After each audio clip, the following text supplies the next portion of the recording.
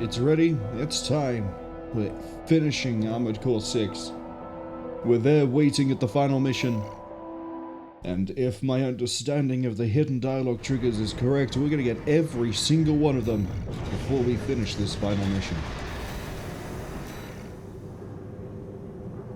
I have said a few times during the playthrough that if you don't do any of the tutorial and any of the arena until you obtain the ability to do this mission specifically, there is supposed to be hidden dialogue. Now, we're about to find out if that's true, or if there's some other trigger that I missed, in which case we're not going to get the dialogue, but we're still going to be doing the trainings and the arenas now.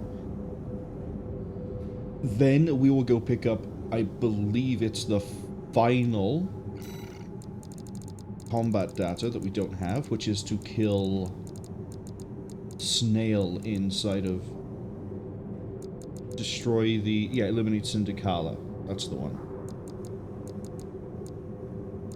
Cass, hello! Welcome in. Don't worry, you haven't missed anything yet. We've only just started. Cass says their Twitch notifications did not warn them. Me loading the game and appearing on Steam did. Are you sure you have the Twitch notifications enabled?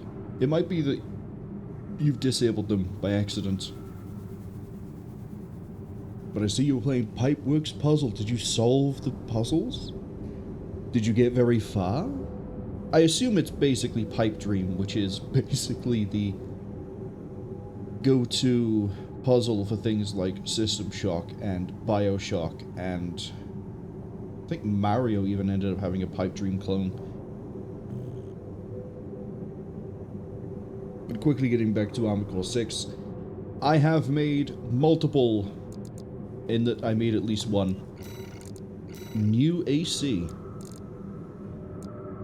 We have Bert, which is a hover tank that just has miniguns, 2 arm Gatling guns, 2 shoulder Gatling guns. We have Huntsman, named after the spider, because it is a quad leg and it has 8 missiles. And I believe it carries a nebula? No, it carries a plasma rifle, I believe. And then I did manage to make a Hustler 1 9-ball Seraph, which is basically just I took the 9-ball and then modified a few parts, and then upgraded the rest of them. It is not that good at stagger, but it has a lot more damage behind it. We're going to start this off with... let's see. 9-ball Seraph.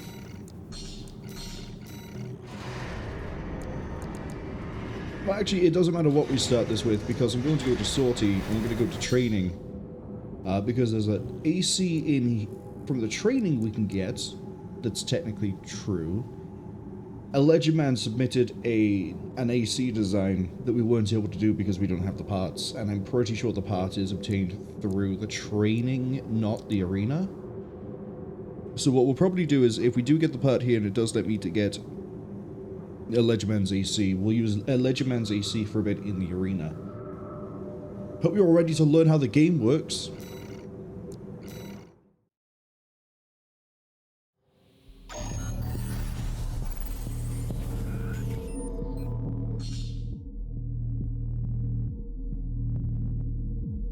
Cass says they played the demo and they did all the games. Ooh. As in, there were other games apart from Pipework Puzzle? Or, like, did Pipework Puzzle have different puzzles in it?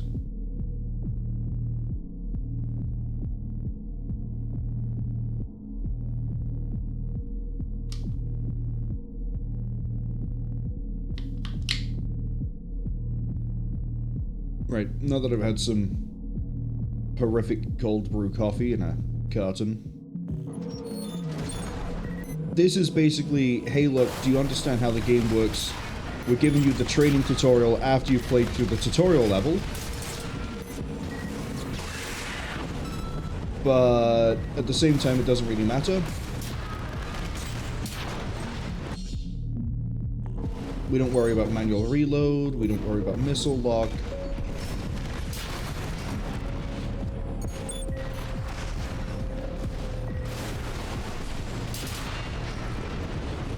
This is going to be nice and quick, pretty straightforward. Yeah, we know how the game works. I still find it kind of weird the training arrives so late.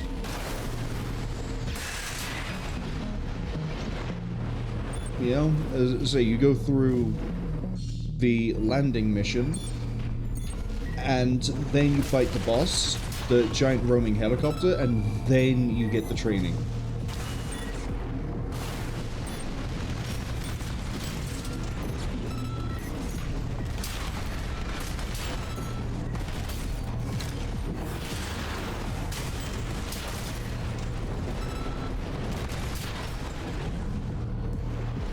Easy. Training complete.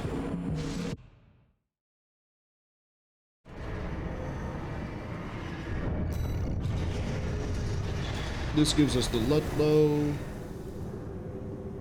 And I didn't get the dialogue. Maybe it's when I finish the training?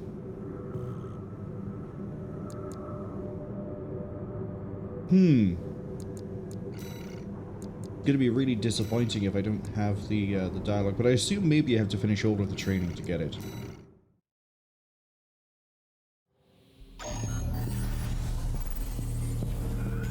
Cass says, nah, it's the levels, and man, they're cooked today. Well, this one's gonna teach me about cooking bullets. Well, charge rifles. Linear rifles.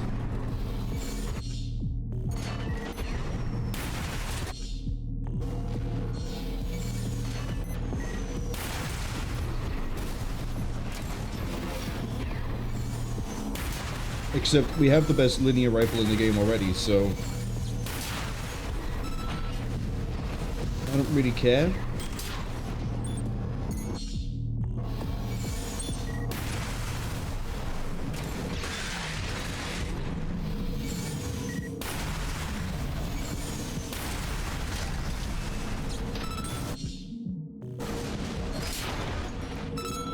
Although you can already see the damage here is a little bit lacking.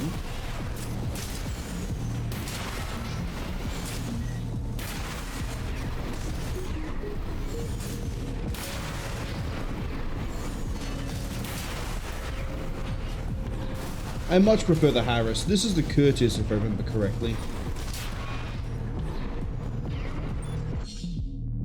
Oh no, shield defense. Whatever will I do? Not use it.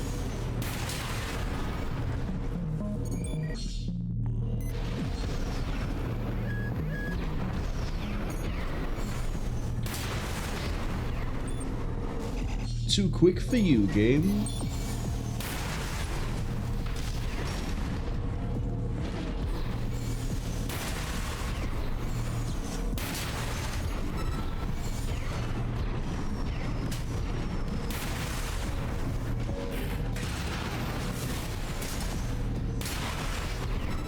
And that should conclude the training 2. The training 2, the second training tutorial.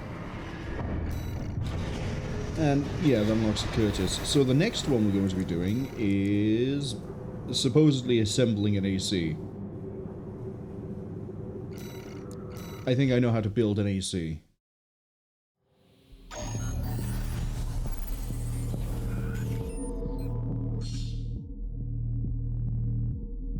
Did you know you can have 2 guns?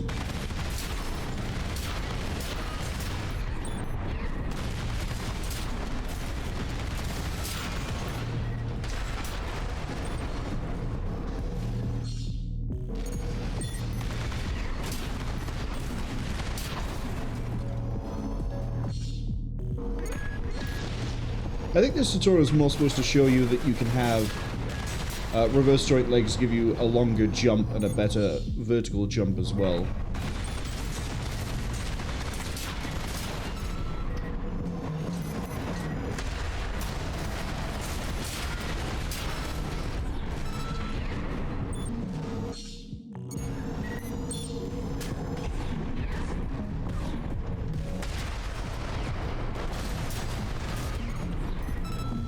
But honestly, none of that really matters.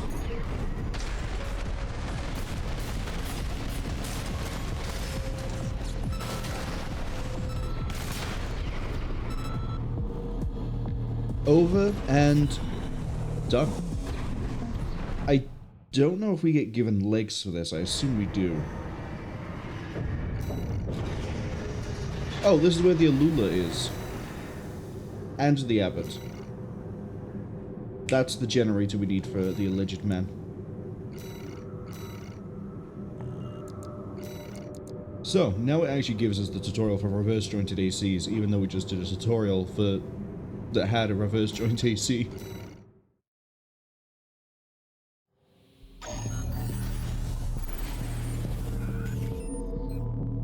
Reverse jointed ACs are really good at jumping.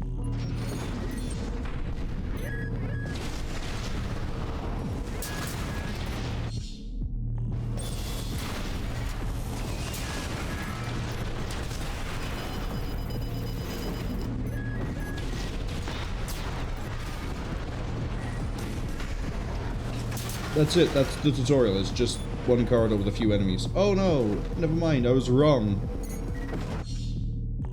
I deceived everyone!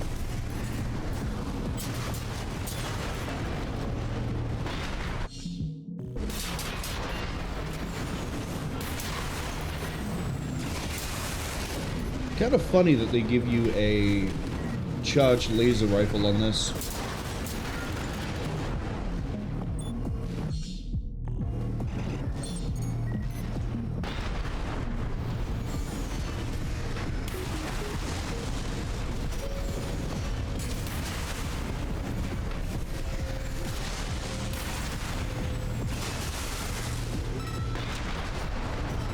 Oh, is this what gives you the laser pistol?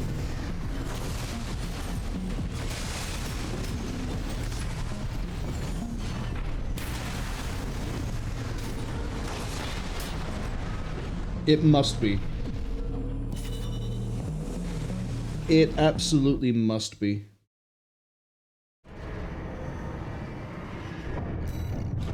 Yeah, there's the laser handgun. Alright, next one is Tetrapod, which is going to teach us about recoil. Isn't that fun?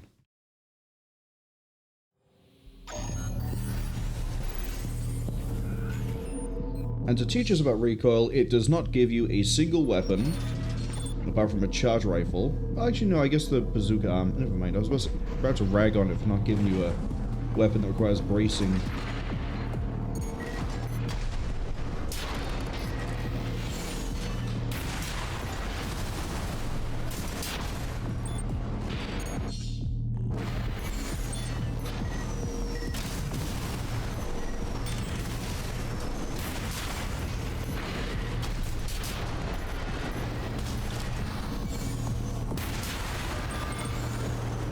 We know how a quad leg works. Like, this is nothing new. This is nothing fancy.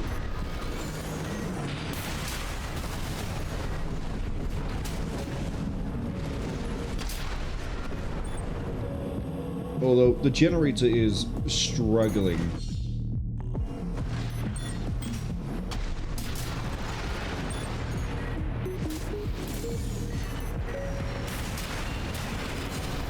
Oh no, I took stagger damage.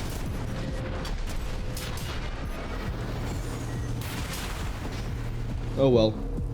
No big deal.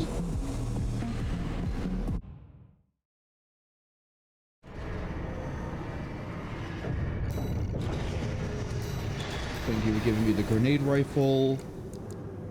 Tank ACs. Maybe this will help me understand how they're supposed to work. It won't. You can tell the developers are well aware of the fact that this thing sucks going vertical, because every other mission we've had that weird corridor into another corridor thing by going up and down. This is just a flat training ground.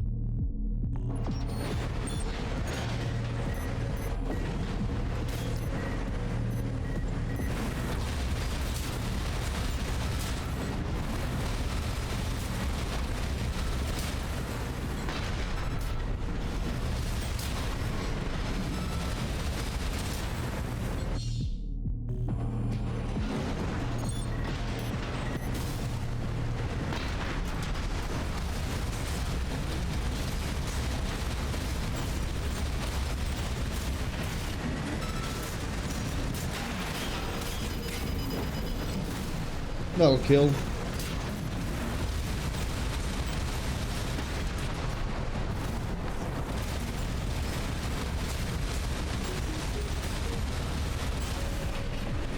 This won't kill. That will.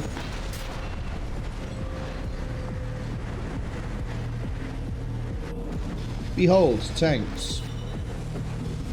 You put loads of guns on them, you hold down the trigger, and maybe you win. Or you build them like I do, which is really weird. The worst missile launcher in the game, because it never hits a target. And then we have a brand new exercise, which I believe is the certification. Assemble my own AC and complete evaluation.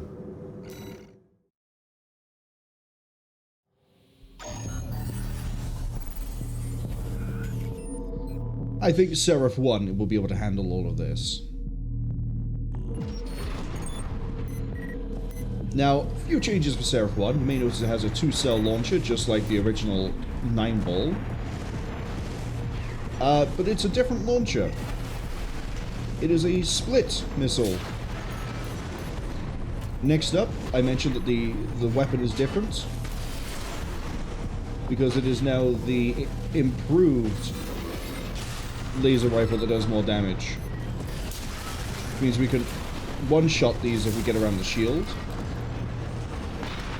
The grenade shoulder is still the same old grenade shoulder.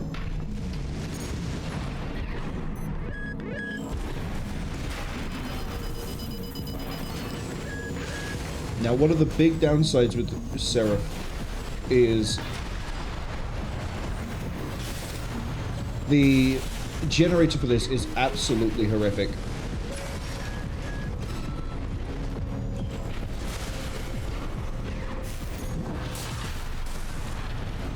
The rest of it's fine, though. Oh, look, an enemy AC.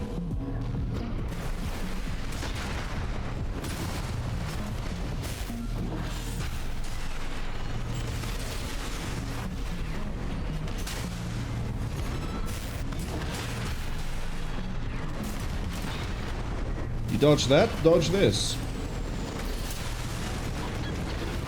Seraph. Ladies and gentlemen, Seraph.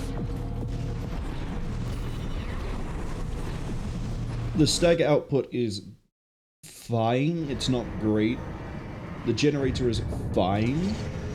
But you put this thing one-on-one? Oh, oh, oh.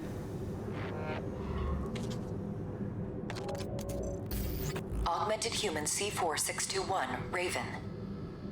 Is this correct? You never achieved certification until now? But how did you... What were you thinking? This is all very confusing. But thank you for participating. Aha! So you're telling me I could have done every bit of the tutorial except for the certification training, and I might have been able to get away with this sooner. Okay. Good to know. Next up, AC data. You didn't see anything. Alleged core. So this is Alleged Man's AC. He submitted this one for us to play a mission with. I don't think he's here with us at the moment, but I am going to give him a shout out anyway, because he does good stuff. He was doing Final Fantasy VII last time. I believe he's... yeah. He swapped his stream over to Sea of Stars. We're going to go through his AC. Remove the edit lock so we can actually... oh god, did that just take the paint job off? It did. Hold on.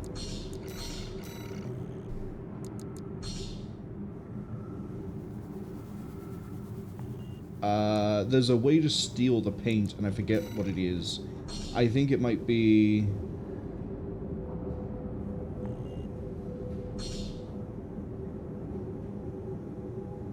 okay, I guess we can't steal the paint job. Then what we'll do is we'll open this up in the assembly and look at the parts, and then we'll reload it to get the paint job back. So, when Alleged Man submitted this, I said it basically looks like the default AC, except, you know, Melander. So, give me the comparison. So, compared to the default AC, it is better armored, it takes less damage from everything, it has better stagger, the tracking on it is slightly better, by literally 1. It is slower, but has a better quick boost. It has worst quick boost efficiency. The generator is better, the recharge is better, the supply is better. Basically, this is... Ledgerman has made a better stock AC. The issue I have with it is it has not one, but two vertical launch missiles, which I think I've shown multiple times how much these things just do not hit targets, unless you've got them staggered and these are already in flight. So, while the AC on the whole is better than the loader, the default AC, I think it is hindered by its missile count. Like 16 missiles, you all hopefully remember the stream we did. I think it would have been the last stream, where we had vertical launch missiles and maybe one or two out of a barrage was actually landing. But apart from that, it's the only negative for this build, otherwise it's pretty solid across the board.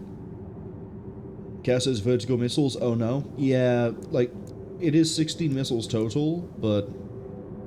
Hold on, I don't think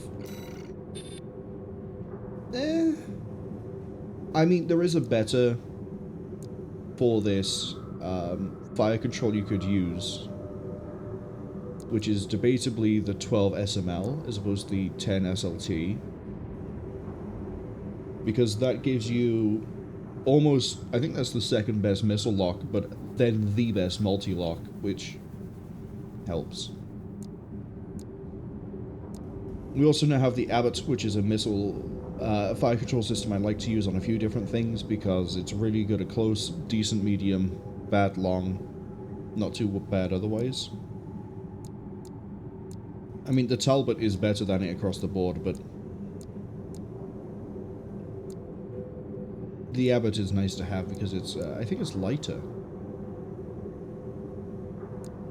Yeah, it has less of an EN impact. So, let's load that up. Don't delete it, because I don't have the code. Right, the arena. What we'll do is we'll do 3 missions with an AC, and then we'll change it. Now that I have everything from the arena, that also means if we go to, you didn't see anything there, if we go here, you can see we can now have the Maverick Corps Storm Eagle for the cost of 202. We also have the original Bizac. I never built an Idolo, but we'll wait until we have assault armor for that one. But Idolo, you can sort of see the deal here is that it's plasma missiles, laser rifle, laser blade. You've seen the ACs. This is it's really quick at 380. We have the original Jehuti, the original Hafren, and the Royal Dragoon, which we'll never be able to get around to because I don't want to. Anyway, yeah. Arena. First 3 missions. Rummy, Index, and G6 Red. I'll wait a little bit of a, like 3 or so seconds in case anybody wants to try to read the description of each AC. I mean, I'm also going to read them for any fun details I notice. Rummy here just does so much coral he thinks he's invincible. Let's go fight Rummy.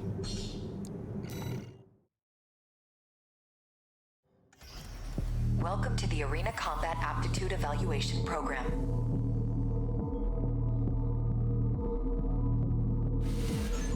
First subject AC, Mad Stomp. Call sign, Invincible Rummy. Commencing evaluation. Main system, activating combat mode. So the way the arena fights work is that you just straight up do a fight, there is no healing. Not a single missile out of the 16 we just fired connected.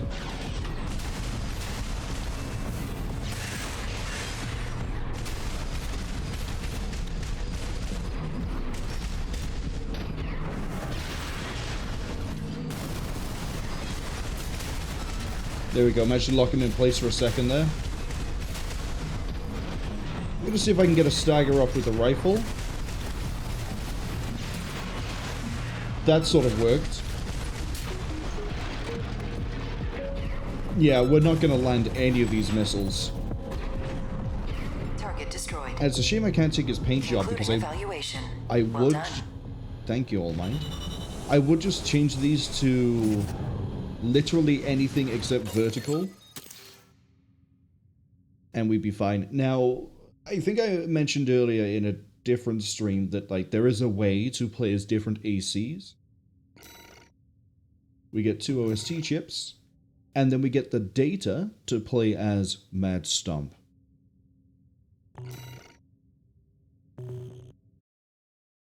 Mad Stomp is actually a really good AC, and I'll show you why. Now, I think in the spirit of the challenge we did earlier and the rest of the run, we will not do any OS tuning upgrades for at least the arena, possibly the analysis as well. So, let's do this. Index Dunham, we saw them once in one mission. It is Attack the Dam. It's really unfortunate that if you choose to betray the Red Guns, you don't get to see Index Dunham. He doesn't even fight alongside you. I think it would have been cool if he did, but here we are.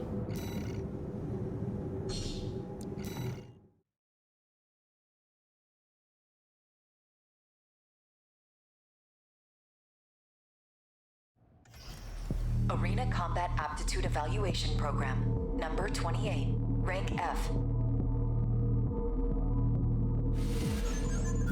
Subject AC, Burn Pickaxe, call sign, Index Dunham. Commencing evaluation. Main system activating combat mode. Alright, Index, what have we got?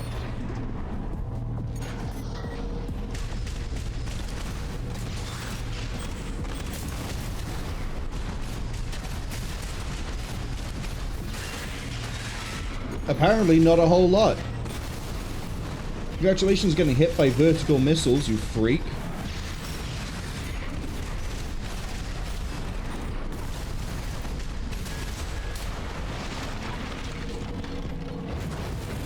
Did you just go down faster than Rummy? Target destroyed.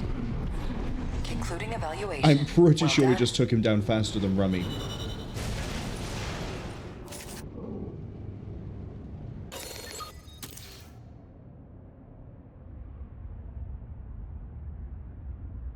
By 9 seconds.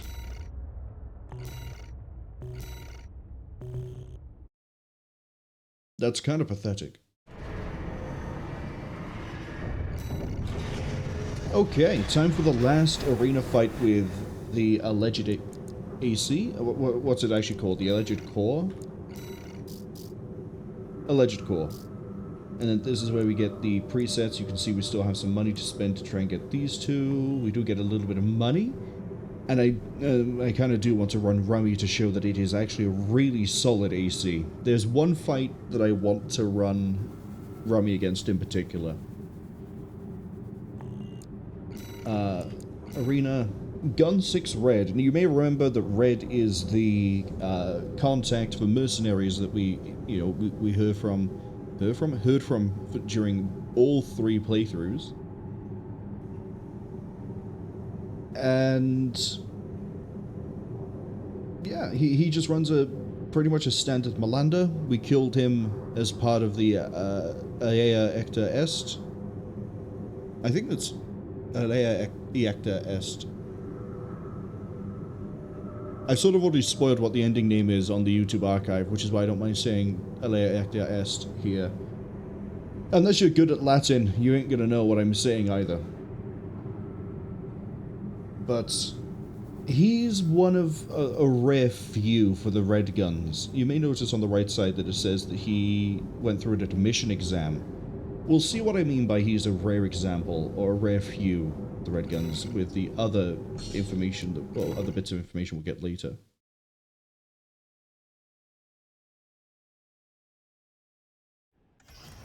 Arena Combat Aptitude Evaluation Program, number 27, rank F. Final evaluation. Subject AC, Hermit. Call sign, Gun 6, Red. evaluation.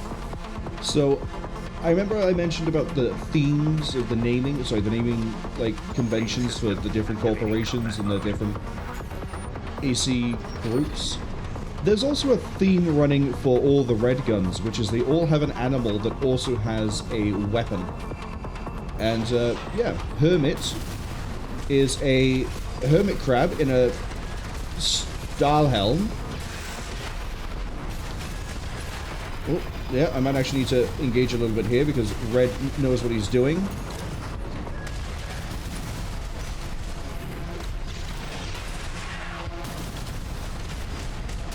We can't stay close enough to maintain the pulse blade on it. Unless I do things like that. Gun 6 just dodged all the verticals like a champion. None of those are going to connect. Oh, never mind. Cass says Rummy versus Snail confirmed. This Maybe. concludes F rank evaluation. Maybe. Well done. So, end opinion of Legit Core. Even though his challenge was to do a mission, I'm pretty sure we're going to have time to do, like, spare missions at the end of this. But, yeah, I think my initial assessment of Legit Core is correct. It is a solid AC that is completely let down by its vertical missiles. You change them for even just the regular Cell 4, which is the missile you start the game with, would be infinitely better. Really solid AC otherwise. I just wish I could steal the paint scheme so we can modify it. Incoming comms.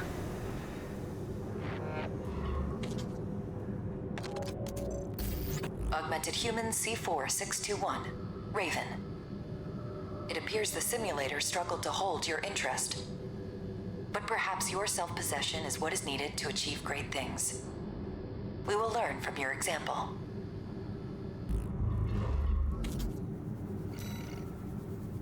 I don't think that is the hidden dialogue. I think when you finish the arena, you get the hidden dialogue, but that might be it.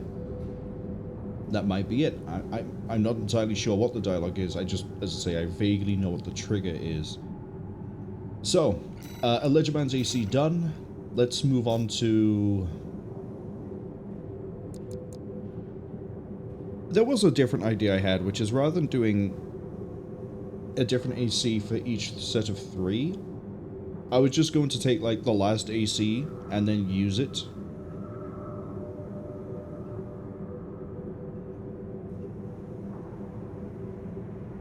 I don't know.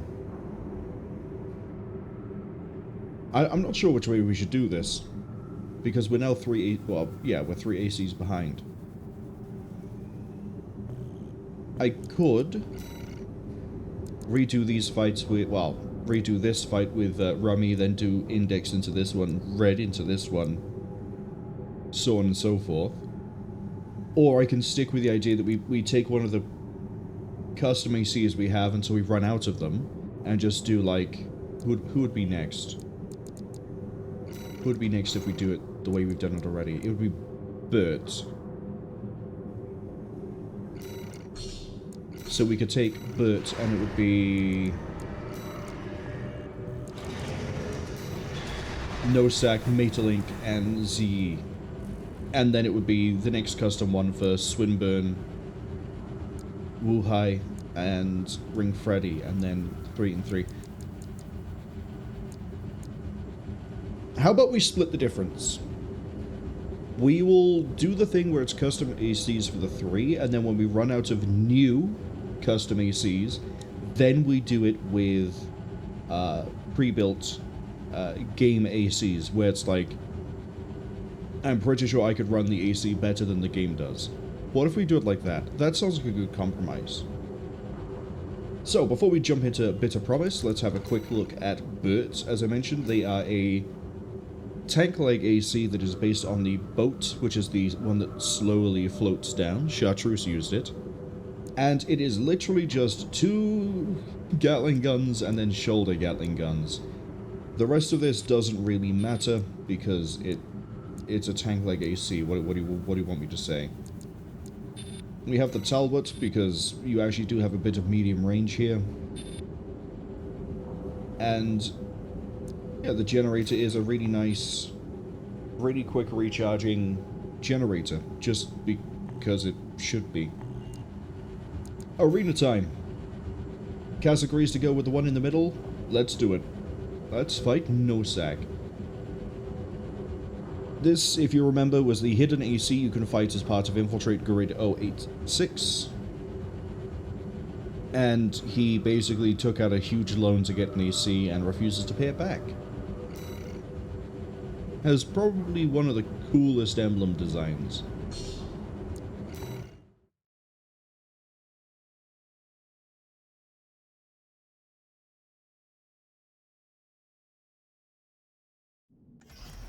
Arena Combat Aptitude Evaluation Program number 26, entering rank E. Subject AC, Bitter Promise. Call sign, Nosaac. Commencing evaluation. I prefer calling him Nosaac because he's a coward. Let's turn the brain off and let's get this going.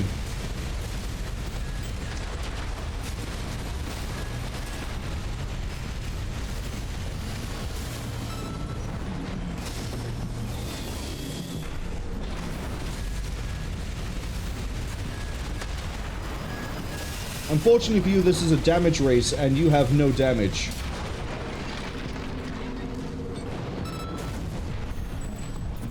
He would have died faster, but his pulse shield actually did save him from one salvo. By salvo, I mean like one set of overheat for the main guns. You can see we're not hugely mobile, but if an AC goes airborne, we can chase them. 10 seconds faster than Rummy, but we are now using my custom ACs. It's sort of to be expected that we're gonna trash this guy. Look at him. He has a laser rifle, and I believe that's the laser blade, and like, the whole design of it is pretty cool. Weirdly reminds me of the Dredge from, Titan AE. Alright, next arena fight, Maeterlinck, or Maeterlinck, but again, she's so pathetic it's not worth pronouncing her name properly. She is a Gen 8. Generation 8. So I guess I might have got the generations wrong on what the upper limit is. Remember that Coral generations ended on Gen 4, which is what we are, and then they turned into a different method of augmentation for Gen 5 through to at least 8. I think it might go to 9. And she's a little bit of a pain to fight in the arena, but we've seen her in the main game. She's part of Reach the Coral Convergence.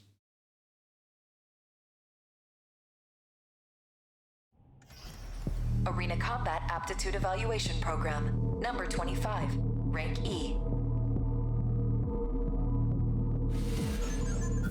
Subject AC, Infection.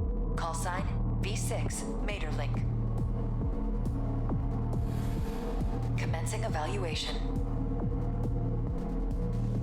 And she's going to melt pretty quick, even though she also has a pulse shield.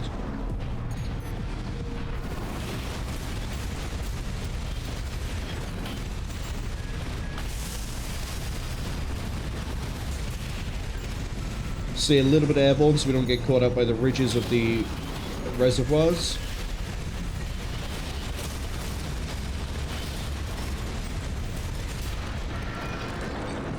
Good job, Bert. Target destroyed. Unknown, hello.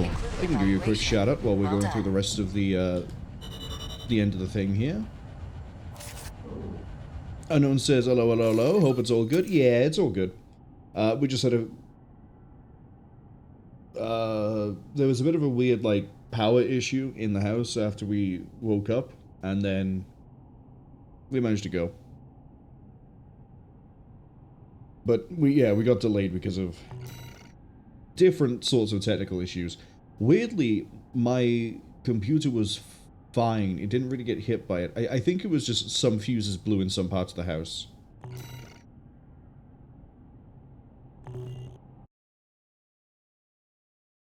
I know it says they're going to stick with doing stuff like Freud do in game. What do you mean by sticking with stuff like Freud? As in, like, the augmentations Freud has, as opposed to Coral? You don't want fancy Coral augmentations? Why? What could possibly go wrong with those? Final AC to fight with Bert. It's Ziyi. God, she is going to evaporate. We sort of already know the story behind Ziyi, which is that she's the youngest of the Coral Warriors, and the youngest of the inner circle of Thumb Dolmayan, because she's got... well, she has a hand.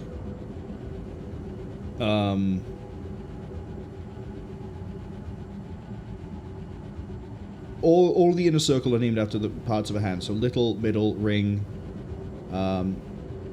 thumb. I forget the name of the first finger. Anyway, Ziyi.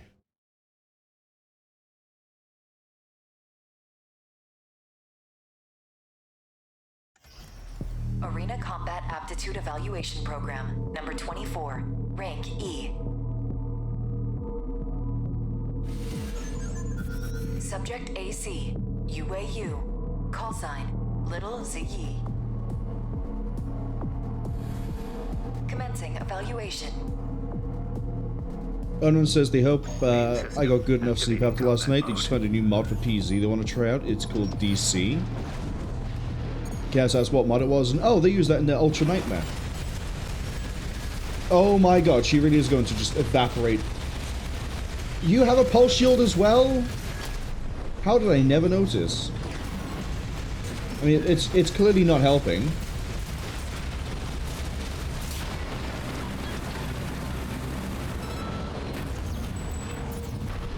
I think I've shown that Bert can just sort of burr through all of its enemies.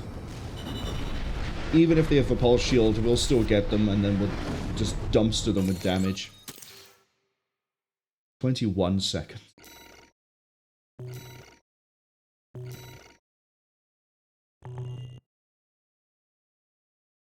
I assume the DC mod is a city, as in it's based on Washington, DC. Talking of things that are based on other things, it's time to switch over to Huntsman. We'll do a quick breakdown of this AC before we get going. As I said, it's a quad leg with 8 direct missiles, or sorry, 8 missiles total. Because it's a quad leg, that means I can use the plasma thrower hammer without having to worry about slowing down or staying in one position. We're going to compare this to Maverick, which is the other quad leg AC that also uses the hammer. But for weapon-wise, we have the plasma rifle, because plasma is funny. And then we have, as I say, the missiles for multi-target. And then we use Llama Gun. We're basically trying to go for speed on this. You can see we're a pretty speedy boy. 376. And then we have the... Can I could use the Alula. I could change this to the Alula.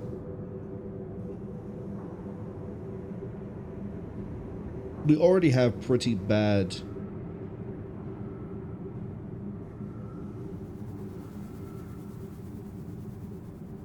EN recharge, but that's because we're on a Coral generator. We'll keep this as it is.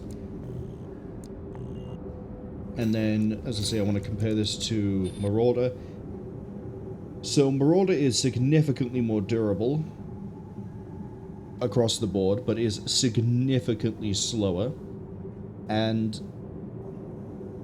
while the recharge delay is better for Marauder, keep in mind that for Coral, they have a really good energy depleted recharge point. So like, if you bottom it out and redline it completely, you regain a huge chunk of energy before the recharge. So while Marauder is based around the idea of, you know, normal AC play, Huntsman is based around basically doing bursts of high speed, and then you're on recharge. You still have a good amount of mobility. And then you've got your generator almost back to full. So here we'll be going against Swinburne, Wu Huahai, and Ring Freddie, which Ring Freddie might be a bit of a fun fight, but Swinburne, oh Swinburne. Swinburne is a Gen 7, and he's very paranoid. Very paranoid.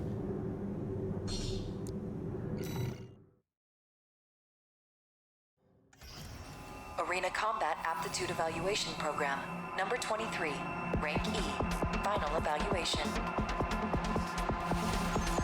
Subject AC, guidance, call sign V.VII Swinburne. Commencing evaluation. This is Tetrapod versus Tetrapod. Let's go.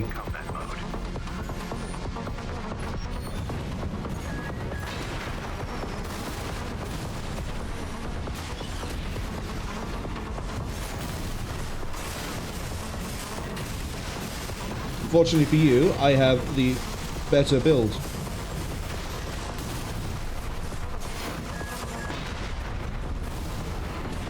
I say as I realize I'm bleeding so much.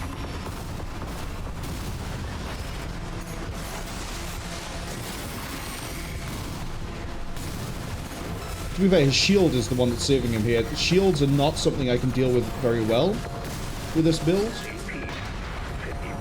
And I can't really punish him because he is sort of able to stay away, kind of like we can stay in the air as well. That's our first death. Being fragile here is not helpful, but we do have the better build. I just need to be more in range. Him being able to be roughly as mobile as we are, while also having the shield to mitigate damage is adding to his durability.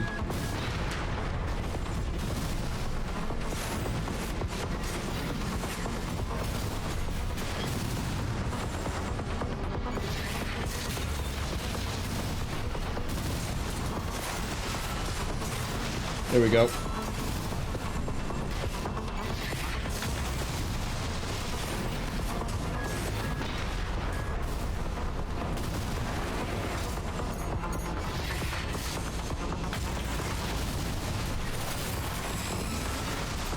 We got him.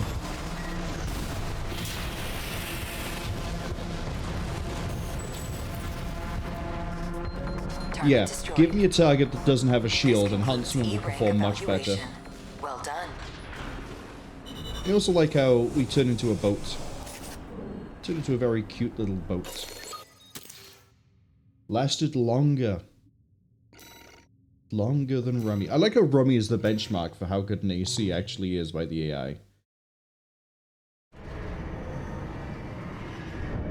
Unknown says, yeah, it seems pretty cool. New CDDA run incoming. I forget what CDDA stands for. Because to me, that's Cataclysm Darkest Days Ahead, or whatever it's called, which is a... That's a traditional roguelike, if I remember right, with a post-apocalyptic vibe to it. Kaz says, also, Marwell, I will know when facing Freud why they said that they prefer doing stuff like him. Because he's a interesting AC to fight against. I don't think he's the most difficult AC to fight against. No, we need to go to Arena. I hate how it's down by there. Wu Huahai, I think, is another one with a impulse shield. But I should be able to bully him easier than Swinburne. This is also, I think, the first red gun we see that actually follows the typical history of the rest of the red guns, which is that he is a criminal. This is how you find out that the red guns are primarily a criminal, penal, however you decide to say that word, group. Nile, who is the deputy commander of the red guns, was the one that caught and shut down Wu Huahai. That means that G6 Red and at least Nile are not criminals that were given the choice of serve prison or work in the Red Guns.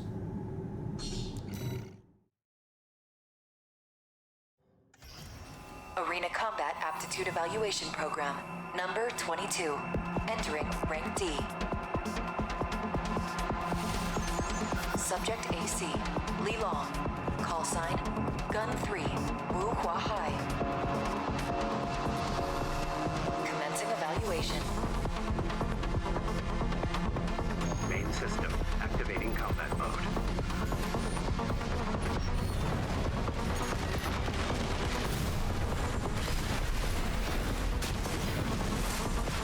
Are you a quad leg as well and I just never noticed?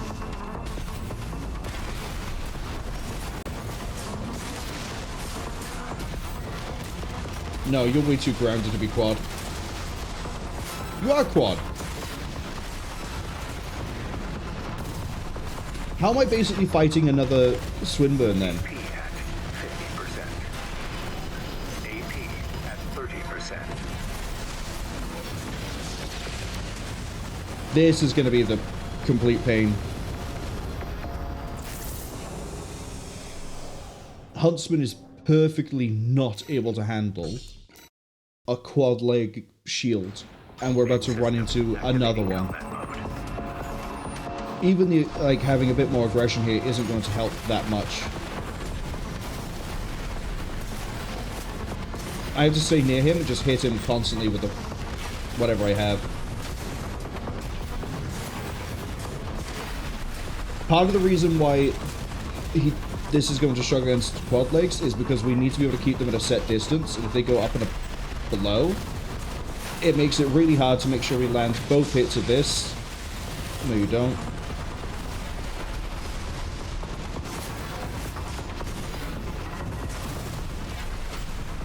AP at 50%.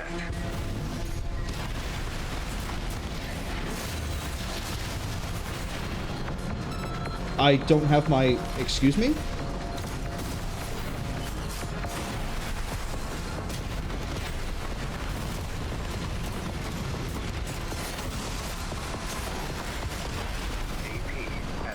I won't say we got him just yet because, yeah, we got staggered.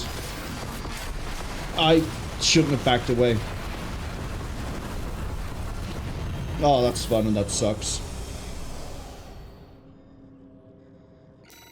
I'm hoping the next AC we fight isn't another quad leg shield, because that will mean that we can actually see what Huntsman is capable of. Activating combat mode. Because we really do rely on being able to dictate range.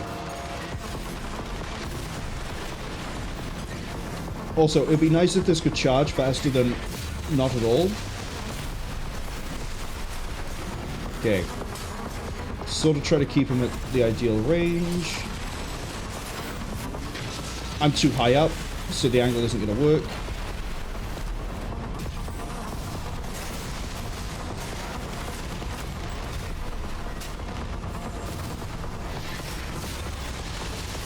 One, and we overshot, that's fine.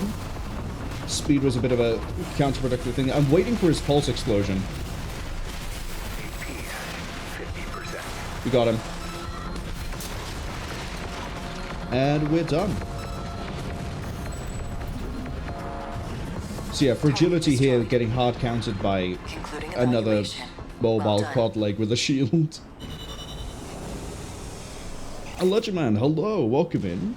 Ledgerman says spider tank, yeah. Unfortunately running against everything that it isn't good against, but not every AC is perfect. Would be nice if the next one isn't another one running a shield and quad legs. One or the other. Oh, it's Ring Freddie, we're fine. We just have to worry about its speed. Which shouldn't be too bad. We might have a bit of an issue with health. Might have a bit of an issue with health. But I can also see the ads have arrived. I can afford to waste 3 minutes while we just sort of go over ACs, I guess. Actually, we'll talk about OS tuning during the ad break. Cass also said, damn, the red guns are just the Western 7. I recognize the name Western 7. You know what I'm going to do during this ad break? I'm going to look up the Western 7. Oh, right, the Western 7 are the criminal convicts from Daemon Ex Machina. It was as I literally opened the web browser to see Google pop up, I was like, wait, no, that's just... That, yeah, we know what that is. That's Daemonix. Part of the confusion for me there was I read Western 7 and then thought you meant the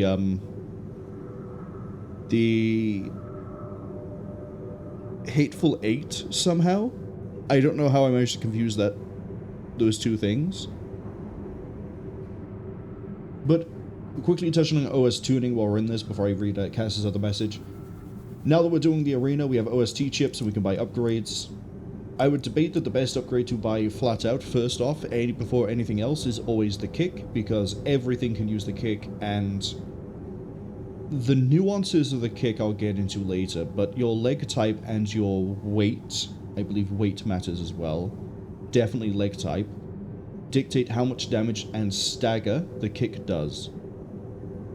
Every time you've heard me sort of complain about, oh, they got a kick and I've been kicked, oh, I've been kicked, I've been hit, I've been kicked, that's because they have this, and it is really useful on a lot of ACs which have either high downtime or need that extra bit of a push to get into a stagger state,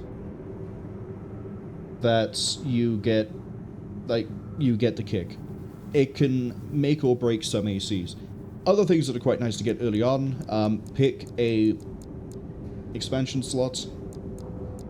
Never pick terminal armor, it is just a bad idea. Unless you're slow at using repair kits, in which case terminal armor can save you if you get bursted down, and it gives you the chance, kind of like in the Eliminate? Ambush? What is it? Ambush the Vespers. Pater uses terminal armor and uses it to save himself by using his last heal with it. And Rusty is supposed to do it as well, but I think when we fought Rusty, I ended up killing him on the literal frame where I could do it. Pulse protection is you make a large barrier in the air, which we saw with Liger Tail. Pulse armor is just you carry a barrier like terminal armor, but you can make it whenever you want to. Assault armor is the big explosion we've been seeing. Pick one of these. Personally, I always go with assault armor. You'll see why, because of really fun things you can do with it in terms of like animation cancelling. But yeah, you can have kick and an assault armor from the word go after beating Rummy. Right now the ads are finished, let's catch up with the chat. Cass says, so where is the lovely Panzer Crown equivalent in all this? Which one's Panzer Crown? That's the three women, right? Guns Empress, Rose, Queen, and whatever the other one... I probably got the names wrong as well. Debatably, Kate would be all of those, I think. Legendman says, too many ads. Unfortunately, I have to run 3 minutes of ads every hour at some point in that hour to then not have pre-rolls, so... It's just one of those things. I could have it interrupt the stream every 10 minutes. I could have it... Sorry, if I have it interrupt the stream every 20 minutes, then it's 1 minute of ads, but that's every 20 minutes someone's getting hit with ads. Or I can just lump it all at the end, and then we can, if I can, just sort of go, pause, go, we're going to go talk about this, or go look at this, and then no one misses anything. So, it's one of those things. It's a lot less ads than live TV, I can tell you that one. Live TV is like, I think live TV is still like, what is it, 3 minutes of ads every 15 minutes? So, at least Twitch hasn't hit that level. But, Ring Freddie.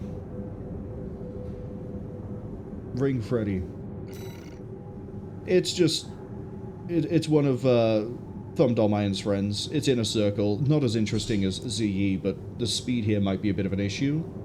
Because fragility might be a problem here, but we'll be fine. We'll be fine.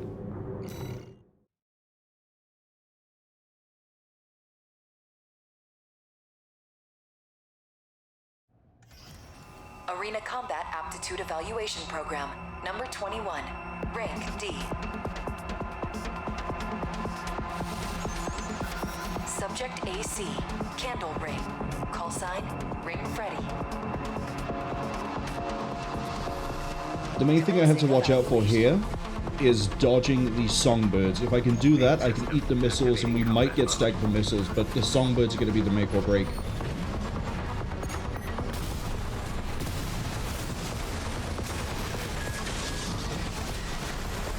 Firing your pulse armor already!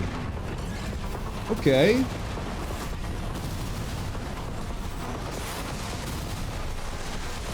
Yeah, we've got him. He's so dead already.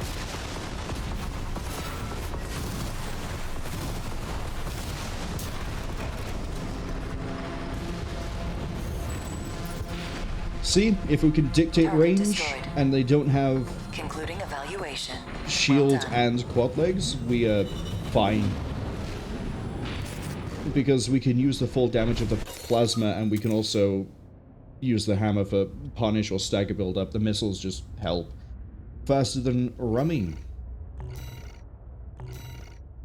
And now this means we move to another AC. Oh, speaking of going to other ACs, Allegedman, you missed it, but we did run your AC for the first 3 fights. The initial assumption was this is a solid AC let down by the vertical missiles, and the end result was it was a solid AC let down by vertical missiles. The rest of it is fine. If you used literally anything that isn't a normal vertical missile, it would be a much better AC, but it's a really solid AC to start with. Like, yeah, the only complaint I have is vertical missiles, because there's no way around it, they're just shit.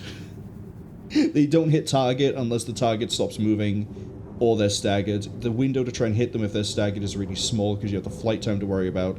If you're in a tight like area with a low ceiling, they just hit the ceiling and it doesn't do anything. But yeah, I think the only missile type that's debatably worse than vertical is the one where it like flies out in an angle and then does a 90-degree turn to go in. But those ones you can at least still use them for mid to long range fighting, you just can't use them up close. But the rest of it is a really solid AC. Speaking of solid ACs, kind of funny that we're now bringing in Hustler 1's 9-ball Seraph. Which, this should be able to rip through the Hawkins, Iguazu... never mind, hold up, we're changing things, we're changing things, we're changing things, we're changing things, we're changing things. We're not doing Hustler 1 here.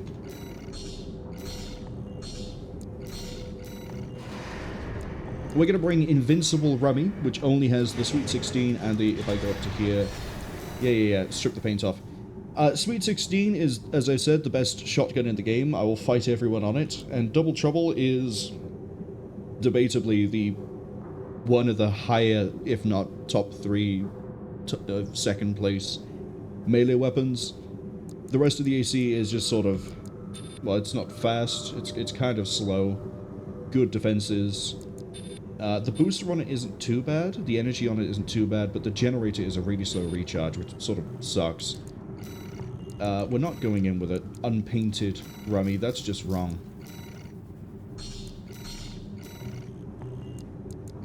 Let's go fight Hawkins, which is another quad leg, but he doesn't have a shield, I think, so we're probably not going to suffer that badly.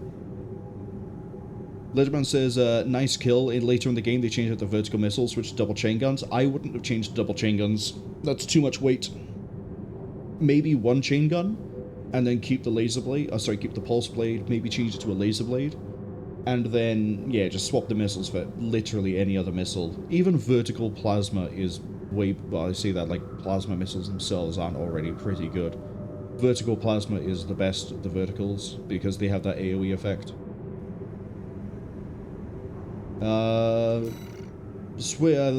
Hawkins is Gen 7, and we saw Hawkins.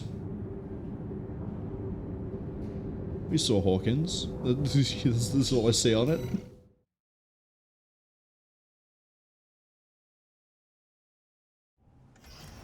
Arena Combat Aptitude Evaluation Program, number 20, rank D.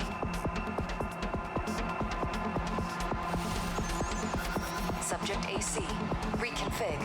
Call sign, V.V Hawkins. Cass says we're humiliating Iguazu. Oh yeah, that's the play. That is the play. So we have multiple downsides, but 2 major ones with our boy Rummy here. He has no shoulder weapons. and he only has one weapon for stagger.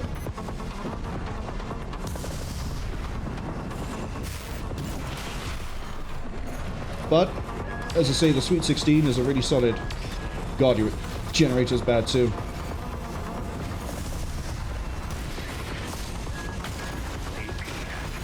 Hawkins, you had to be a quad leg, didn't you? At 30%. I know I can do this.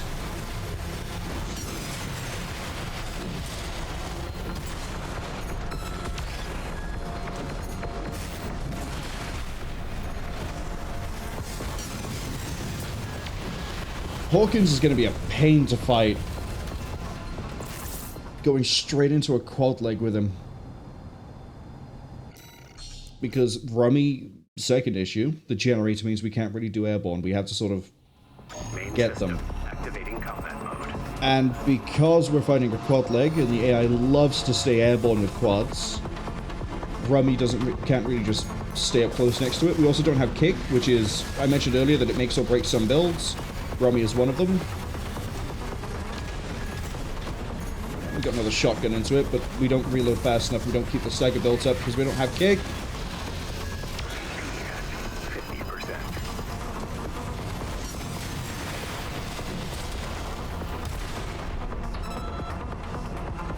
I'm pretty sure stock Rummy, no upgrades, is going to be able to take Iguazu. It would help if I could track the target. We're good. We're not good, but like...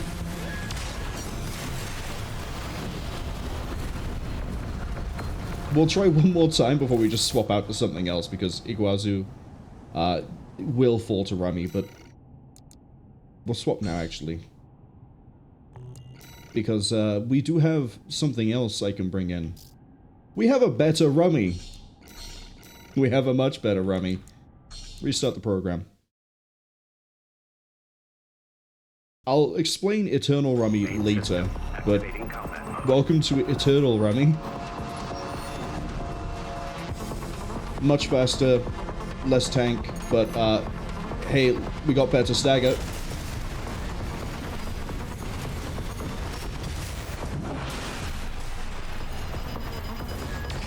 at 50%. AP at 30%. It's not yet Eternal Rummy's time to shine, but Target I think we destroyed. can already see why I like Eternal Rummy. Evaluation. Well done.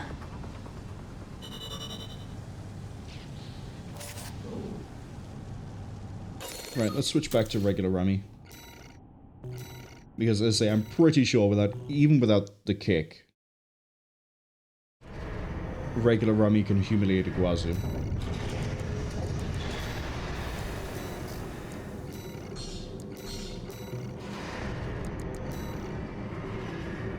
Oh god, I gotta use Rummy against Rokumonsen? That's gonna be a...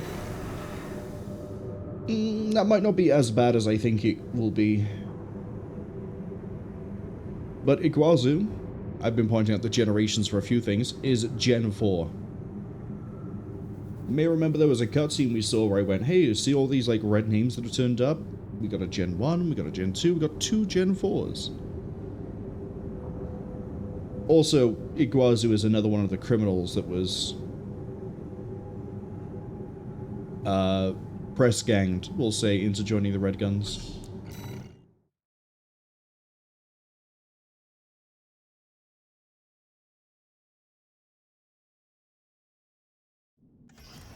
Arena Combat Aptitude Evaluation Program. Number 19. Rank D.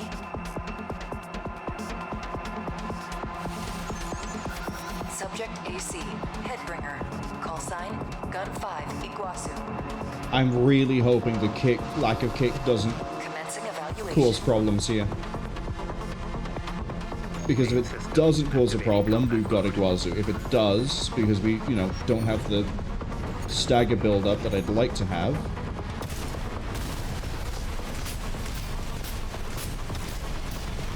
My shotgun just go into a tree? Go on, take damage from me just being near you. Take damage from me being near you. Yeah, that's a nice stagger.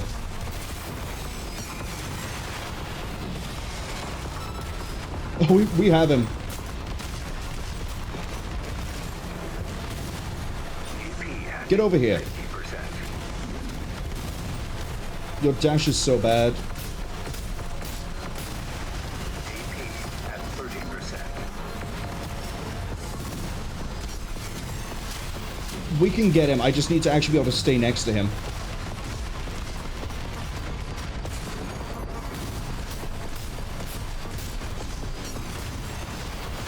We wouldn't have connected there, but we were close. Say, Rummy has some things going for it. The kick here would have made it easier because we could just boost kick, shotgun while we've got shotgun, and then straight into another chainsaw.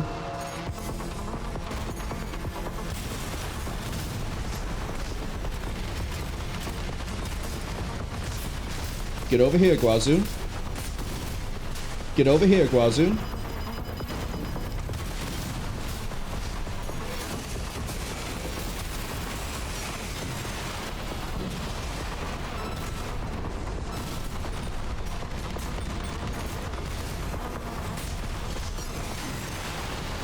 Told you I can take him. No upgrades, no kick, no nothing. Rummy versus Iguazu. Concluding evaluation. Well done. And we had enough health there that I could probably just shotgun him down and still be able to be fine, but yeah, as long as we can stay close to him. Humiliated. Which is it's why I'm concerned about Rokumonsen. Really concerned about Rokumonsen. Because Rokumonsen has speed and fights mid-range, which Rummy might struggle with. I might need to use the assault boost here. Rokumonsen's little write-up here basically confirms he is a huge fan of Japanese culture, especially like ninjas, and that he is weirdly attached, not like as in like a creepy way, but like because Ziyi saved Rokumonsen, Rokumonsen feels a debt to Ziyi and has been fighting for her and protecting her ever since.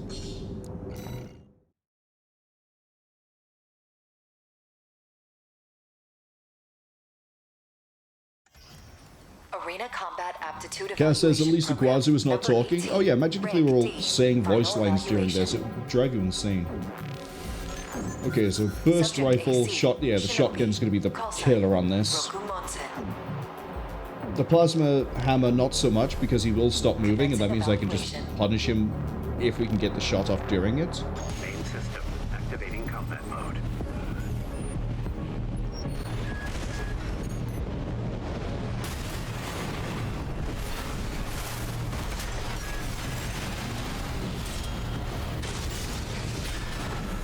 I might have to wait out the pulse armor because we don't have a lot of ways to burn it down. AP at 50%.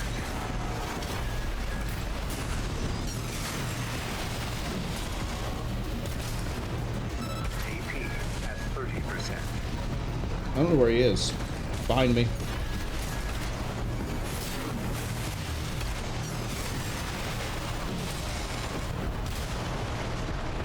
Never mind, Rokumonsen with no upgrades is fine. The only one we had to swap out for was This concludes D rank evaluation. that horrific Well done. flying guy. Hawkins. Oh well. Now we can move on to Seraph. Which is another custom AC.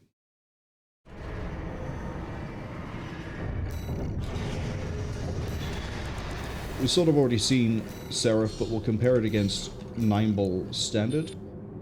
Look at those stats. 9-ball might be significantly faster base speed with a better boost, with a cheaper boost at that. May have a much better recharge, because the EN supply efficiency there being less than the capacity means it will take more than 1 second for it to get a full charge when it starts up. But Seraph is better for durability, and it isn't easy to see here, but the firepower on Seraph is also better, as we've seen. Because that's a regular laser rifle. This is the really, it's a we're going to call it the quote third tier laser rifle.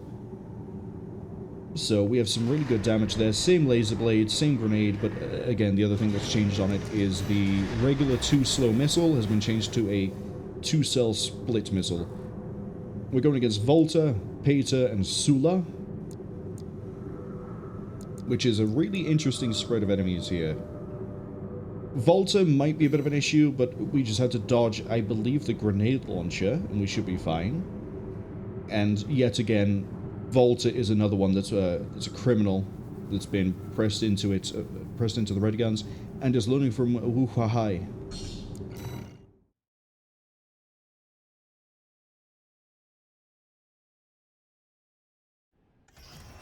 Arena Combat Aptitude Evaluation Program, number 17. Entering Rank C. Subject AC, Cannon Head. Call sign, Gun 4 Volta.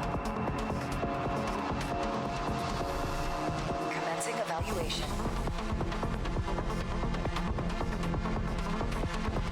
We might try to go for a stagger here, but since he's tank-like, he's going to have a pretty high stagger threshold.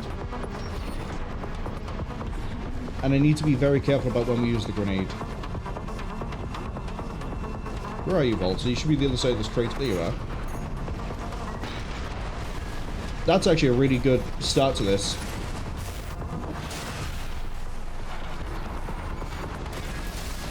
Oh, that's a fantastic start to this.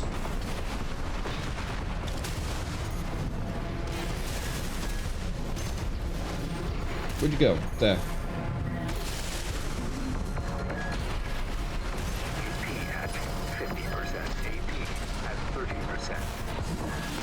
Oh, saved by the crater. Regular lasers, regular lasers. Got him. I probably shouldn't have fought him in the crater, given that, like, yeah, it has the slope on the outside and we'll miss the laser swings if we try it, but still pretty good. Even if I did mess up the charge laser partway into that.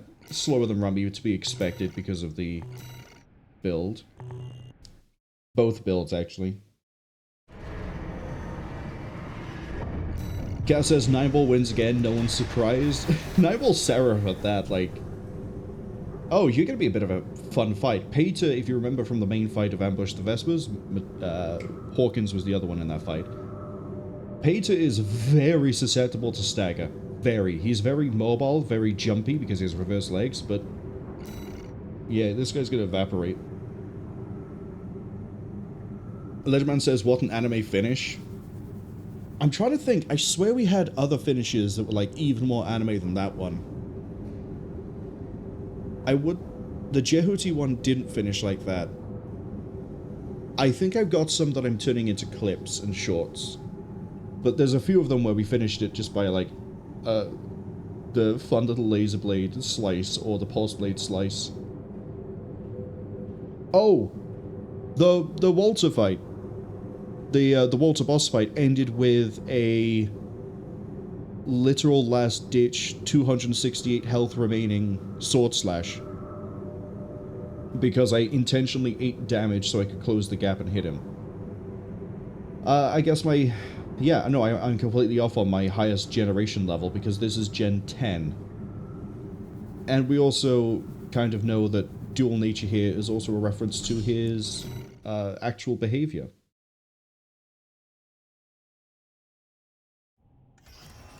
Arena Combat Aptitude Evaluation Program, number 16, Rank C. Subject AC, dual nature. Call sign, V.VIII Pater. Commencing evaluation. So one grenade is going to stagger you. I'm pretty sure laser blade, if both of them connect, staggers you. My missiles might get you close. Nice knowing you, Pater.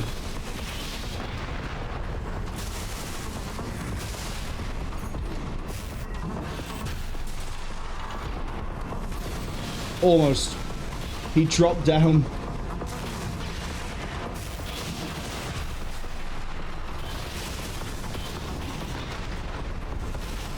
Got him on the splash damage. There's his terminal armor. And this is why I think it's completely pointless and we should never run it, because he's on 1 HP and we just took him like that. Never run terminal armor unless you're absolutely worried about getting staggered out, in which case Well done. maybe run it, but there's better options. I'll show why pulse armor explosion is significantly more useful if you're getting staggered. Ledgerman says, anyway, they have to go. Sunday is laundry day. Hope you have fun. Hope you have a good rest of the day. And I hope you have a good week if I don't catch you during the week. This brings us also to the end of our custom ACs, except we have Eternal Rummy. So, Eternal Rummy. Let's get into this, shall we? First up, we gave it 2 shoulder weapons because stagger build up, because I don't have kick. Debatably, when I get kick, you can probably take these off. It's the Huxleys, they're just there, you push a button, they appear, and they shoot things. It's great. If you get staggered, if you get staggered, I think if you get, like, stunned, which is when you get, like, knocked around but not quite staggered, I think those are the things that make the Huxleys and the Orbits, which are the laser version that we had for the longest time, they disappear. Other than that, Sweet 16, Double Trouble, same as regular Rummy. And then for the actual, like, stats itself, look at that speed, 386. And we have a really good recharge with a really good delay. Basically, we've inverted all the problems of, also removed and fixed all the problems of regular Rummy. I choose to believe this is how Rummy sees his normal AC when he's doped up on Coral. And if we compare this to Rummy, you'll see that the only thing Rummy really has going for it is better defensive stats. Way worse speed, way worse energy, way worse dash, way worse everything across the board. And we're going to be running... Oh, wait, I changed one early. We have to use Seraph against Sulla, but we'll be running Eternal against Chatty, Midwell, and O'Keefe. Oh, Midwell is going to get slaughtered. O'Keefe may survive longer. Chatty I'm not too concerned about either way.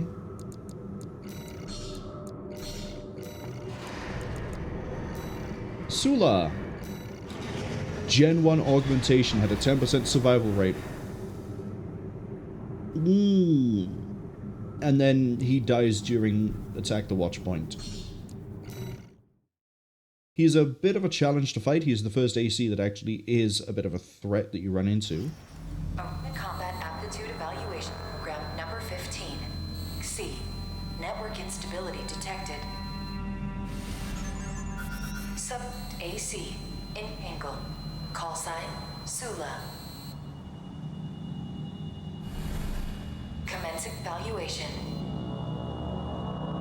He sort of fights at all ranges. He's sort of fine across the board. He's also going to die horrifically to Seraph.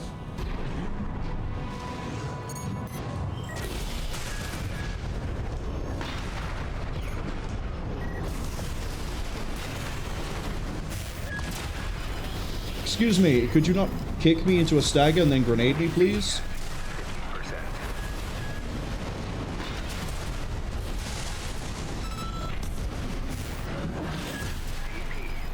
I probably shouldn't be trying to lead him so far away, because that is giving him a giant opening to land damage. I'm surprised he can actually keep the distance he is. Maybe actually try to stay close to him, rather than burst him down from mid-range. Main system activating combat mode. I also thought he staggered easier than he does, which is partly on me. That's what I get for talking big, right? It's a solid first hit. Helps if I keep track of where he is.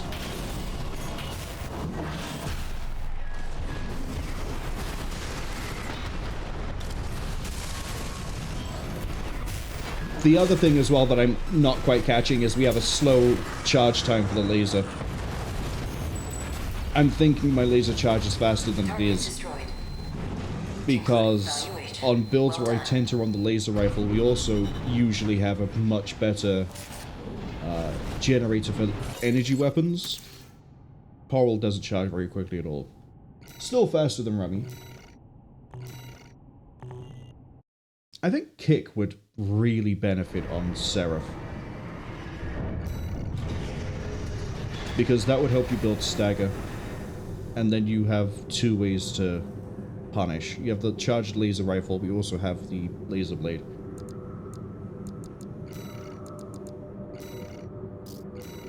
Okay, we've already done the breakdown for Eternal Rummy. Let's actually go see it work. Chatty stick. It's a USB stick with an artificial intelligence, and it's plugged into an AC.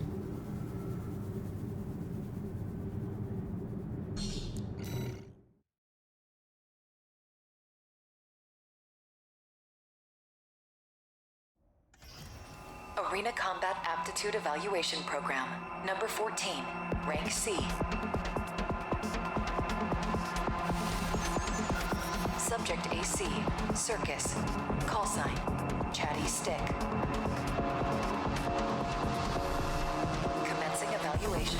All I have to do is dodge your grenade launchers. That's the only threatening thing you have. Activating combat mode. Stagger build-up might take a hot second because you're a tank.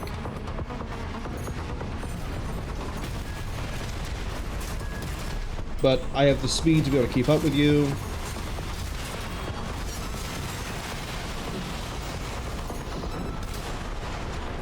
Eternal Rummy! Target destroyed. Concluding evaluation. One. Well done. With full upgrades, I'm pretty sure we would have killed Chatty off of the chainsaw, not off of needing anything else. Not as in, like, wow, that's, I think, our fastest time yet. Oh no. Oh no.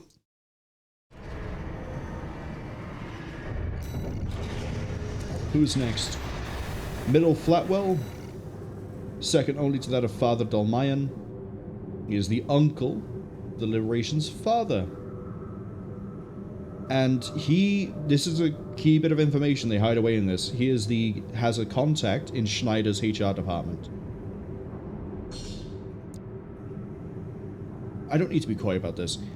It, with other bits of lore we have found during the game, is all leading towards the reveal that Rusty has an entirely new AC, and I'm pretty sure they are all Schneider parts. So that's how Rusty gets his AC during the Kanan line.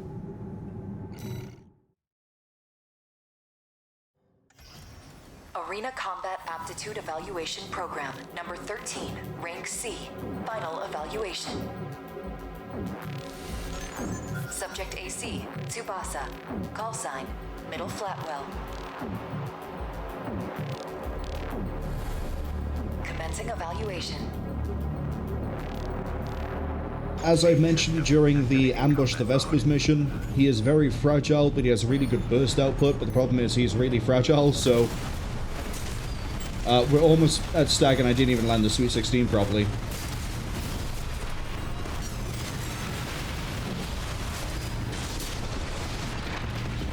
He was about to fire his pulse expansion, but yeah, he never made it.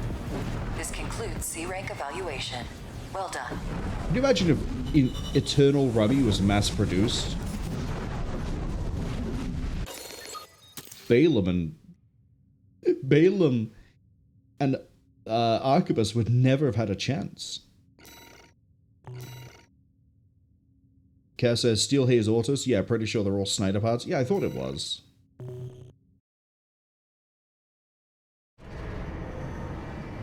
I have a funny feeling there's a weapon platform we're going to get during the analysis that allows me to run Autos.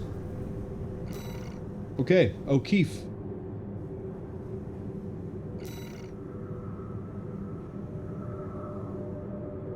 It doesn't really mention here, apart from O'Keefe is originally a member of an older generation of augmented humans.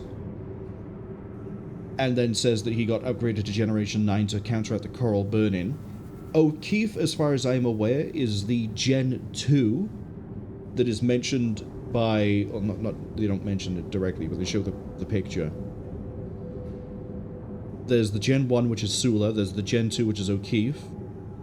And then there are the 2 Gen 4s, which is us, and there's only one other Gen 4.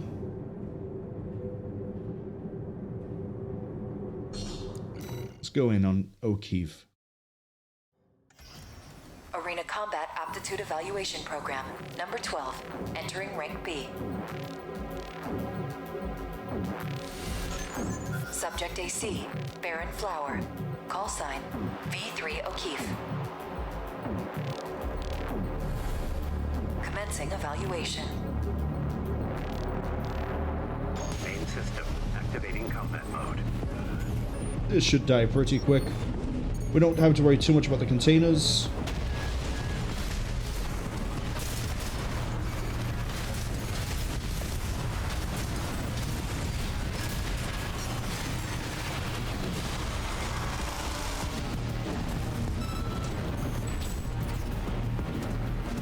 Target destroyed. Concluding evaluation. Well done. I'm not saying Eternal Rummy is really good, but I want to quickly go to a mission. We interrupt this arena run to bring you a mission.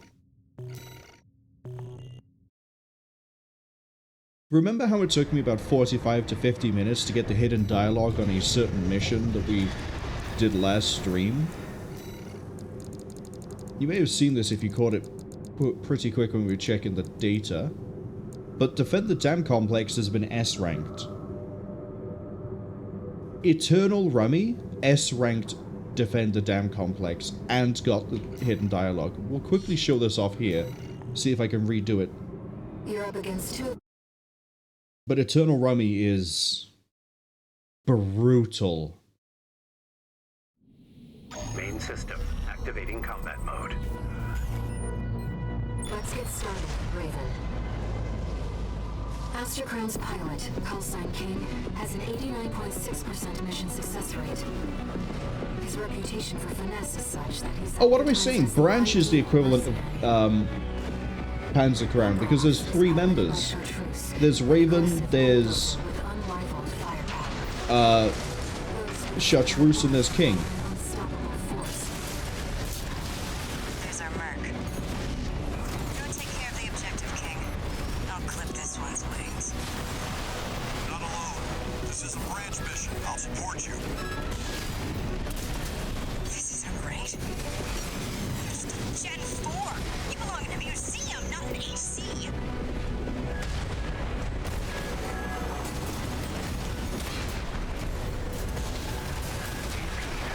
AP at 30%.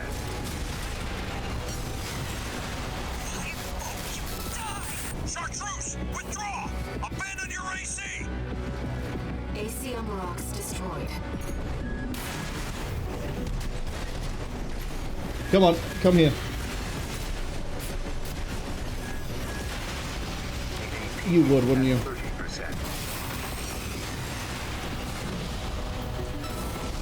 This is more of a challenge than I'd anticipated.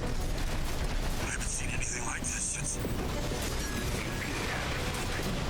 You're strong. Worthy of your name. AC... Wait. I'm picking up another AC... A little bit sloppy there, taking out King and Chartreuse, but we got through that so much easier than last time. And then Raven is surprisingly simple. We're not here to take back the Raven name. However, we will see if you can do it justice.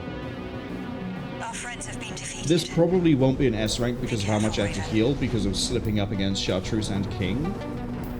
But That pilot must be the original it's owner of the doable. license. I don't think this is a coincidence.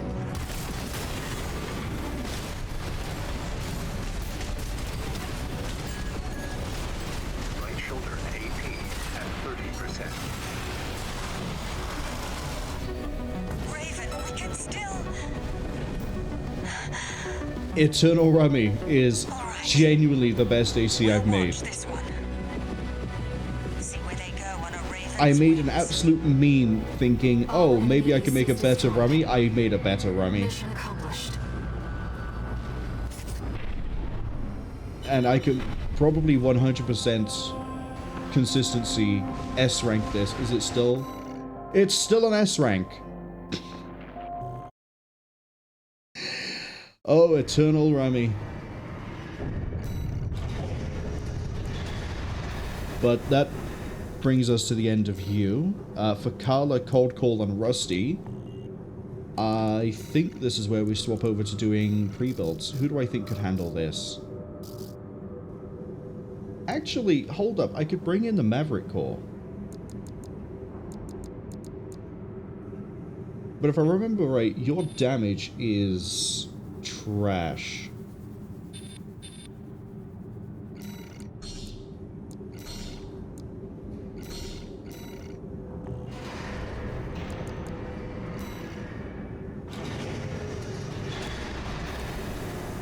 Carla, Coldcall is going to be the rough bit. Rusty is, well, Rusty. For presets, we can't really use anyone who has an expansion slot, which actually cuts out so many people.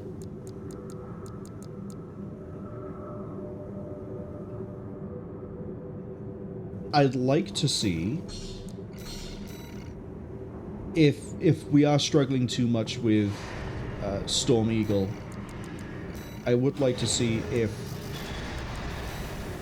Sulla can handle this. Or, worst case, we just load up something like the Phantoma. Anyway, Storm Eagle. This is a themed build as opposed to a good build, so, like, this is why I'm pretty sure this is gonna suck. Based off of the Mega Man X boss, even. Storm Eagle. Also what's called the Maverick Corps.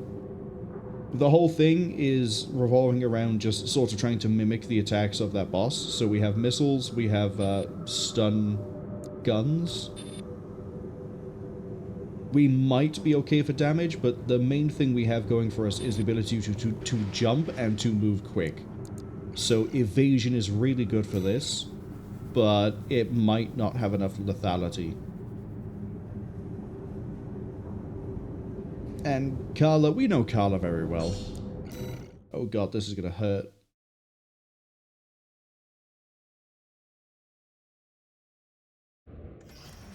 Arena Combat Aptitude Evaluation Program, number 11, rank. What is this?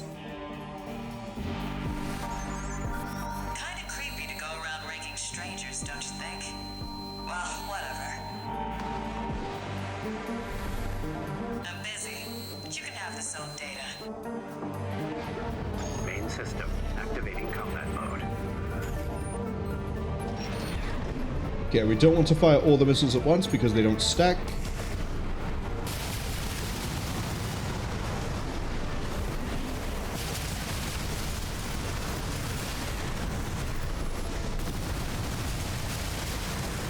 Okay, damage output might actually be fine.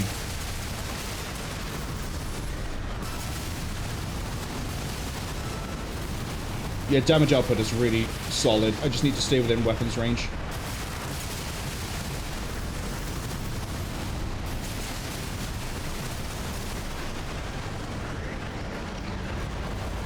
It also helps that I'm on a build where I can just jump like this and not really have to boost. Don't know about the sim. It appears the data contained an unauthorized message. We apologize. Terminating evaluation.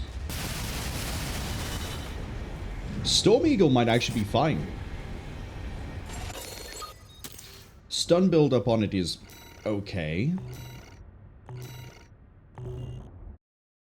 God, I hate spiders. I say that having made a build that is named after a huntsman spider.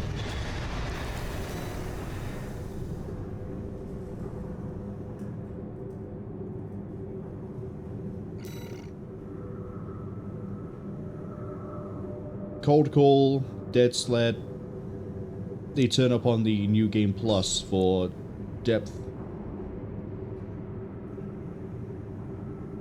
2?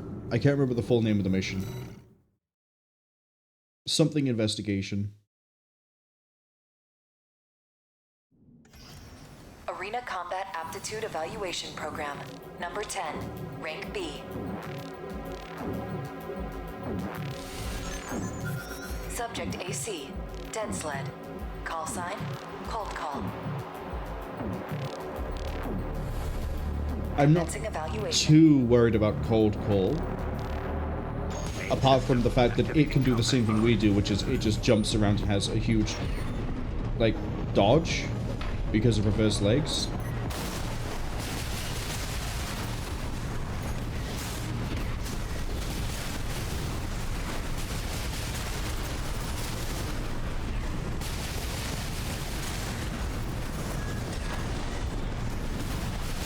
My issue is going to be the arena itself, because of all the shit that I have to destroy if he jumps behind it.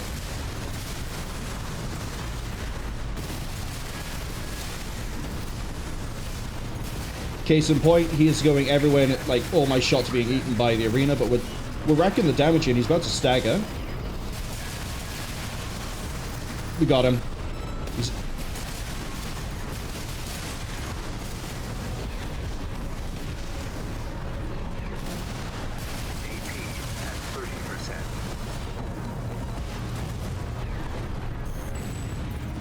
I hate fighting this arena. Stop chasing me, missile.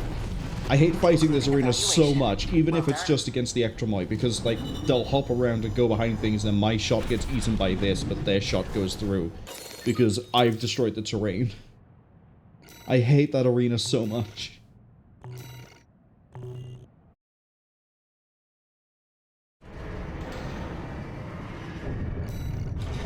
Okay, last target.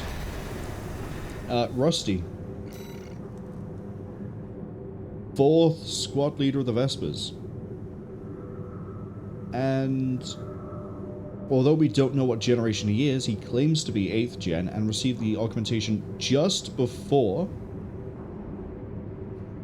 joining Vespers.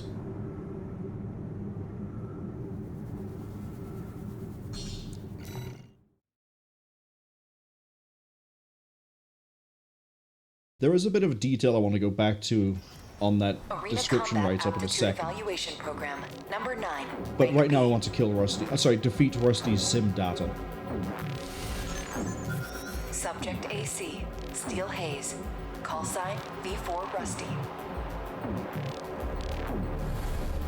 Commencing evaluation. Main system activating combat mode.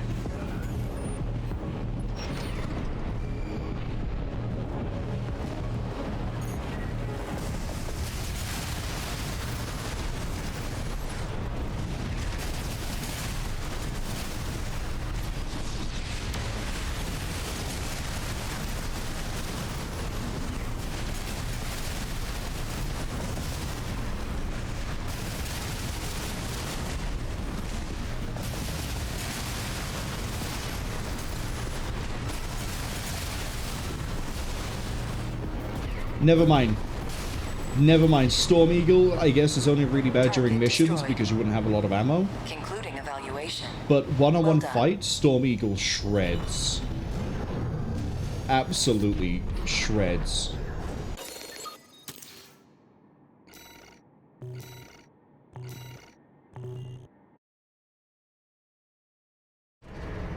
Alright, the thing I want to quickly go back to on Rusty's arena data.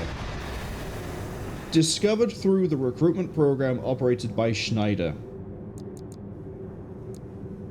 For a time, Flatwell worked as a spy within the Extraplanetary Corporations, has sway over a rather significant contact in Schneider's HR department. It's that typical FromSoft, you have to connect the dots yourself, but the entire reason Rusty got into the Vespers was because Middle Flatwell used his contact to jump Rusty into the corporation. And then into the Vespers. So there was a long con plan. It's referenced in, I think it actually is alluded to as early as the mission where you collect the data after completing Operation Wall Climber. But the long con game has been get a Rubiconian, Rusty, not Coral. I'm going to call them Coralconian because that actually makes it easier to split the two. get a normal Rubiconian into the corporation, get them up higher into the ranks, and try to use them as like a sleeper agent to then win the fight against the corporations, and also, if possible, get them like the best top of the line AC possible, and then they flip. Then they, you know, Manchurian agent, and they rejoin the Rubiconians. It's one of those details, like, you can easily miss it because it's not hugely obvious, and then you have like the thing with Khan online. It's like, well, why is Rusty working alongside them? You know, it kind of gets alluded to with New Game Plus, because then you have Middle Flatwell turn up during the Unknown Territory Survey mission. But if you're doing just a regular new game, it's your first playthrough, and then, you know, you fight Rusty, he then disappears. The next time you see him, if you do Khan online, it's suddenly, why has he got a new AC? Why has he got all this? It's because of he's been working the corporations the entire time. Also, I think I missed a message earlier from Cass, which is Coldcall, also known as Iguazu Plan B. I don't think Iguazu can plan. I think he just sort of on a whim just saw a flyer on like a telephone pole that was like, do you need an assassin? Call now. And he just took a ticket and called the number. There's no way he planned anything.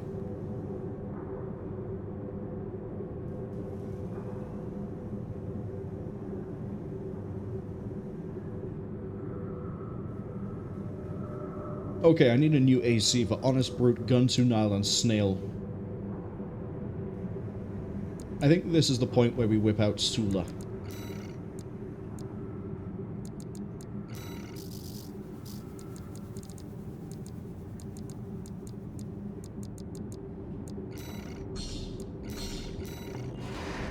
Although it would be kind of funny if I run Rummy against Brute, Nile, and... I mean, it would be funny, but I don't think without Kick we could handle Brute or Snail. Anyway, Honest Brute with Sulla. We killed Honest Brute 3 times over. His whole thing is he lies, and he is a little bit insane.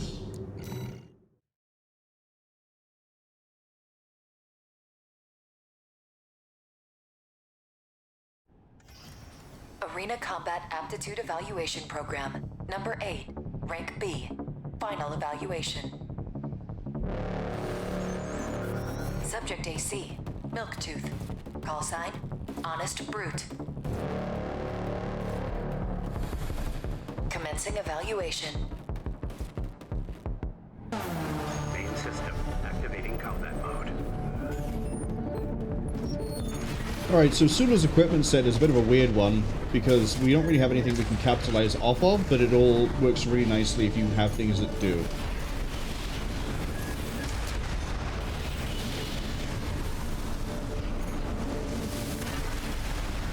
Not having a kick is going to be an experience.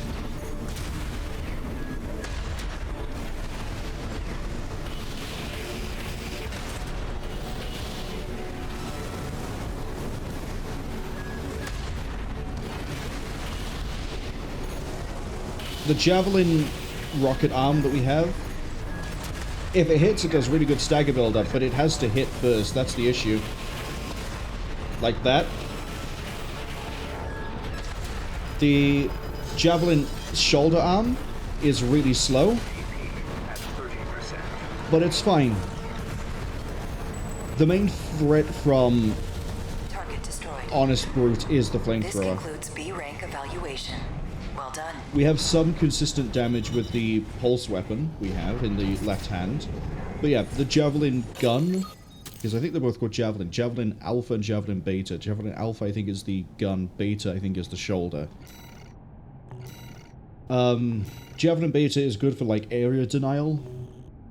But Javelin Alpha is... it's a missile, so it's easy to dodge. But, sorry, it's a rocket gun thing, so it's easy to dodge. And... it's, if it connects, it does really good damage, really good stagger, has a good AoE. But you don't have a lot of stagger build-up to get a to use it as punish, and you have to bait out a dodge otherwise, which is basically Sulla is a bunch of really good parts that aren't working together. They're a bit disjointed. Gun to Nile. I mentioned earlier that a lot of red guns are criminals. Gun 2 was the sheriff. You can see here that the only person he never managed to arrest was Michigan. And that's... yeah, he never arrested Michigan, which is why he eventually managed to persuade Michigan to join Nile, and it's why Gun 1 is Michigan, as opposed to Gun 1 being Nile. Kaz says they love how the arena is just All Might having a tiered list from worst to best of pilots who can be a pain in the side of their plan for the Alea Iacta Est. Alea Iacta Est, even. I don't necessarily think it's a tier list of who's a threat because of the plan. Because if that was the case, some characters would be way higher on that list. I think it is supposed to be a genuine, like, ranking of the best AC pilots. Let me have a quick look at the list.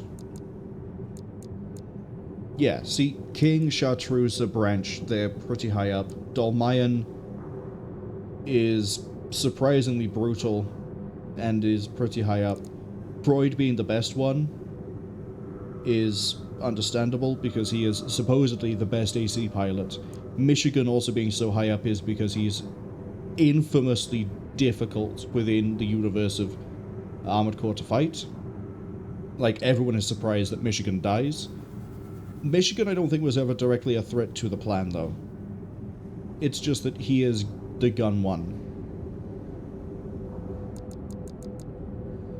And then others that I think would be higher on the list if this was the case, Iguazu would be higher up because of being Gen 4.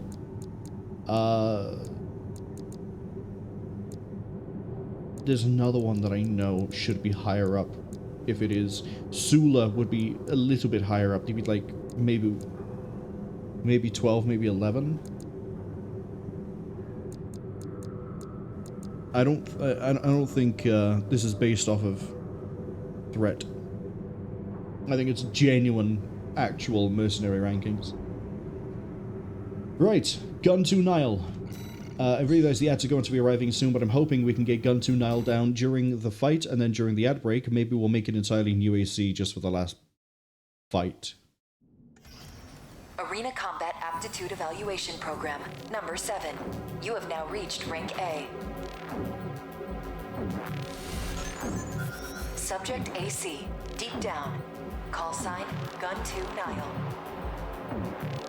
Nile doesn't have a gun on his Commencing emblem, evaluation. which I find weird. The rest of them do, he doesn't. Oh, it's this arena. We might not get this done before the ads arrive.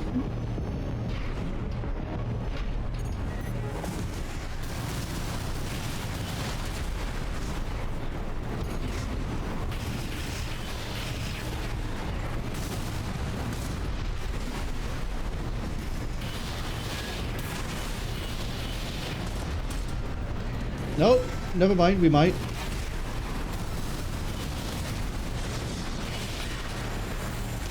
Yeah, sucks to be you, I have a pulse gun.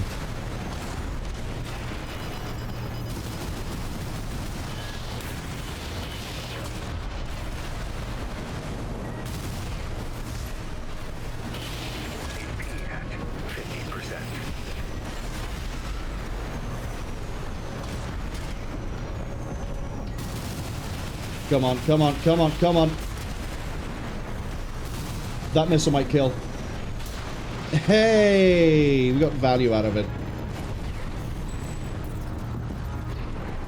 Target destroyed. Cass says, they like the head cannon. I can understand having it. It is one of those things that, you know, I could be wrong. Maybe it is the way it is. And, you know, head cannon is head cannon, you know? Some people think things that the game very blatantly goes no, and then other times it's like, ooh, maybe it is, and you go, cool, I'm going to choose to believe it this way. That's the great thing about headcanon. is that it is what you want to... It's down to your interpretation of what you want to believe. The only time that, like, I'll sit there and go, the headcanon is wrong, is when it is blatantly against what the game is saying or implying. At that point, it's not really headcanon, it's just, I reject what the game says completely. But, like, you know, in terms of the mercenary thinking, I can see an interpretation for it being based off of the Alea Iacta Est. But the way I interpret it is that it is a genuine mercenary ranking and that it's not influenced by it. It's not like saying, for example, the Red Guns aren't criminals. They're all hard-working soldiers that earn their position because the game tells you, no, almost all of them are criminals. Almost every single one of them was arrested by Gun 2 Nile and brought into the Red Guns. The only one who wasn't, the only two that weren't arrested are Michigan and Gun 6 Red.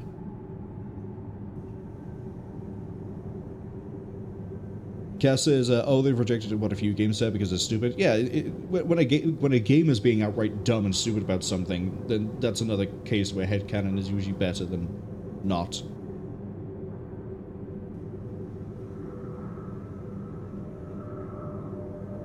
I think there's even been playthroughs I've done for, well, Twitch and YouTube, where I've had an idea of where things are going, and then suddenly the game goes, ah, no, it's this other thing that's a lot less interesting, and I go, well, okay, sucks to be you then, I choose to believe the interesting thing.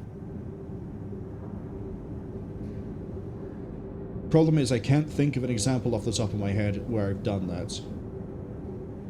But I'm pretty sure I've done it in at least one of the games I've covered. Or gone through. I have 30 seconds to think to see if I can think of it. Cass says, see Dying Light 2 as an example. I haven't played any of the Dying Light games because they looked to me like Zombie Island, I think it's called, and I never got far into Zombie Island. Or whatever it's called. Whatever the name of the zombie game where you're on the hotel resort in an island. I played like 20-30 minutes of it and then went, this is fine, and then didn't go back.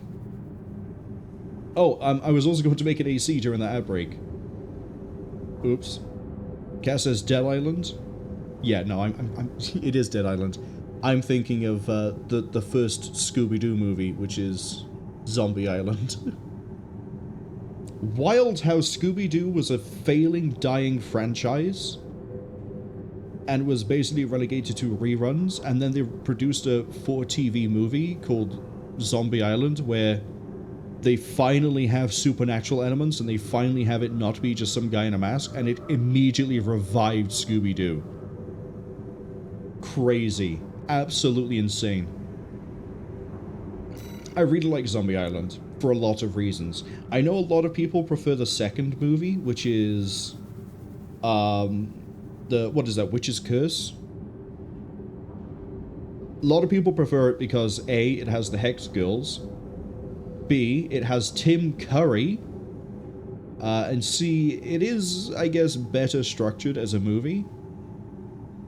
But I prefer Zombie Island because, oh my god, the music track that plays called Terror Time, or depending where you find it, there's different slight variations on the name. It's like Terror Time Again, or It's Terror Time, or It's Terror Time Again, by Sky Cycle, I believe a band that basically only existed in like 3 years worth of time. They existed for 3 years even. And the only notable things they did was write music for the first 3 Scooby-Doo movies. Is nuts. But Terror Time Again is a fantastic track. Do I have another preset, or do I not? I don't think I do. We have Sulla. Everyone else is...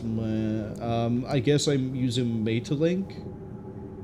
I don't want to use Maeterlinck, but it's the only other AC I can use since we're not buying any OS tuning until we're done with the arena. I think for the analysis, we will buy upgrades so that I can show off things like why terminal armor sucks compared to assault armor for not dying to being staggered.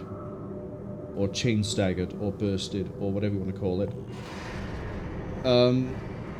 This should be fun. I'm not quite sure what your shoulder weapon is. I think it's the shotgun. Oh no, I have another one to do with Sulla, don't I? Brute, but yeah, we have another one to do with Sulla, but we'll be doing Maeterlinck in a second.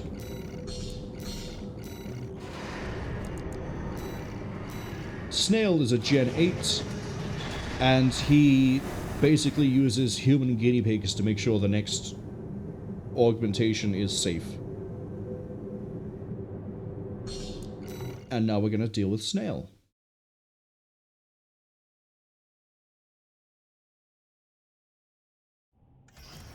Arena Combat Aptitude Evaluation Program. Number 6, Rank A. Subject AC, Open Faith. Call sign, V.II Snail. Commencing evaluation.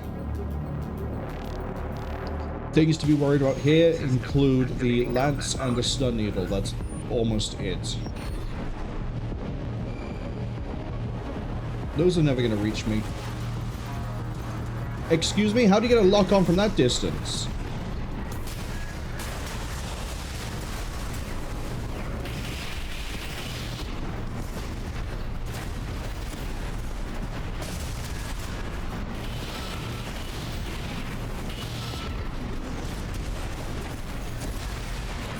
We were doing fine until I ate that lance hit. 50%.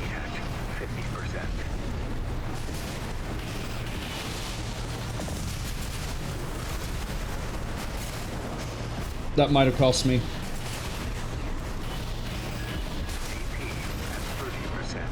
Oh, it's gonna be close. Oh! Yeah, that lance. If we didn't eat the lance earlier, we would have been okay.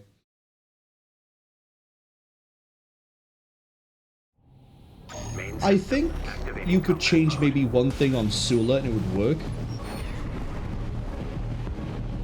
I know I've said it almost to the point of it being a meme, but I think Kick would definitely benefit Sulla.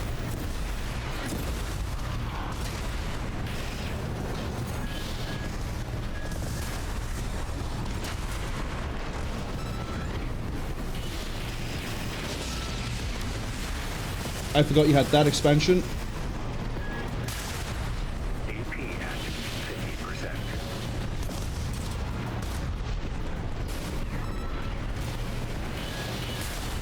Uh-oh, that's not good. 30%. Which way are you going, game? We ate the direct hit. I tried to dash to the side and I just dashed into the guy. Snail.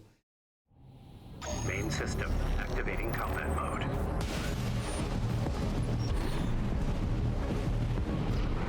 Again, I think it's a bit bullshit that he can get a missile lock all the way from back there.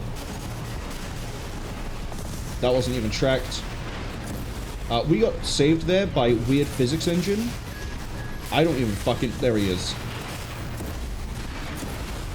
Straight into another lance. 50%.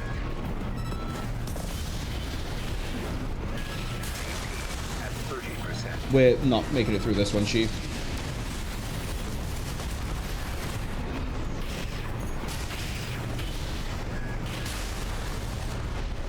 Come on, Sulla. I know you can. We can do this. It's very close, but I know we can do this. Main system activating combat mode.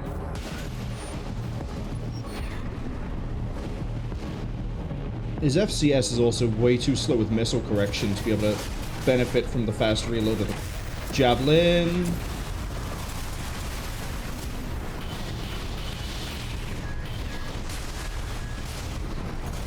I missed because I wasn't tracking him.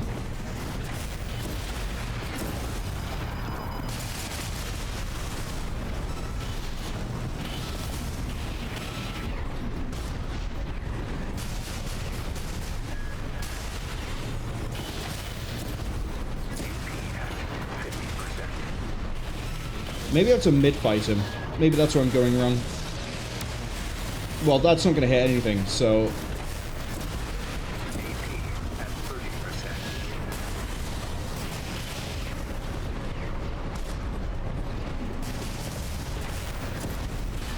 I dashed into the wrong thing. Yeah, we have to mid-fight. Go away.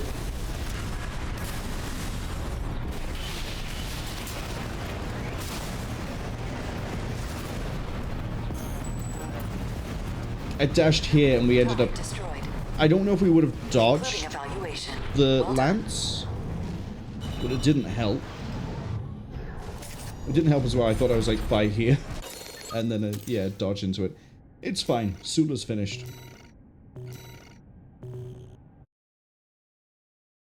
Right, now I have to use Maeterlinck, which is going to be probably a rougher situation. Who am I running Maeterlinck against?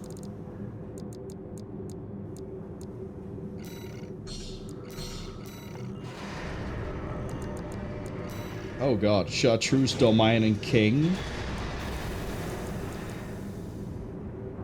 Oh no. Oh no.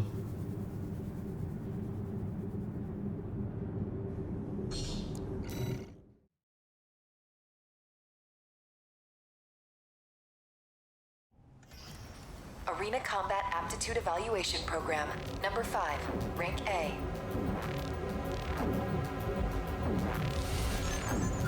Subject AC, Umber Ox, call sign, Chartreuse. Commencing evaluation. I want to go home. I don't want to fight with Maeterlinck. System activating combat mode. I mean, what shield do we have? Oh, the one that builds up over time? No, it doesn't. Okay. We have... Oh, I'm gonna suffer.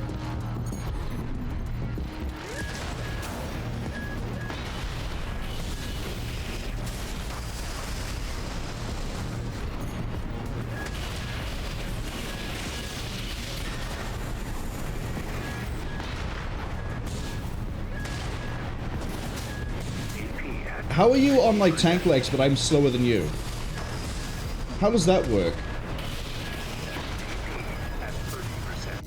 God, this is gonna suck so much. I mean, yeah, we have the twin pulse guns to rip through the pulse armor, but, like... I have nothing else going for me on this build apart from a cannon. And her being able to go airborne is gonna really limit the weapon we have.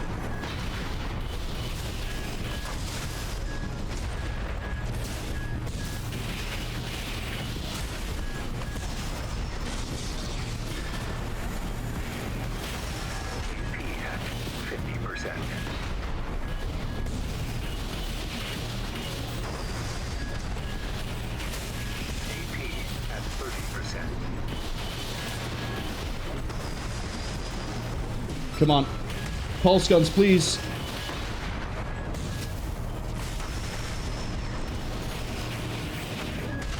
Shit. Almost. I'm wondering if a charged plasma cannon is worth using over the regular plasma cannon. System activating combat mode. It might be. But my issue then is I can't use the shield because that takes down one of my pulse guns, so... Rutro Reggie.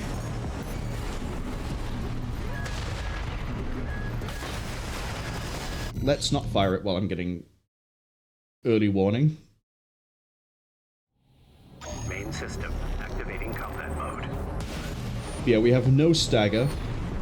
We don't really have any damage. This build is fantastic against pulse armor and pulse shields, but it is useless against anything else.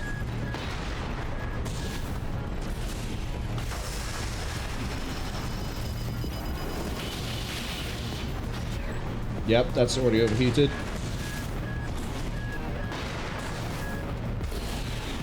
Stop floating!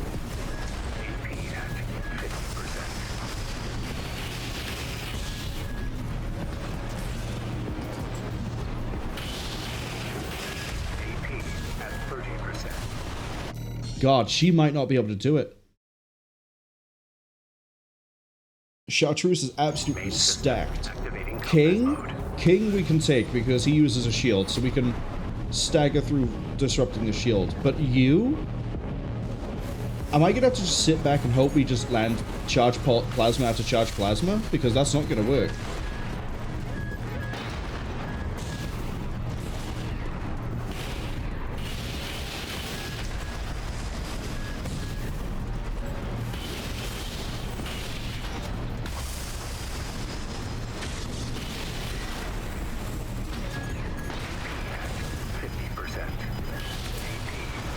I don't think Maeterlinck can handle Chartreuse at all. I think we're gonna have to pull in someone else. We already know that Eternal Rummy can handle her. Let's bring in...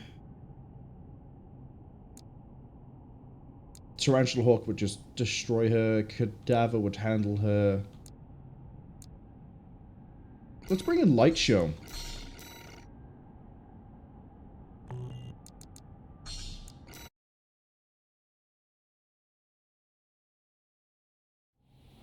Main system activating combat mode.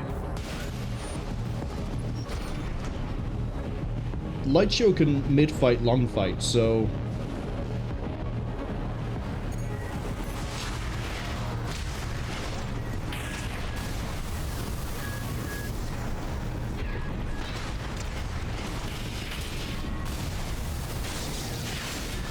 Oh no, she used a pulse armor, whatever will I do?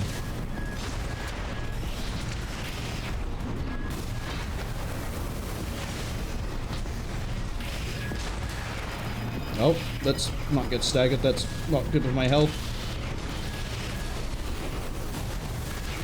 I'm way too close.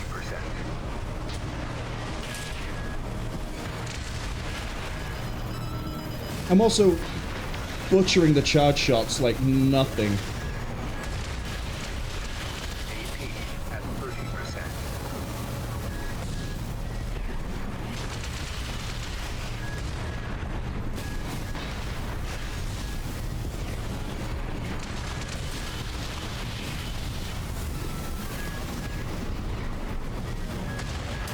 I didn't have any dash to get around that. I need to not use the regular missiles because honestly they kind of sucked against Chartreuse Combat mode. and rely purely on charge attacks because that way we can put out a decent amount of damage that all connects.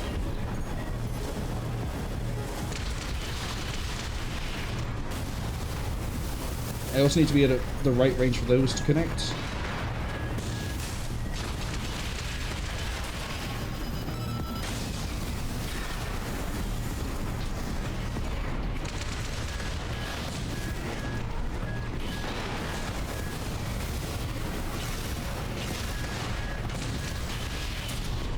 My weapons are not on the same cycle, they're not charging at the same time. I need to wait. Okay, go. AP at 50%.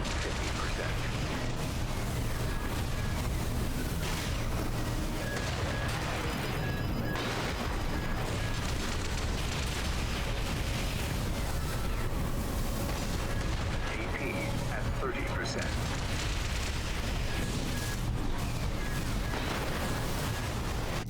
Again, out of energy. I need to not be jumping around so much. I think we need to stay grounded. Main system Light Show has a better shot at this than Maeterlinck. The Aurora tracking, as weird as it does, hinders us, but if she's armored, then it helps.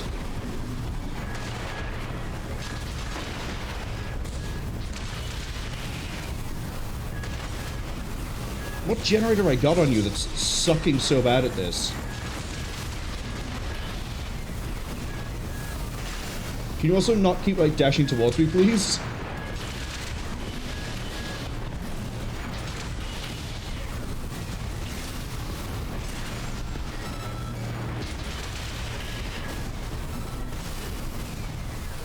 Yeah, we're gonna have to mid-long range fight her.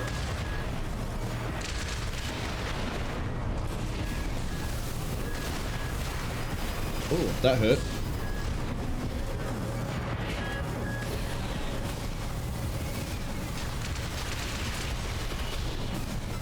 That wasn't even locked.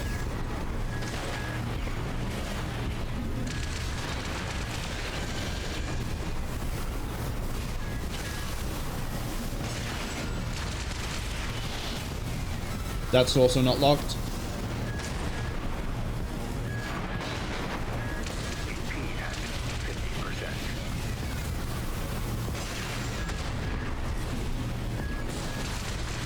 There we go.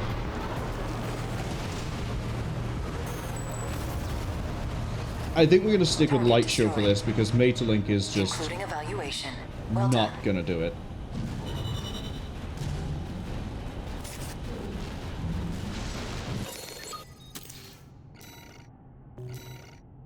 Then again, Chartreuse does have like ridiculous damage output. Maybe it might be doable with the other two. Who we even with? Dolmayan. Dolmayan we could handle. And then King, as I say, he has a shield, he has quad legs, which is the issue. I think we run Maeterlinck against them, and then again, if we struggle, we swap over to Light Show.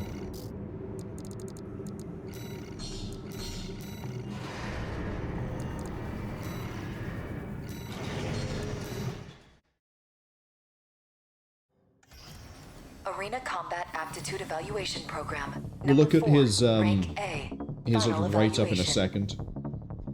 Pulse blade, gun, Subject AC, grenade arm, oh, Astrid, napalm arm call even, sign, and then Dolmayan. I don't remember what your missile is. I don't know if it's split or if it's might be Commencing split. evaluation. Main system activating combat mode.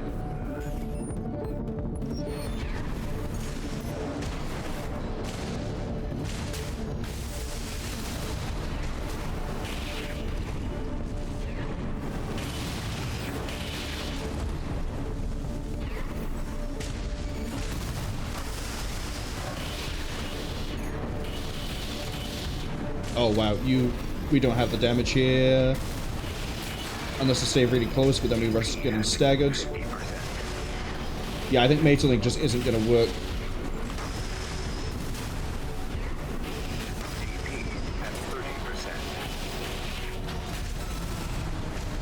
Never mind, we can sort of put some pressure out on him. We just can't use stagger, we need to avoid the napalm.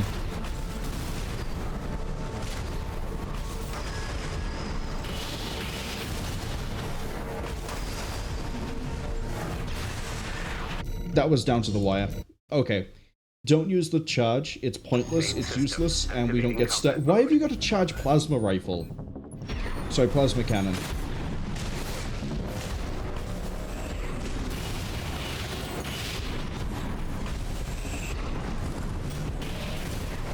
I gotta get right up into his face to be able to land a plasma anyway.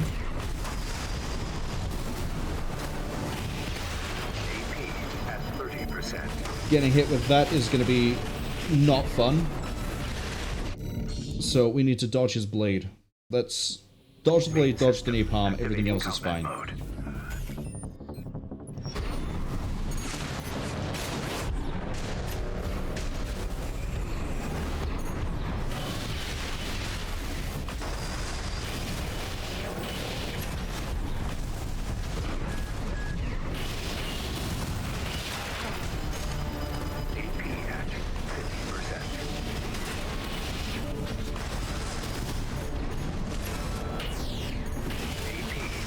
I'm in the napalm.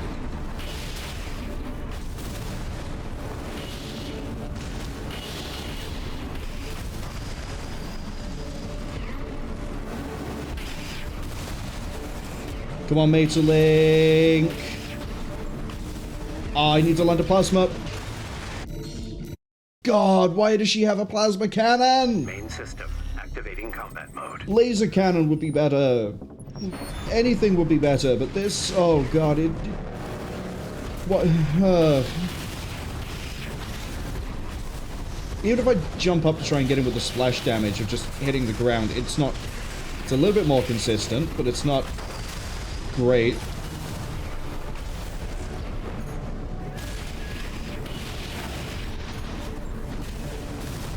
it takes so long to fire even if you try to use it as a punish. Give her quad legs and this won't be so bad, but she's a bipedal and it sucks.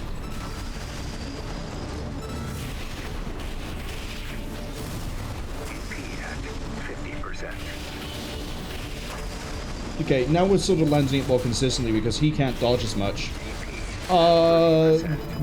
We might be fine. We might be fine. We might be... Finally. Maeterlinck actually beat someone at a higher tier. Let's go. Target destroyed. This God, I hate concludes this a rank AC. evaluation. Only the best of the best remain. The pulse guns are really niche. The plasma cannon... You have projectile flight speed, and you have delayed firing, and you have the fact that you have to stop moving to fire them. Again, quad legs would be so much better, tank legs would be so much better. Yeah, even tank legs would be better. You can't afford to lose the mobility because your shots spray out in such a wide pattern and they are so short range anyway. King! Hi! I'm gonna be fighting you with Maeterlinck against my will. Oh, right. Dunham's thing. Doesn't mention it here because it does try to keep it hidden that Dolmayan managed to achieve contact with a Rubiconian coral. And that, understandably, he's the whole reason that the RLF exist. So, King. I'm hoping you're an easier fight because you have a shield.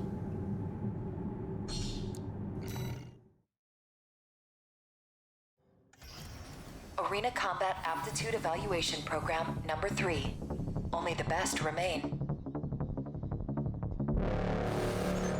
Subject AC, Aster Crown. Call sign, King. Commencing evaluation. Main system activating combat mode. What I have to be worried about with you is your pulse explosion. Oh my god, you are gonna melt. I can actually use the charge attack against you.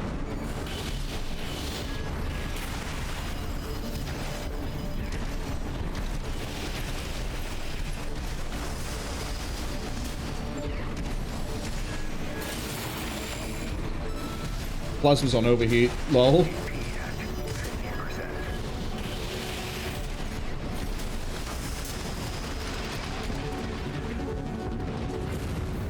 So yeah, when you're fighting someone that uses a pulse shield, Maeterlinck is great. Concluding evaluation. Just sucks against everything else. Cass says make sure to read Freud's description. Oh, we're reading everyone's description, don't worry. I need to pick somebody for the last two. I know what I'm going to do. I know what I'm going to do. This should be funny. What we're going to do is we're going to load up Jehuti to face against Michigan, because I believe that's basically a rematch of what we did in the main campaign. And then the final fight against King is going to be with a stock AC. We're bringing it back out of the storage room, people. Michigan, hell on 4 legs. There's a bounty on Balaam's board, and sort of the whole thing with Michigan is he actually really does care about the people he commands and looks after. The bounty on Balaam's board says that if he gets killed, or, you know, if it's claimed, half of the money is distributed amongst his former friends at Furlong. Michigan's a great guy. Shame we have to kill him. Arena Combat Aptitude Evaluation Program number 2, rank S. Subject AC, Liger Tail. Call sign, Gun 1, Michigan. The alternative I was considering for this was using Gun 13 Commencing Halfram, evaluation.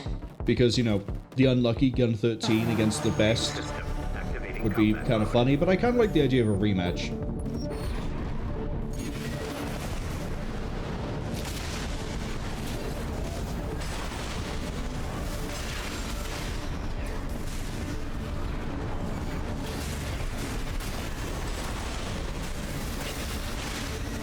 Although, I think it's very clear that he is significantly outgunned.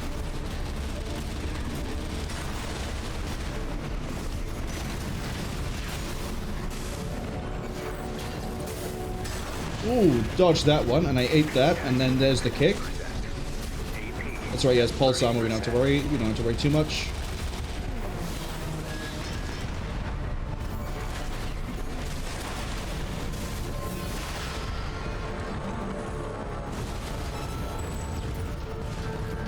I kind of want to do the fight again with Gun 13. Your next opponent stands at the apex of the arena. Yeah, my next opponent is Michigan, because I'm redoing that fight with Gun 13.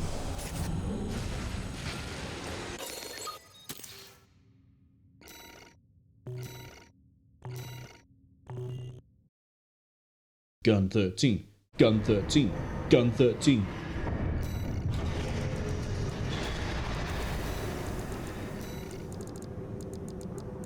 I think Gun 13 is going to do a much better job of butchering Liger Tail.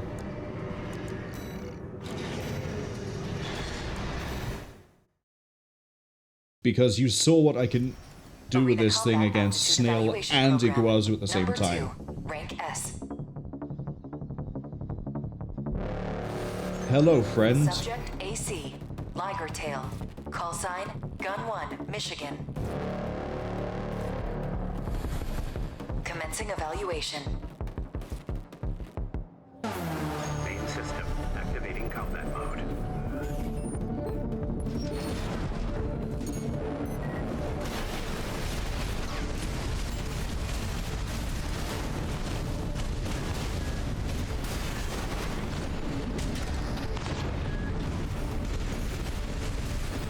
He's straight behind me.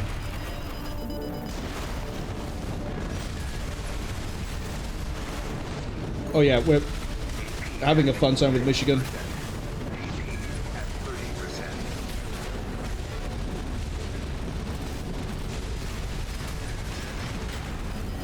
Oh.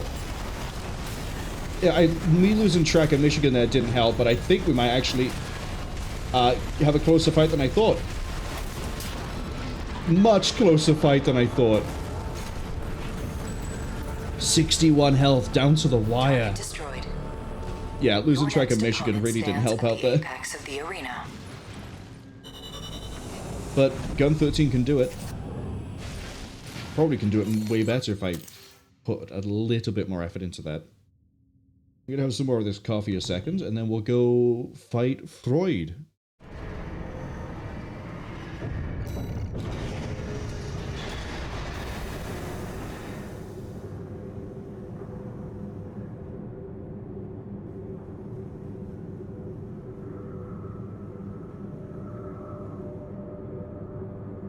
Alright.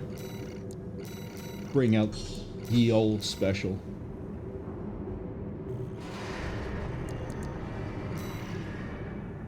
Freud!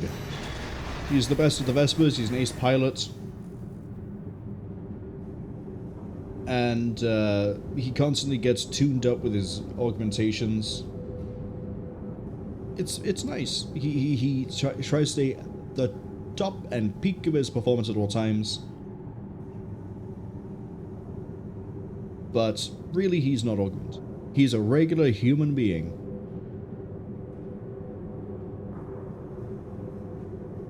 It's nice to know that, like, he's not augmented, but he's just ace. He's good. Final Arena Combat Aptitude Evaluation Program. This will be the last evaluation. Subject AC, Locksmith. Call sign, V.I Freud. Commencing evaluation. Main system activating combat mode.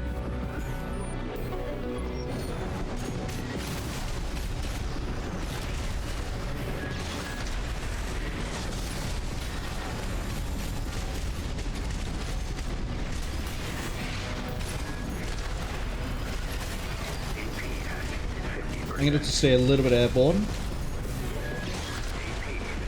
oh, this is going to be a tougher fight than I thought.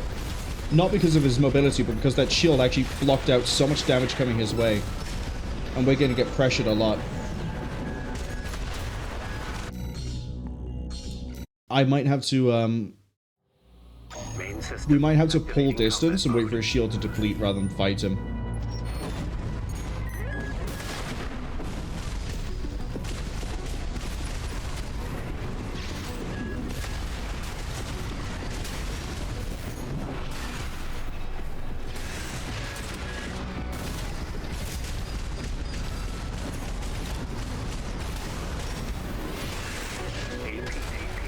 Oh yeah, this is going to be an interesting fight to try and pull off with the base build. Main system activating combat. I think it might be doable.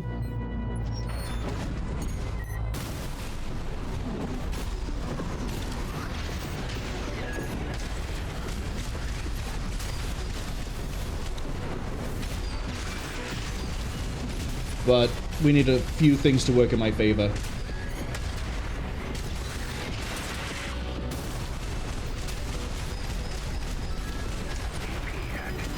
For example, if we pulse armors, we have to run away.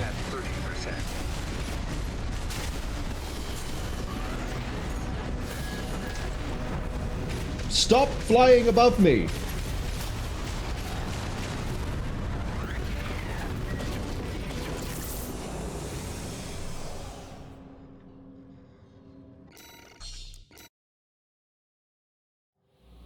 Main system activating combat mode.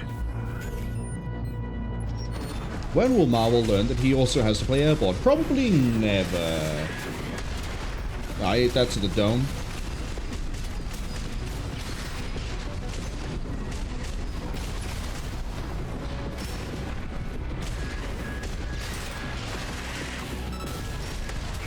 What else doesn't help as well is that he has a weapon platform that we get for beating him, which is the little drones, and I need to stay mobile, but we have that cooldown time after we use the blade, where they're going to deal a lot of damage to me. Oh, we got him. Barely, but we got him. No upgrades, no tuning, no nothing. Base stock AC.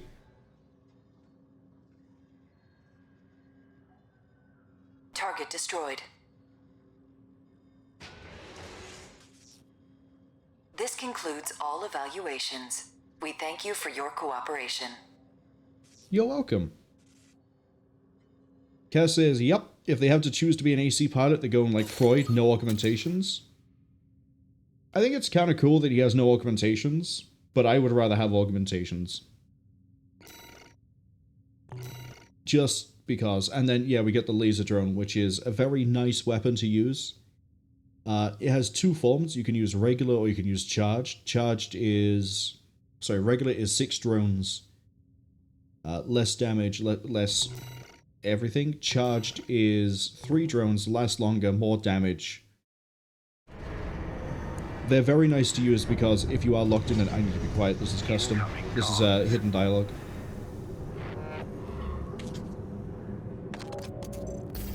Your conquest of the arena ranks has been confirmed. Congratulations. We admire the fortitude needed to maintain self-discipline under the circumstances. This has been a fruitful exercise.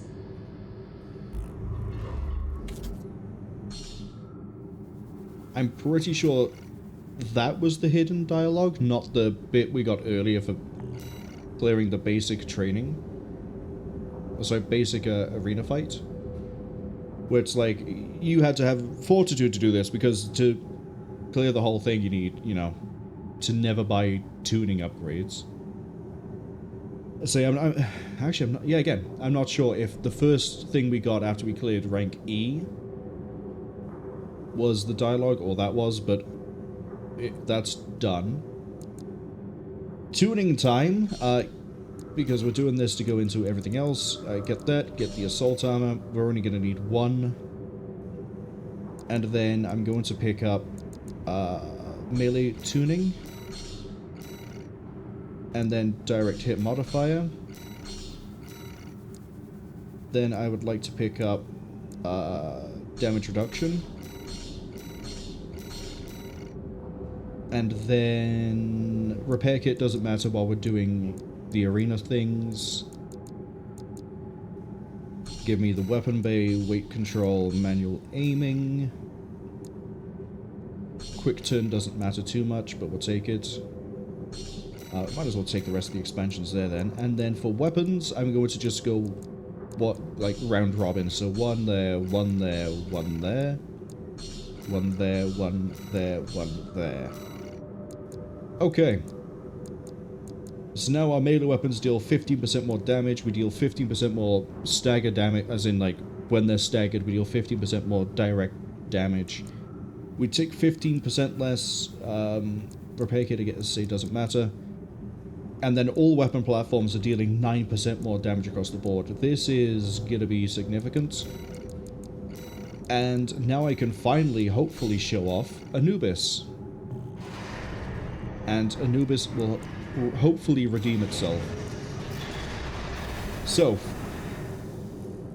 similar to what we've done already, 1, 2, 3, 4, 5, 6, 7, 8, 9, and then the other ones, we'll do a different AC for each of these three, but we'll be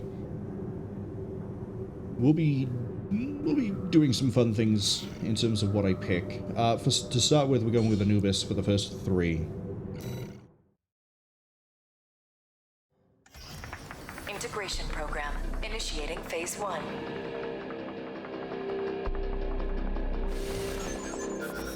Please begin by engaging the Mind Alpha model in virtual combat.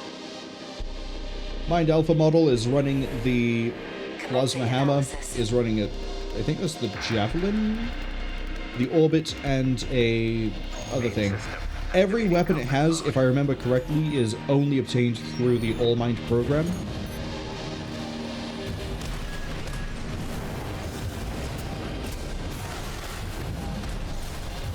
I'm not even looking at it.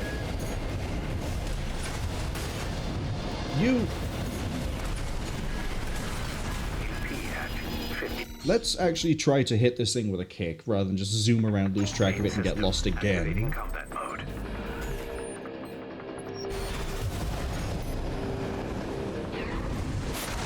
Are you actually just slightly faster than I can get close? I pushed the wrong button. Yeah, no. You have this weird thing where you get closer and then you immediately zoom away.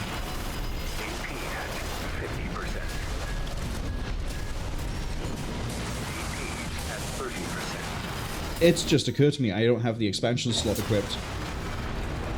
Haha! I also don't remember what the combo is for keys to do that. Give me the assault armor because I forgot to put it on. I'm gonna have to check the controls to see the assault. Main system activating. I think it's CR, but I could be wrong.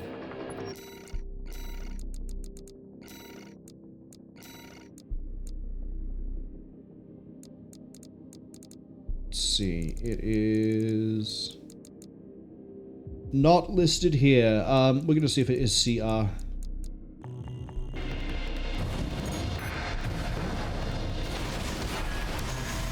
It is. Cool. Right, now we have everything I had on the original Anubis. We just have to get close to this little flighty thing that doesn't want to sit tight.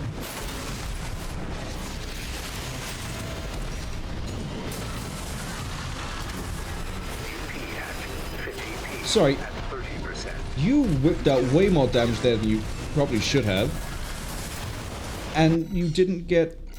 Did they remove that from the laser slicer? Is that why Anubis is struggling? Similar to the chainsaw, in that it can keep something staggered into like micro stutters and not really get anywhere, those laser slicers should be able to do the same thing. But it just isn't.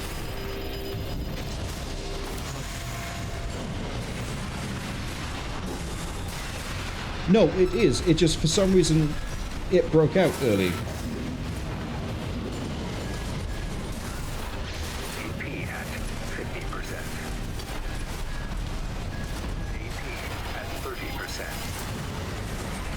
Damn. combat mode. I know we can do this. Come on, Anubis. It's been a long time, I know, but just gonna dodge to the side. I kicked too early. I'm gonna have to relearn how to kick. It also doesn't help that, like, when this thing staggers us, we get so much damage inflicted on us. But at least I remember how to do that. So, I mentioned a few times that the assault armor has the ability to break you out of an animation. I wasn't trying it defensively, but offensively what you can do is what we did there, which is at the end of the slice combo, if you immediately go for an explosion, you will then usually catch the AC as it comes out of its stagger and then throw it back into stagger, which buys you time to hit it with another slicer again. But because we're running a coral generator, we're also dealing coral damage, which deals more damage anyway. Anubis is very much about, like, one-hit comboing something after it goes into stagger, which is why we need the kick.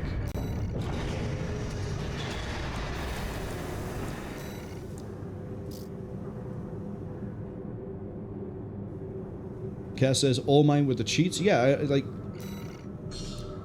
really weird things happening here. I know the chainsaw is infamous for having, and also the pile driver as well, for having really weird, janky interactions and not usually working how it's supposed to, but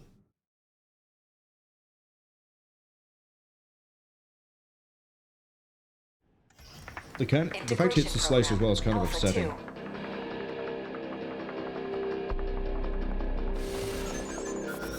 The next sample is the trainer AC. This will be integrated into Mind Alpha. Commencing analysis. That's right, this isn't being used by the rookie, this is now being used... Oh, I don't think the rookie actually has this build. Main system activating combat mode. But you can kind of now see why Anubis is the way it is.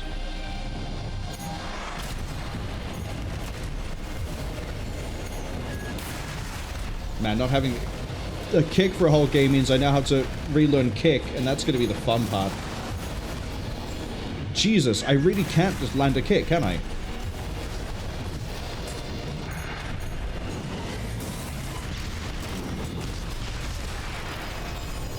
You can land a kick because I'm staggered.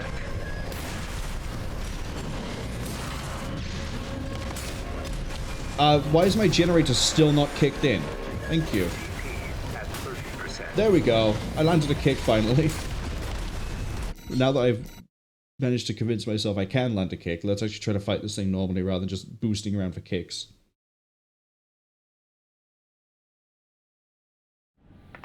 Main system activating combat mode.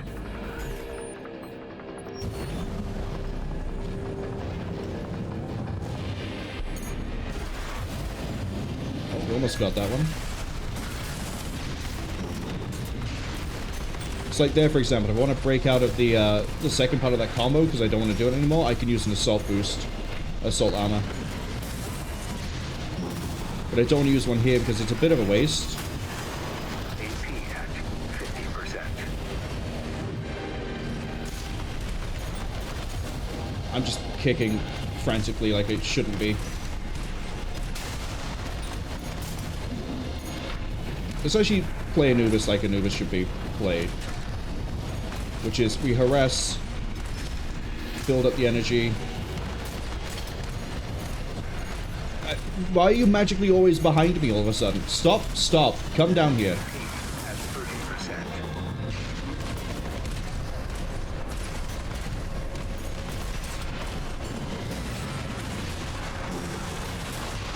Didn't need the expansion, I could have used it earlier. Target destroyed. Concluding analysis. Well done. Maybe I'm just way too rusty with Anubis that I just can't make it work.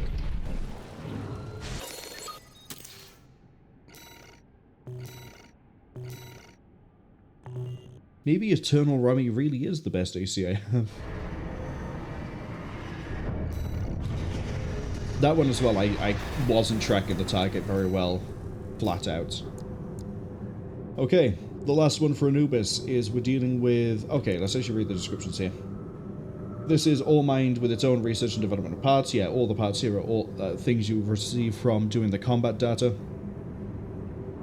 Particular research exercise concerns the extension of human sensory capabilities. They want to make sure that the AC feels like an extension of the pilot's body. This is the trainer AC. It's a beginner program for new mercenaries. This is a... Pilots who are not augmented, it can be extremely difficult to reassemble an entire AC and adapt to it. All Mind strives for a future where mercenaries can enjoy a near symbiotic relationship with the AC. Oh boy.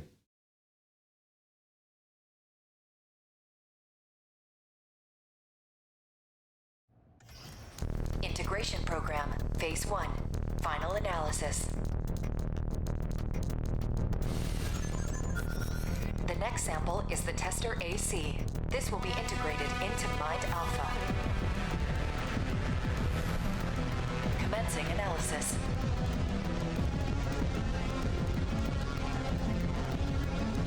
Main system activating combat mode. Let's miss a kick. Let's go. Oh, we didn't miss the kick.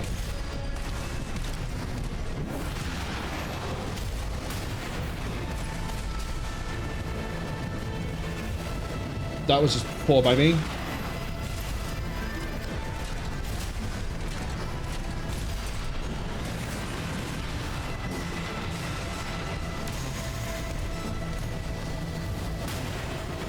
Not quite one-hit combo, but that was a really good chunk of damage. Might get killed by the handgun, actually.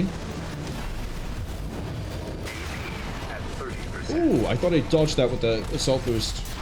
Yep, dead by the handgun.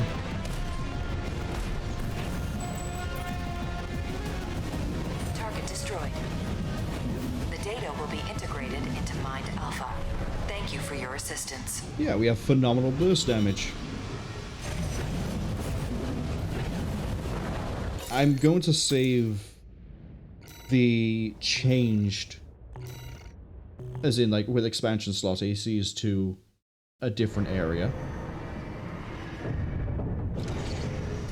Incoming comms.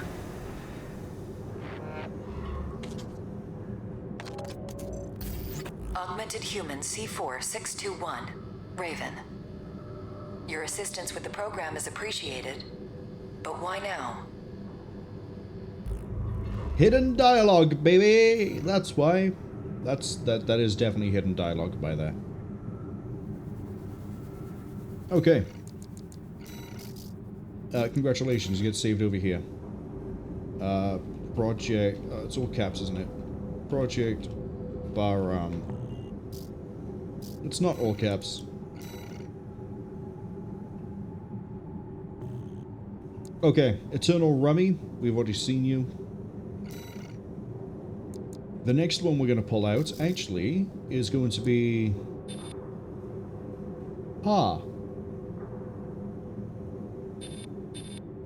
The original Anubis used the other generator. Not that it really changes a whole lot, but it's curious that it uses the other generator and the rest is the same.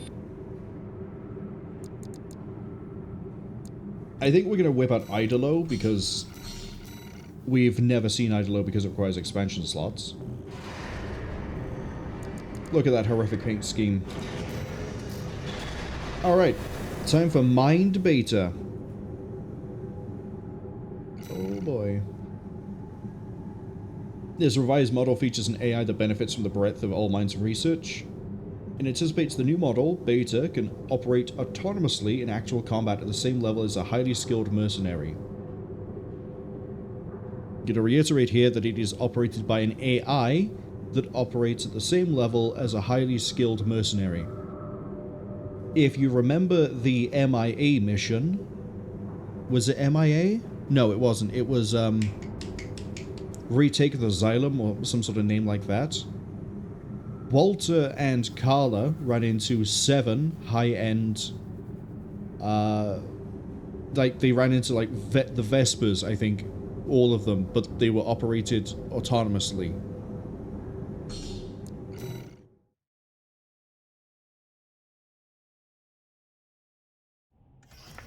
Integration program.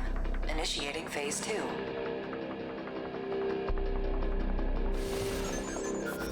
Please begin by engaging the revised model, Mind Beta, in virtual combat. I have a funny feeling you have the coral Commencing weapons. analysis. The coral gun and the coral blade. Main system activating. Cal says, "Oh, Idolo's colors. You either love them or hate them." The funny thing is, I don't know if you've seen Zone of the Enders Idolo, which is the movie that is canonically the first bit of Zone of the Enders content, timeline-wise. I think the game came out before Idolo the movie did. But this is basically his color scheme in that movie. Oh, you have a shield? Of course you do, little scumbag. Oh, right, you have the Kurosawa.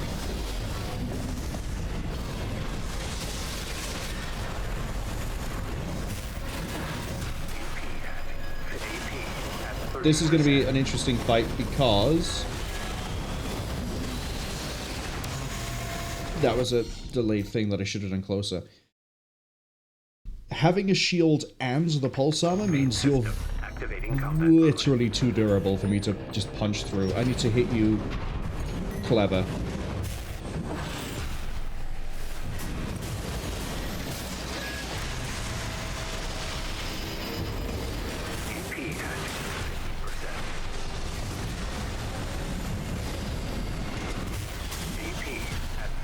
And we also know how I feel about fighting around these. Yeah, getting staggered while doing the coral meant we couldn't capitalize on the coral. Main system activating combat mode.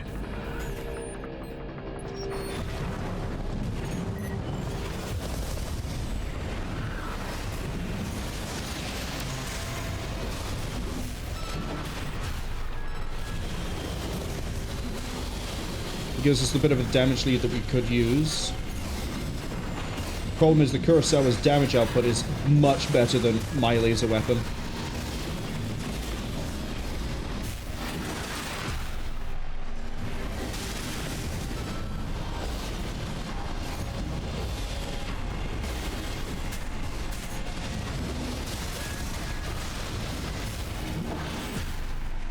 Oh, we shot over it and that would have been a kill.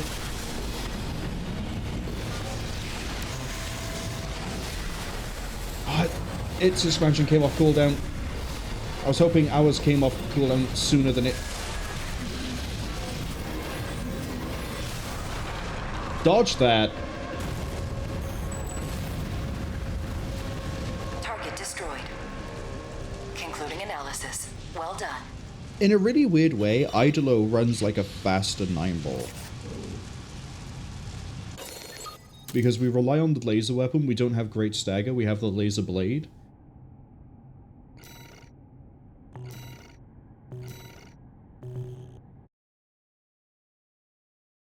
I'm also going to go get another round of upgrades for all the weapon things here. So give me this, this, this, and then we have enough for another step, another step, another step.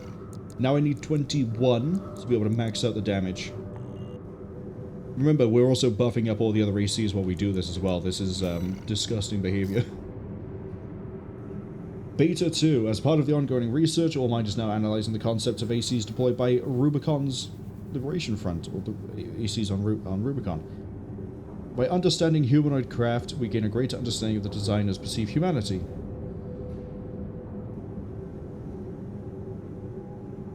Maximize the power of the AC to subjugate their surroundings. Thus, we're fighting a quad leg with laser turrets and... I think that's a laser handgun with a cha-ching. Ads have just arrived, unfortunately. So what I'm going to do is try to figure out the other ACs we're going to be using during this. So obviously, like, Idol over this set, but the next AC we're going to use is going to be the Royal Dragoon, which I need to go look at the OS tuning for Weapon Bay, Right, you just use the thing and it swaps it. So, let's actually open up the high wind. This is a very strange AC, but it's a very powerful one. We have the Kurosawa, which I said during the fight just now with Beta that it has a better damage output than the weapon we have. It has 3 firing modes. Base fire rate, it has less damage per shot, but a faster fire rate and a higher overheat capacity than the laser rifle we were using. I think it's the best DPS laser weapon in the game.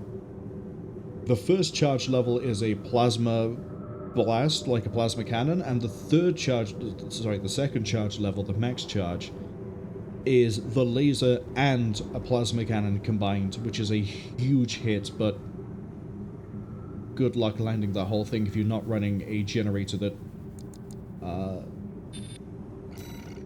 this isn't the generator. I run Coral on this? God, okay. That's gonna have a very charge time. The main draw of the Dragoon and its name is that we have the laser lance. You might think, okay, well the laser lance is nice, but what are you really doing with this? Do you hit with the laser lance to capitalize with the Kurosawa? No! We hit with the laser lance, we swap to the Ashmead, and then we punch it. This is a weapon, this is a AC built around the idea of weapon swap. And this is a very, very powerful combination. For UC, we also have... we have Melanda arms, not even Basho. Oh, because I couldn't fit Basho, that's why. Is it the best melee spec I have that I could fit? Yes. Not the highest melee damage, but it's fine. Basically, you can stagger almost anything with a... if all of the hits of the laser lance connect. Once you stagger, swap over to Ashmead, punch them. If they're still alive, assault armor. Which might be why I have the Coral on this. That entire set, I think, does enough damage to one-shot any non...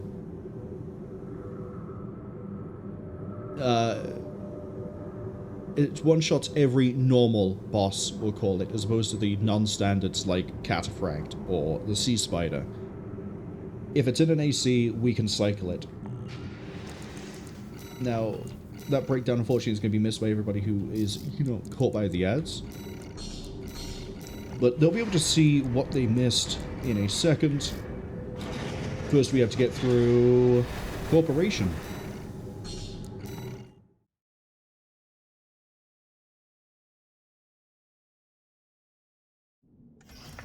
Integration program. Beta 2.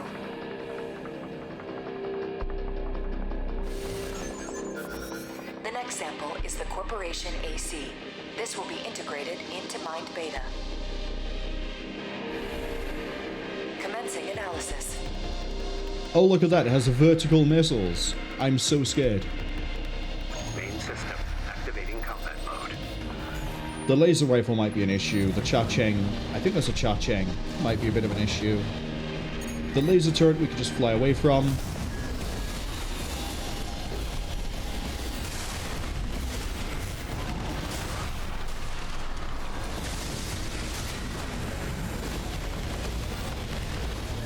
Or I can just hold A and we can just go around it. That also works.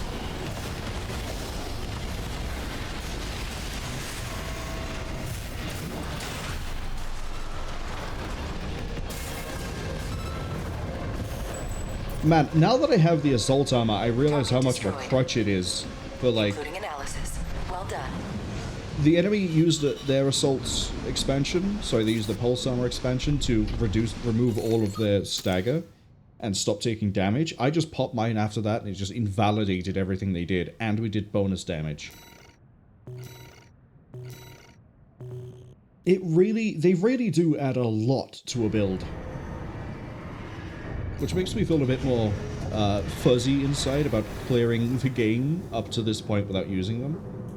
Now we're fighting a Rubiconian build as opposed to a Corporation build.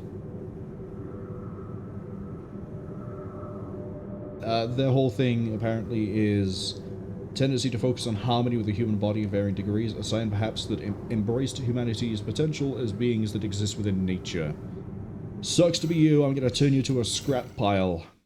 Idolo is in my control.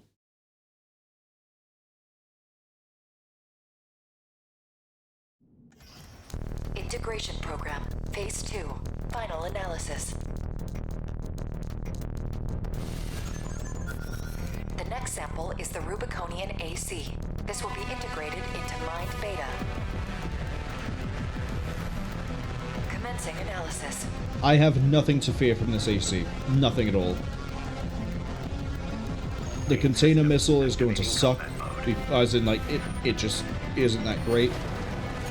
The guns are, well, the guns are guns. The only thing I have to be a little bit annoyed about is the reverse joint legs. But look at that.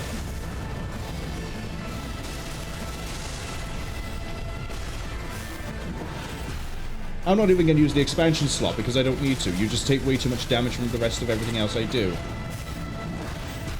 And then we overshot the laser blade, but I'm not concerned because, again, look how much damage we do with the... Every hit of my laser rifle is stripping so much off of you.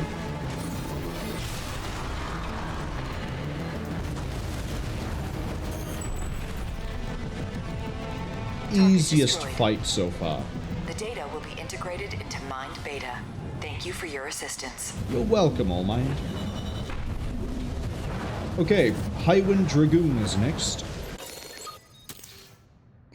This lasted about as long as Rummy, and that's with me holding back significantly.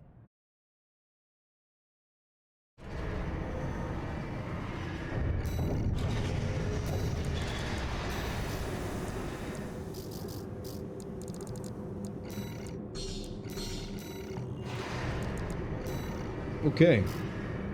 Time for... I think that's the symbol for Gamma?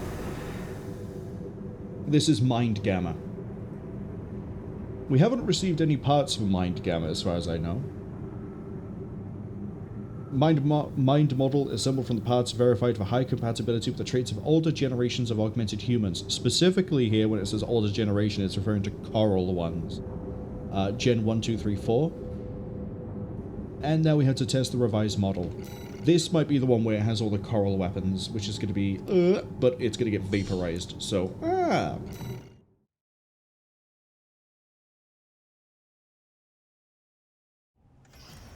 Integration program. Initiating phase 3.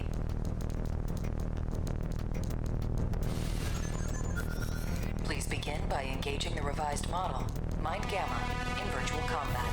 You don't use the coral either? What? Commencing analysis. Okay. Main system. Let's see if I remember how to pull the combo off with this.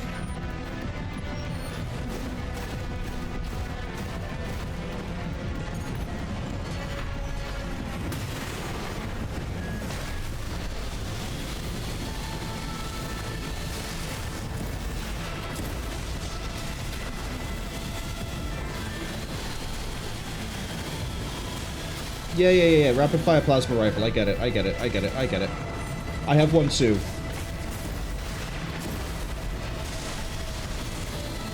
Put a bit more pressure on you.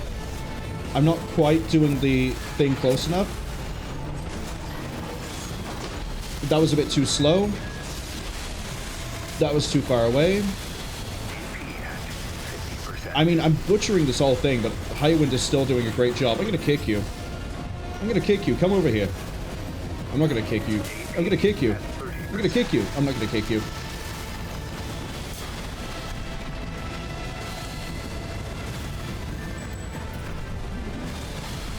Target destroyed. Concluding analysis. Well done.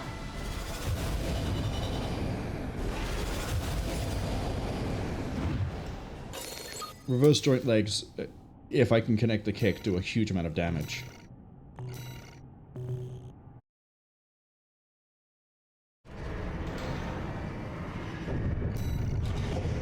Okay, next fight is against the Institute, so we're basically just fighting ephemera. The Institute scientists developed an AC that have distinct focus on the biological analogies between humanity and coral. Their ACs enable the two to complement each other and evolve in symbiotic harmony. Do you get what they're alluding to?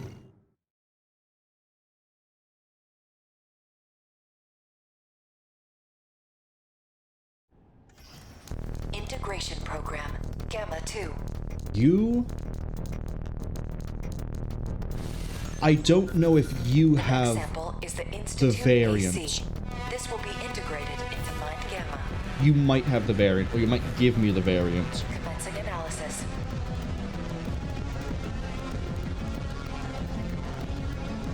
Main system. Activating combat mode. Ephemera, if I remember right, when we fought it, was pretty weak. I was way too far away, but we managed to still pull it off. I rushed it, but we still managed some pretty fun things there. Get kicked.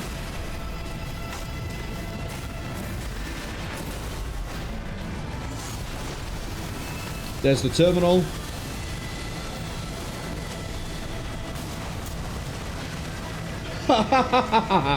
Never take terminal, kids. Never take terminal. Target destroyed. Ah, my coral terminal armor will save me. Oh no, I made a pulse explode, a plasma bomb. Ah! Terminal is such a trap. But Marvel, what about the main campaign? No. Terminal is a trap.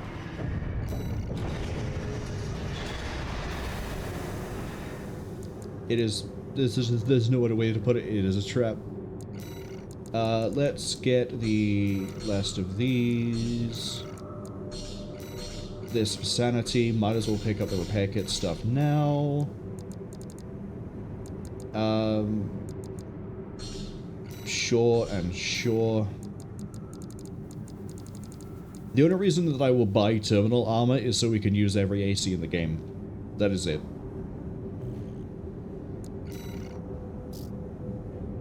So, Nightfall. Remember that I mentioned that we can eventually get the AC... I think I mentioned this at the end of the last stream. We can eventually get the AC Nightfall, because you get the combat data, but we don't have the parts. I am pretty sure we're going to get the head part for Nightfall from this fight. And if I can get the combo to work, we might be able to kill Nightfall in one volley. Integration program, phase 3. This will be the final round of analysis. The last sample is the AC Nightfall. This will be integrated into Mind Gamma. Commencing analysis. Oh boy. Can't wait. Main system. Activating combat mode. How many times have I just dumpstered Nightfall at this point?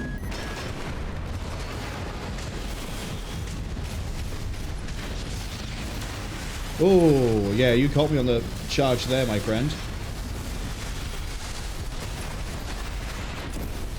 Oh. How did you not get stuck with the lance? I mean, it doesn't matter too much because you can't do that a second. You can do that a second time. Here. Wait, why didn't that stagger you? Nightfall, are you cheating?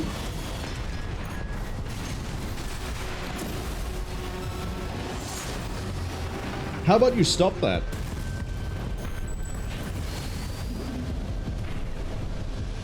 It might have been slightly too far away for the coral explosion to hit it, but... Nightfall's up to some scummy tactics. Target destroyed.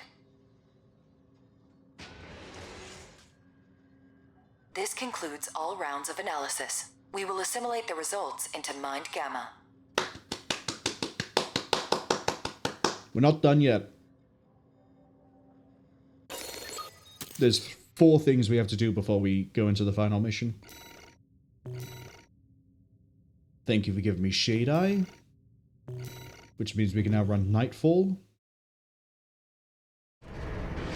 Now the question is... Incoming comms. Hold up.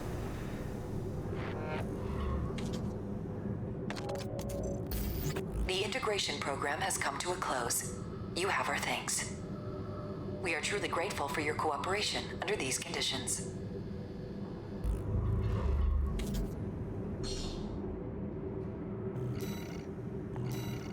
The question is, who do I run for classified subject, and then the classified final subject? Steelhaze Ortis? Volta? I'm not going to pan down to the last one, because I don't want to. I think we're going to run Gundam against Steelhaze Ortis. There you are. I don't know who we're going to fight with Walter. I kind of want to run 9-Ball Seraph against the last one. Kind of.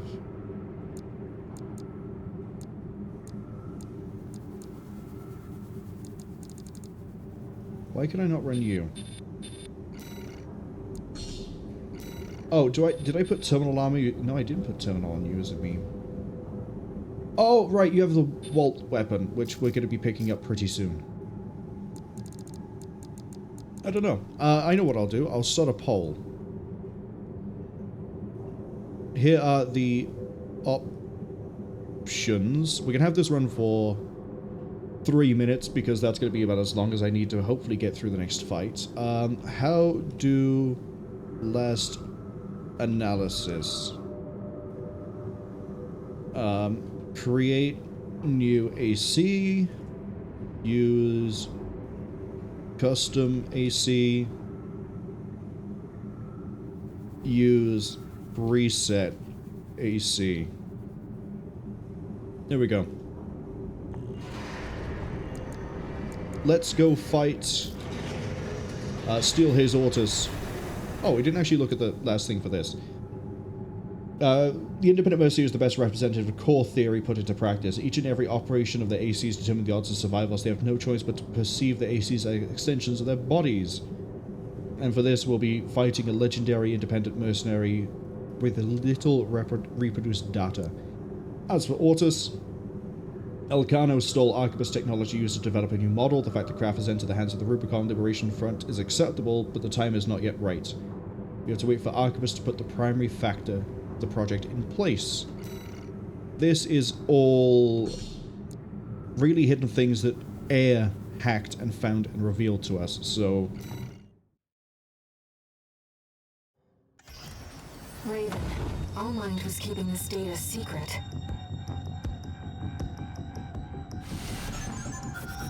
Steelhaze Ortis. It clearly isn't a mass-produced AC. Why don't we see how it performs? It just occurs to me that I've been mispronouncing Ortus the entire game.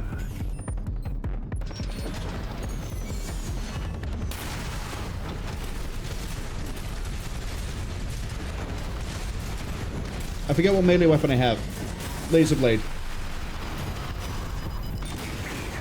50%.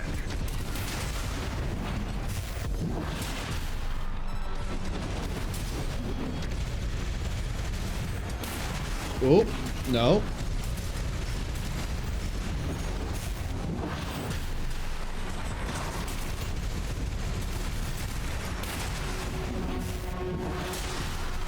Oh, that's right, you're on terminal.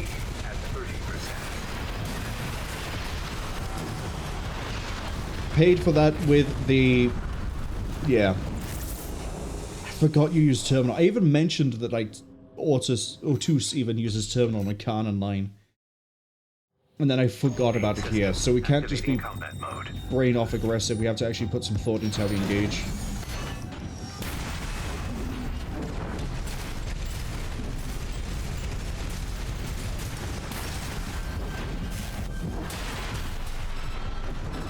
Disengage.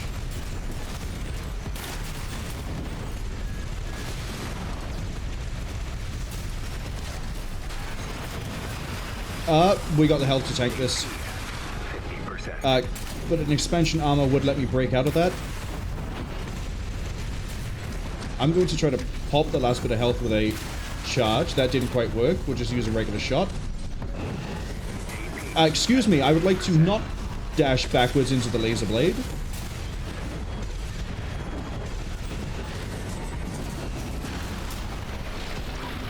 And down he goes because he can't do the heal with terminal armor. Target destroyed. That AC was designed for mobility above all else. Okay, It would let's take see a what the result special was. pilot to master it. Oh. Oh, okay. It is my choice. I mean, we get the trainer, which is a really nice shoulder weapon. We also get Ortus. Ortus, even.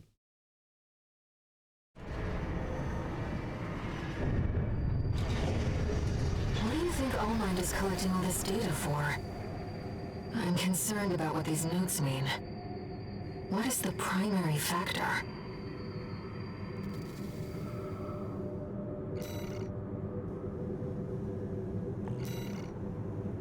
Okay.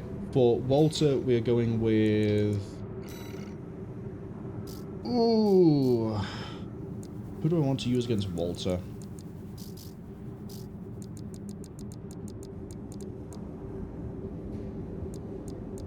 Let's bring in Paladin. We haven't seen them yet this stream. And then I might take a quick break after Volta to go get some water to stretch. And then figure if I want to make an AC or pick Nightfall. Maybe use Nightfall against the final one.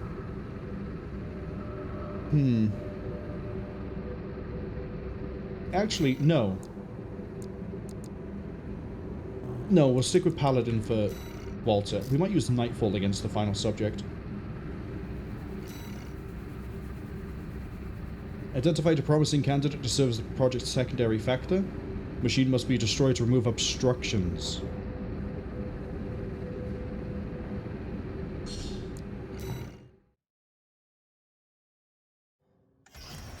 Raven, this data was kept secret by All Mind.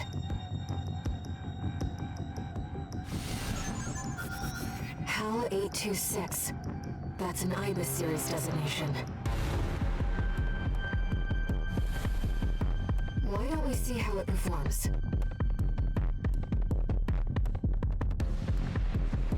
Main system activating combat mode. Remember that the way Paladin works is we just basically get a stagger out and then execute it with a...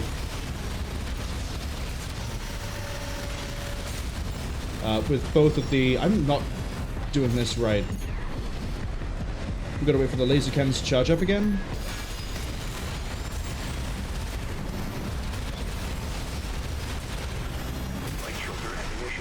We do that. Stagger it. All six cannons fire. It goes down. If this is a reproduction, then the real thing must be out there somewhere.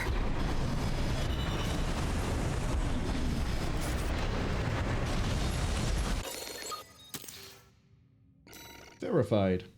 And that gives me the Walter rifle. I think we're going to use Nightfall against the final fight. I'm not going to stretch, not going to get any water. That machine, it clearly used coral technology. But what connection does it have to the fires of Ibis?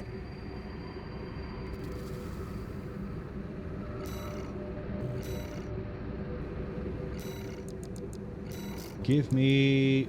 Why can't I have Nightfall? Thank you. I don't know what part I was missing. Maybe it was an arm? No, it wouldn't have been an arm. Oh, maybe the duo on the other shoulder. That would do it. Okay. The final fight is against some unknown AC. They were looking for a... Raven was... sorry, this is... Air talking to us. Air found... They were looking for a follow-up to Mind Gamma. They couldn't find anything, but they did find something else. A vast horde of prototypes built with Institute parts. There may be some way to put these to use. This, if I remember right, is a really surprisingly easy fight, and the fact we're running Nightfall might make it trivial. Raven, I realized something while I was checking through the program.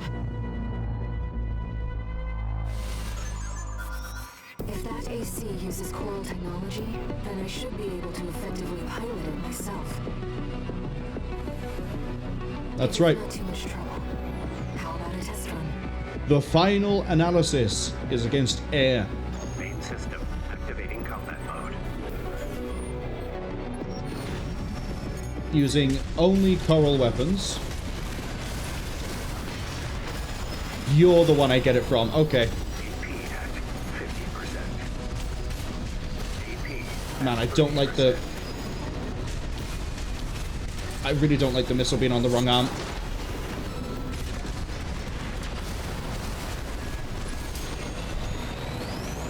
We managed to pull that back. That was real close. I mean, it also could have exploded after I pile drove her, but...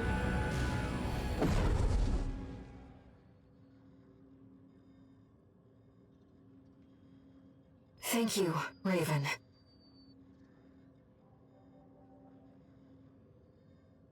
I believe I've learned a lot.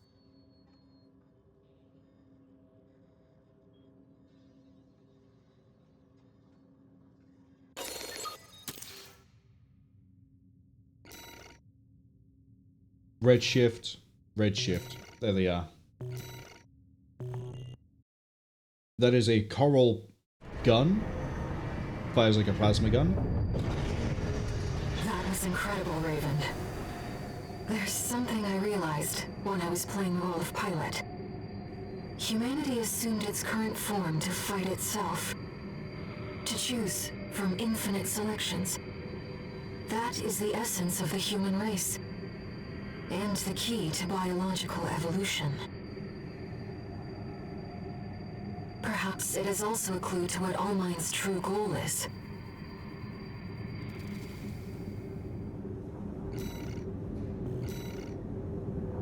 And now, we have one thing left to do. One thing. Apart from... get OS tuning, like, finished. We now have all of the things. I am going to use... I think we'll stick with Nightfall. We can't use Volta because the last part we need to collect is... Oh, we could play Air. You have Pulse Protection. We're changing that.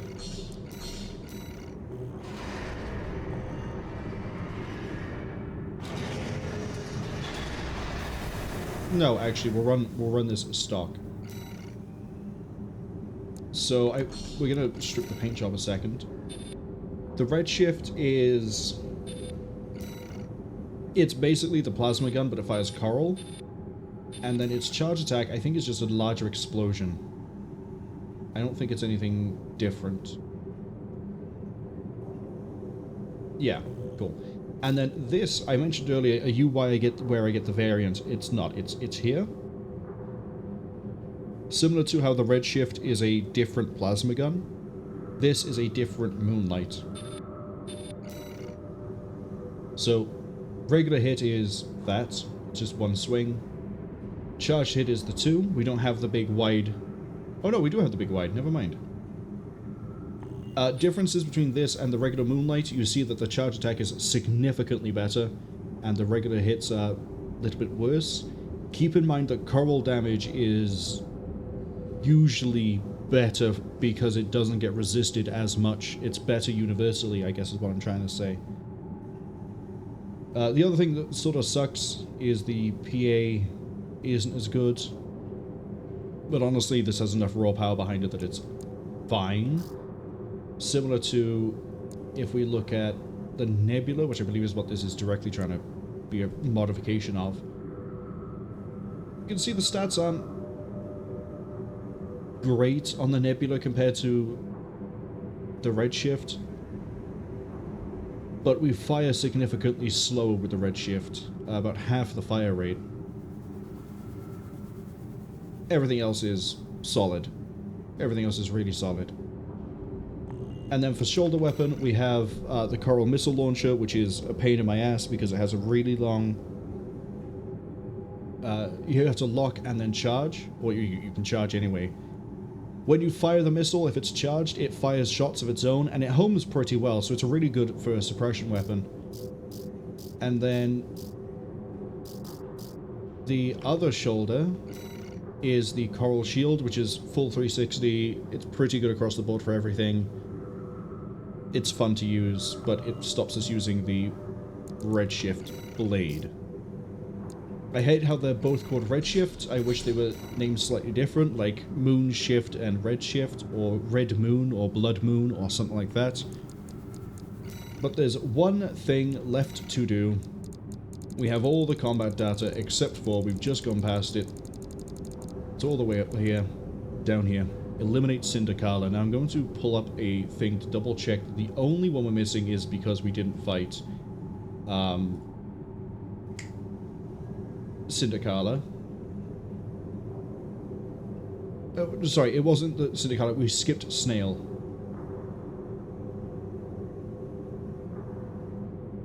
Yeah, the only one we're missing is Snail, so we're gonna go hit him with Echo.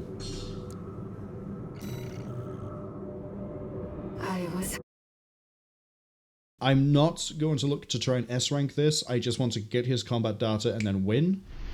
Then we'll hit the final mission. Activating combat mode. Let's get started, Raven. As always, I'll support you. Carla has taken up command in a reservoir dome in this island's port wing. Speed isn't too slow on this. Fire rate is a bit of an issue. But also, we do a lot of damage. We don't have a lot of ammo, so I probably shouldn't be using it to individually attack things.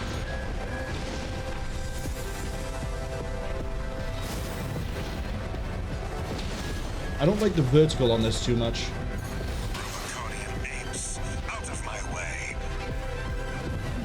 Alright, let's prep this, because it's going to have a bit of a charge.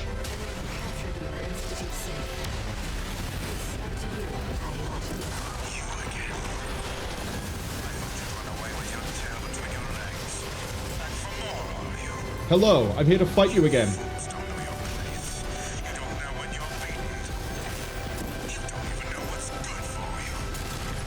Can you stop going near other enemies so I, you know, keep the lock on, please? God, your FCS doesn't support this weapon at all.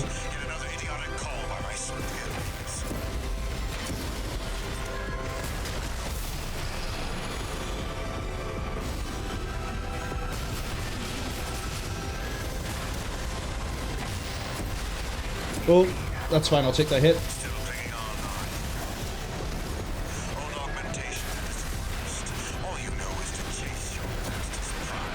I'm not really engaging my brain here.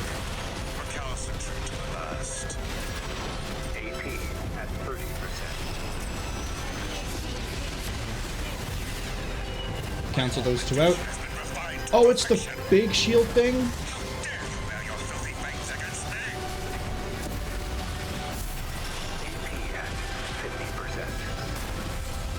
Well, I'm pretty sure we're about to kill him.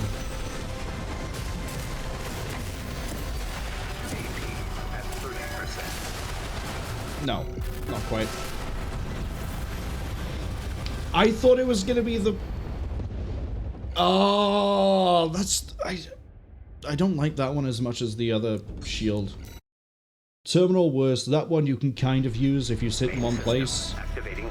Air's FCS really sucks for the missile lock-on time, because, oh god, you need to have a good FCS to make that work nicely. The redshift gun itself is pretty good. I need to be using the Moonlight more. I think what I might do is drop the pulse area shield next to him, because it does do a small amount of damage. And then after that we just sit inside of it and fight him. And if I see the attack coming, we try to pop our own portable shield.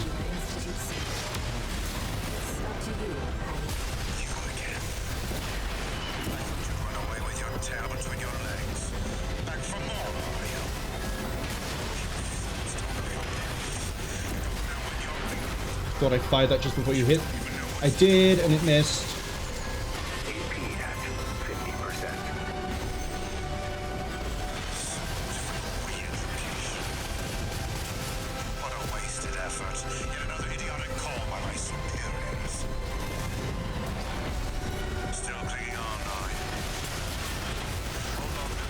Oh, I managed to stop you in the middle of your charge.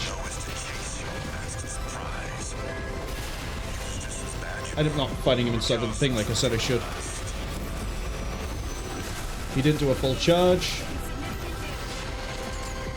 My augmentation has been refined to perfection. How dare you bear your filthy fangs against me? We're okay, I just don't know where he is. He's currently stuck behind the buildings. Too far away to be a problem. Ammunition at 50%.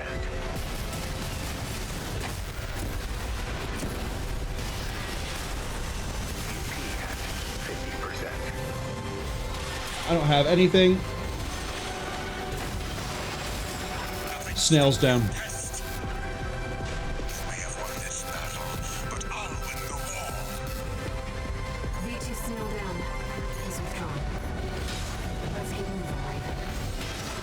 1 repair kit remaining. As AC suffers from a few issues. I've mentioned them already. The FCS is not right for trying to use this missile. The missile itself is good, but Snail likes to close the gap, so you can't really just sit back. Similarly, Chef, full course meal, whatever it's called, that Carla uses, that's going to be all up in our face. It will be useful against Chatty, though, because Chatty likes to keep his distance. I'm not going to have any of the ammo I'm going to need for this fight. Looks like we're clear, Raven. I've unlocked the partition. Can I have some ammo, please? I'd rather not be punching anything, but I guess beggars can't be choosers. Chatty, fire up the ACs. Worst case, I just take the reset on purpose, so we have full ammo. Say, I'm not trying to S-rank this. Whoops. Fire the missile straight into the door. That's how you open a door, right? Blow it up with a coral explosion. Chatty, you know what we're dealing with. Pin that tourist down. Roger, Chief. Supporting. Come on. Give me the reset. Give me the reset. Thank you. I mean, I could have just done this, but... Chatty, you know what we're dealing with. Pin that tourist down. Roger, Chief. Supporting.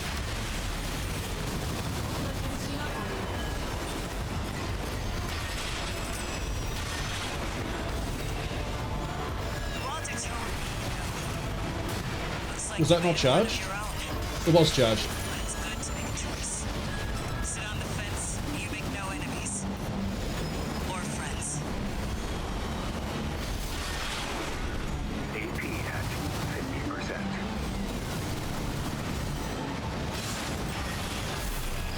Oh, I was hoping I'd be able to get the... Damn, we ate the damage from Chatty. Chatty, I thought we'd be able to get the big charge hit out, but I was repairing way too late. Roger, Chief. Supporting.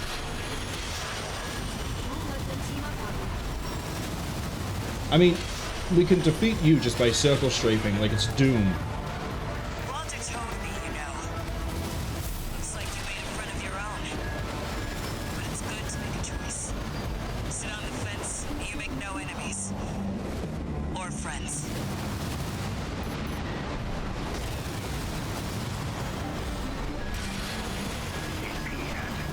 AP at 30%.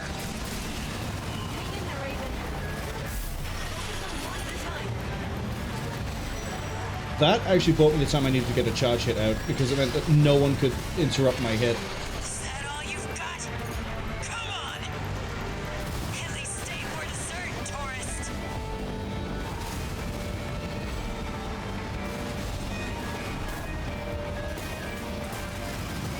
AP at 50%.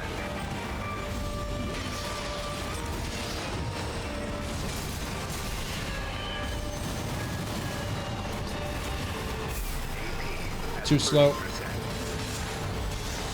I think air can handle this. I just need to be more proactive in a lot of things. Like, not getting hit like that.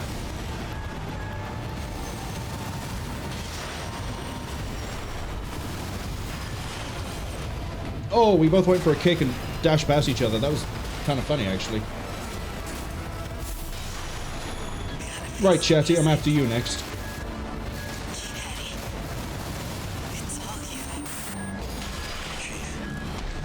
She's dead, tourist. You have made a big mistake.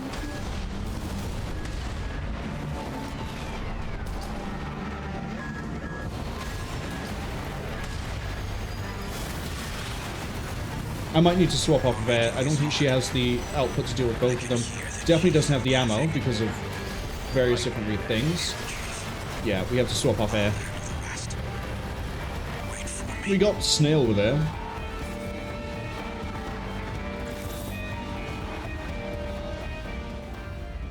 Who am I going to use for the both of you?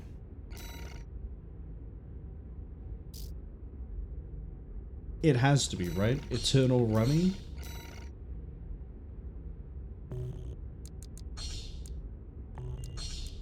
I mean, Eternal Rummy could also take Snail pretty quick. Chatty, you know what we're dealing with. Pin that tourist down. Roger, Chief. Supporting.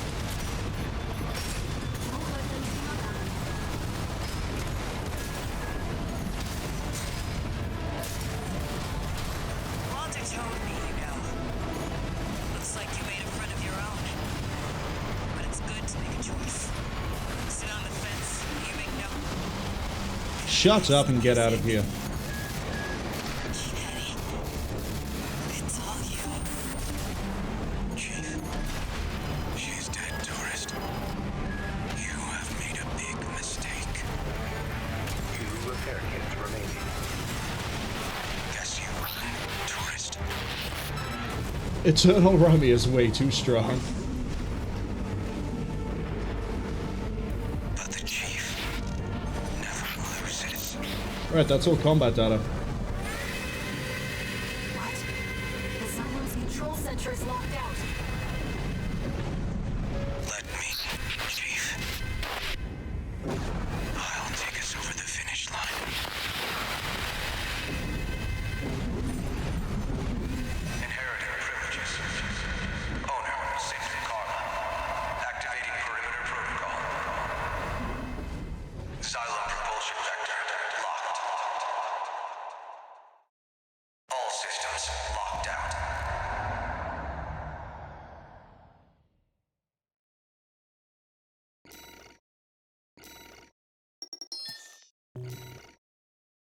That gives me the Coral Blade Walt.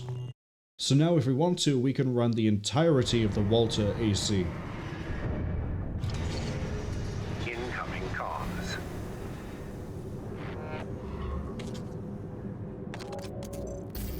Augmented Human C4621, Raven. You have submitted all combat logs requested for the log hunt program. Are you the type of person who doesn't start work until just before the deadline? No matter. The important thing is that the work is done. That's all hidden dialogue, baby. The hidden dialogue for the tutorial, hidden dialogue for doing the arenas, and the hidden dialogue for finding the final combat log at the final mission. I think we're gonna run... I kind of want to switch to Walt for the final boss. By the way, thank you for the follow. Follow here are anonymous. Vento Norte says they've been summoned by the recommended list in Armored Core 6. Unfortunately, this is the last Armored Core 6 stream because we've done everything. I'm not planning to S-rank any of all the missions. The purpose of the run was to go through and then show the hidden dialogue for not doing training, arena, or getting all AC data until we reach this mission. Augmented Human C4621, Raven. We offer you our gratitude. All impediments to coral release have been eliminated, and the complications caused by Handler Walter's meddling are soon to be corrected. The final stage is at hand. Together, we shall achieve coral release. Cass asks, am I ready? Yeah, I'm ready. Vento says the 3 different endings. Yes, this is the Alea Iacta Est ending. So, I don't know if you are aware, you might not be based on that comment. There are hidden dialogue if you do not do any training, arena, or finish the combat data until you get to, but don't do, Coral Release on the final ending. So it's the final, outright final mission. This stream, we have done all training, all arena, all analysis, and we just collected the final combat data that I intentionally left from Snail. So we saw all of the hidden dialogue, which means we're now ready to go ahead and finish the final mission. The question is, do I want to use Volta, or do I want to use Eternal Rummy? And if I use Eternal Rummy, I need to give it the expansion slot. Let's go with Assault Armor, because you are my favorite. Save this over the top of... save it by there. Eternal Rummy V2. But, yeah, we're ready to go hit the true final boss. Cass says that's why it's called Cast the Die, Alea Iacta Est, which is actually spelled Iacta. Yeah, they get the tense of the Latin round the wrong way, but the words are correct. But Latin is a bit of a weird language as it is anyway, because the sentence structure is dependent on, like, who's speaking to who, and it makes it a bit of a nuisance to figure out. But as Cass says, that's why the stream title is Cast the Die. What also makes it funny is that the ending name is a reference to, I think it's the very first spoken line of the game, which is Walter saying we're past the, I think he said we're past the Rubicon now, or something like that, which is part of the speech from Caesar, however you choose to say that name, where the whole speech he gave was, we're past the Rubicon and we've cast the die. It's sort of like the same phrase where, like, you're past the point of no return, there's no going back. The die has been cast. With all that said, yeah, I think we're going to run Eternal Rummy for this. If we run into issues, we'll just start cycling through ACs until we beat the final boss, rather than just sticking with one. So, before we do that, I want to make absolutely sure if we do try to use Vault, we can load Vault. Yeah. We can just load Vault if we want to. Coral Release. Hey. What awaits us on the other side? Raven, let's find out together.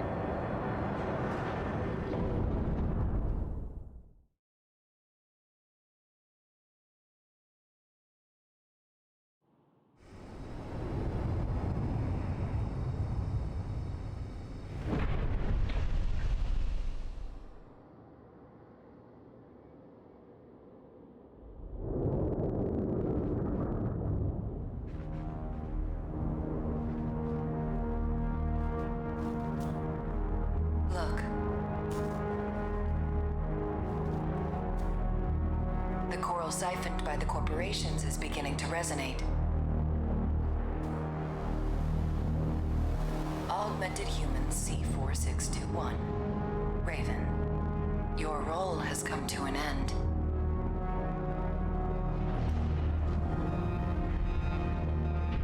Well, well. I've been waiting for this freelancer. I became part of this monster, so I could crush you. This time, you will die. Main system. So I've sort of been alluding to this the entire time. The fact you charged that shot is a bit disgusting. But the 4 red-lined, or red-named mercenaries of Coral Gen 1, 2, 3, 4, Sulla, Keefe, us, and Iguazu were all picked out by... I'm just going to keep cycling around you because it's funny. We're all picked out by All Minds for this project. Are you guys fragile or are you like full-blown ACs? I can never remember. Well, that's the big one.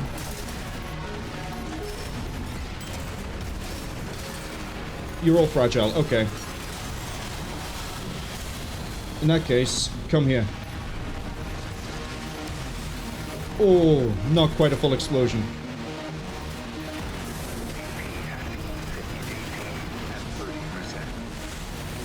You can do better than that, freelancer. I'm busy trying to fight the little henchman. Your time has come. Actually, I might not need to fight the henchman. I think if I beat All Mind Iguazu, whatever you want to call it, I think that might destroy the tag-alongs, but also a good explosion might be able to take him too. Main system activating combat mode. I know if I can get my hands on All Mind, then that thing's gonna drop pretty quick. C4 621, Raven. C full sway mutation. There. You are the trigger for coral release. Right, that Make you one with us. created a lot of them. I don't care about the big plan. I just want that damn freelancer. Yeah, I might need to actually deal with the additionals. Just so we can actually... That, I didn't really track that you charged it. That's my bad. Right, now I can focus entirely on you, because now my shots aren't going to get stolen by everything else.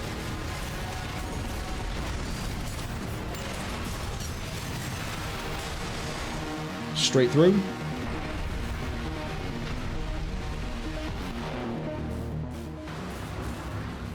You are aberrations to the plan.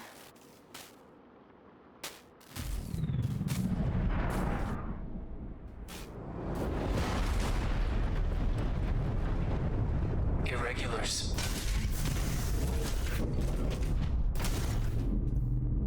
We will bring order to chaos.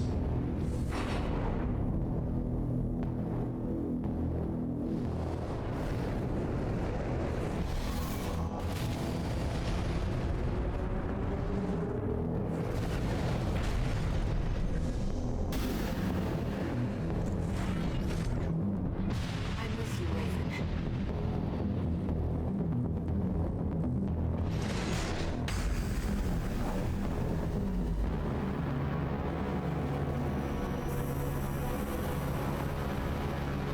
Now, I can fight by your side. So, for this fight, I'm just going to ignore the two sea spiders. We're going to go focus on All Mind. You all along. I'll kill you and the freelancer. Air. Except my Sybil options have will surely overheated. welcome us. My Bruxleys, whatever they're called. There she is. It is, whatever you want to call this. Left flight shoulder ignition at 50%. Get down here. AP at 50%. Oh, I'm not hitting this with a shotgun at all. One repair kit remaining. Now, Raven. Dispose of them, Iguazu. Iguazu. Way more damage than I thought you had. You are one with All Mind. Way more health even. No one can stop you now. I said I don't care about All Mind. Phase 2. Want some of this? I'll give it. Shut up! I'll shut you all up! I know we're going to skip through the dialogue there, but It's resonating. I'm going to rip Iguazu apart, I can see. What are you? Interference. I'm losing sync. I can't fight anymore. They're gone. It's ringing. Those stupid voices. It's all clear now. I feel good. Now, it's just you and me. Out you go. I always Second try. need you. Oh, Iguazu, you're pathetic.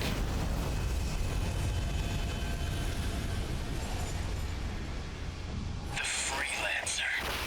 Who had it all?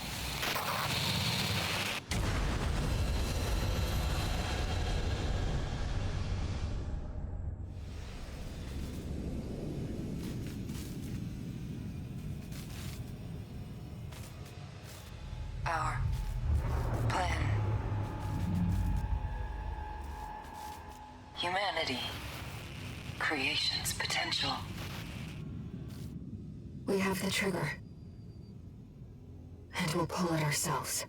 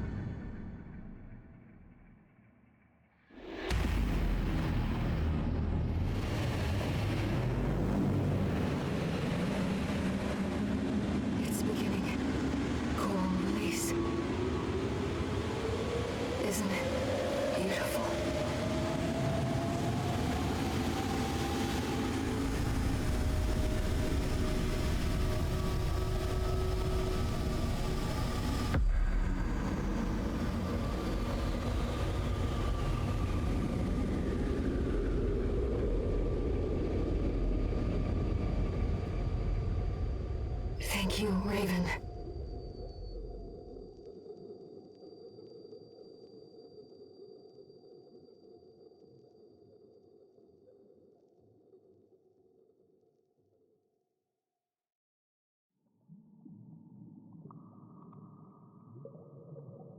Raven, you're finally awake.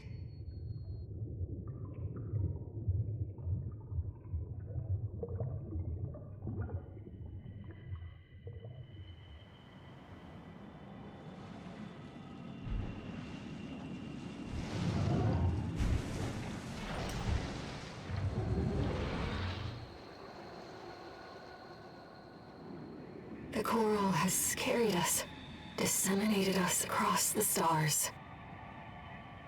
Now,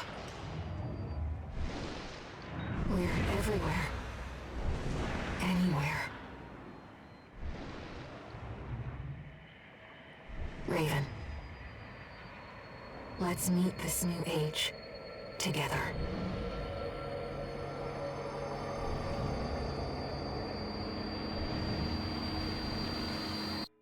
Main system, activating combat mode.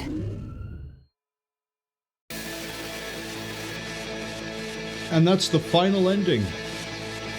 That's all three. A lot of people choose to see that ending as like the golden one, the best ending possible. I think it's... if you think about it more than what the surface shows, it's actually probably one of the more terrifying endings of the three.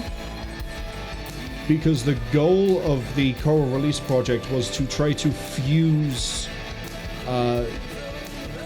people with their ACs and have them sort of be like integrated and all this fun old mind plans stuff. And the end is everyone who is capable of fusing with Coral now is all of them are in contact. And the ACs might also be inhabited by Coral as well. And we're still going through combat because the, you know,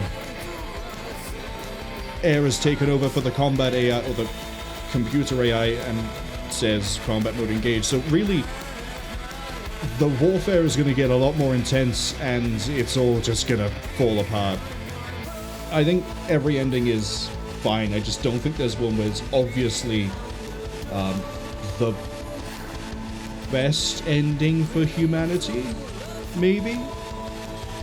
Cass says they like the RLF one. Oh, the one where you stop the lubricator? Wow, the liberator of Rubicon? I think that one might be the more optimistic of them all.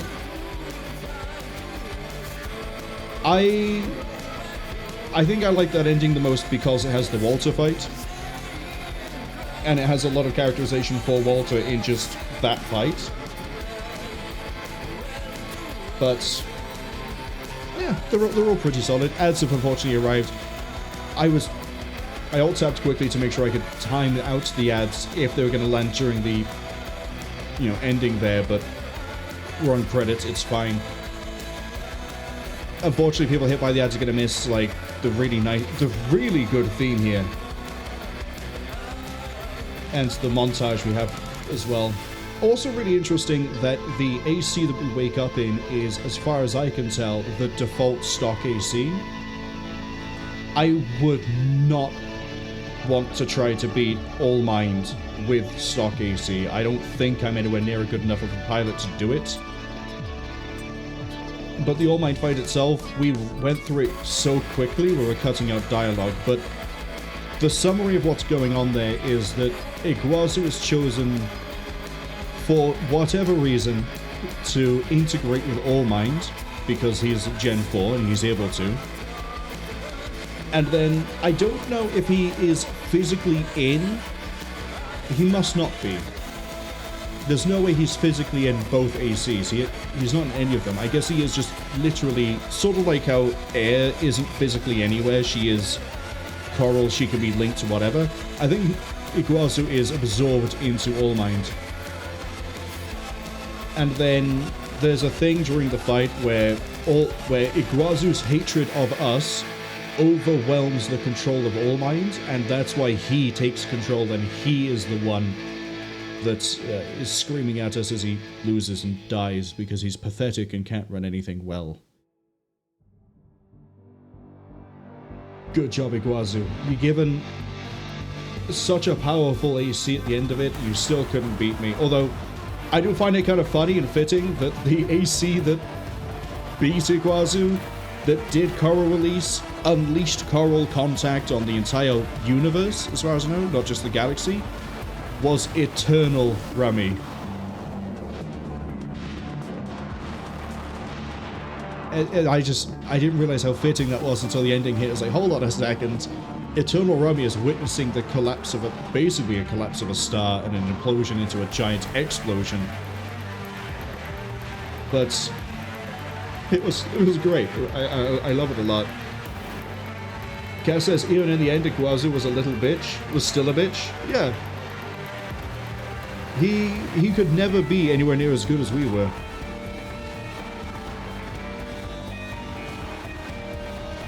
I still... I still hold out hope that within the next 2 years we'll get an Armored Core 6-2, kind of like V and Verdict Day, 4 Answer, 3 with like Nexus, Last Raven. Even Armored Core 2 had a 2, which was, what is it, Second Age, and then... Is it just... No, is it Armored Core 2 and then Second Age? I can't remember the name of it. Largely down to the fact it's one of the ones I haven't played. The first Armored Core has Project Phantasma and Master of Arena. So, I'm holding out hope that they do in the next 2 years, now that they're done with Elden Ring and Shadow of the Erdtree. Hopefully we get Armored Core 6-2. I don't know which way it's going to go. It might go off of the Iacta Est, Alea X. I'm tongue-tied on saying that all of a sudden. Iacta Alea Est. It makes sense to try and run it off of that one, because Fires of Rubicon, there's not a lot of direction you can go with that one, admittedly. Liberator of Rubicon, there is, because you could just fight on Rubicon 3 again.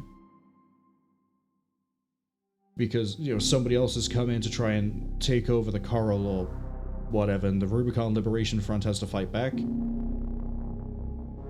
But I think the most open, the one that gives them the most freedom for how they do a 6-2, would be Iacta Alea Est.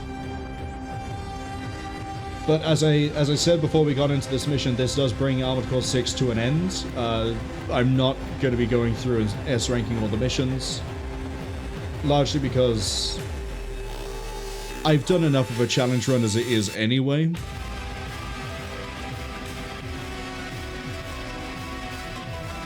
Really love the soundtrack.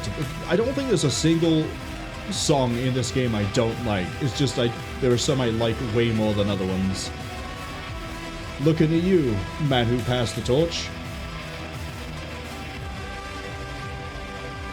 But yeah, the first run where we used stock AC, apart from 3 missions, no upgrades, no tuning, no nothing. Then we did the second one with still no tuning, no upgrades, but we were able to change the AC. And then this one was functionally the same thing until this stream. Sure, there are some things I could maybe show off and go over. We might throw together HAL and then just run a mission with it to show off the coral weapons. Thank you for the payout. I don't know who paid me because All Mind is dead.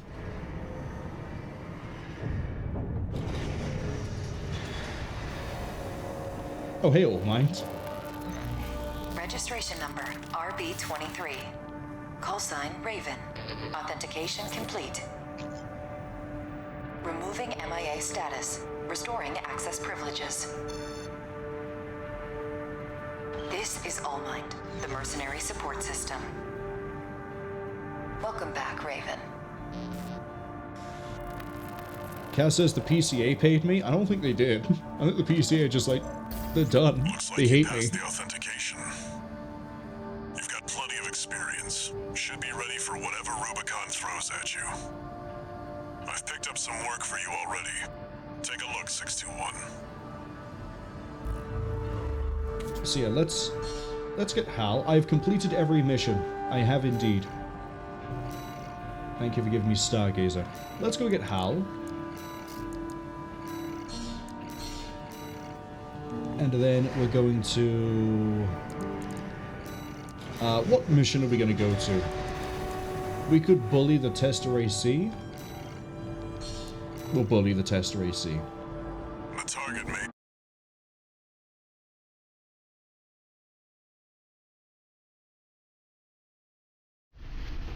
Main system activating combat mode. So, we got it really late into the game. It was the last part we received. Mission. I Got a read on the target. Now's the time, 621. I think MIA is the first... is the earliest you can get the Coral Blade. But, you know, Coral damage, we've been over Coral damage, goes around resistances, does really good things, even if the stats are sort of lying to you about the damage it deals. But the charge tech for it is that. I don't know how to do it, but there is a trick.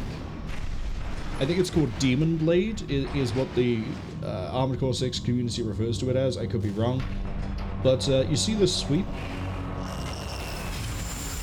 There is a way, if I'm understanding what it does right, there is a way to make it go faster.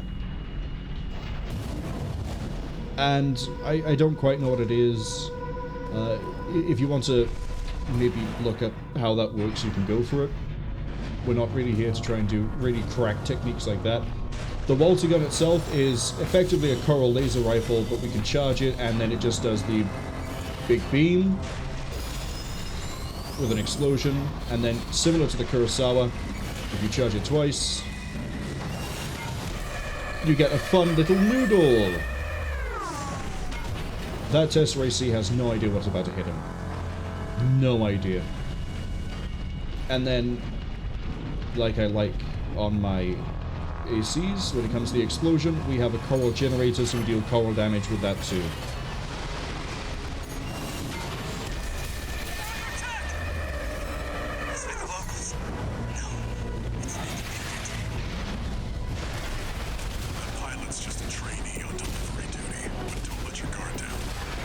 Oh, you took a while to charge.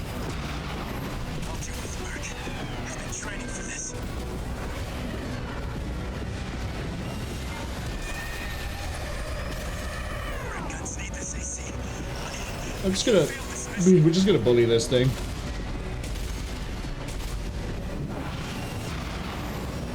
Hello, would you like to have a Coral missile?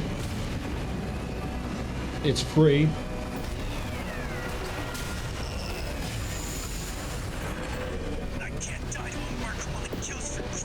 I don't know if melee spec affects the damage of the blade with its charge.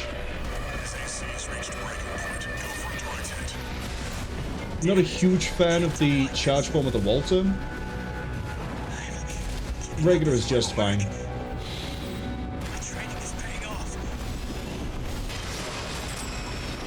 Regular is fine. outside of my own. Fun fact, when I was originally trying to put together the Anubis, I think I did experiment with using the Coral Blade just because it was red.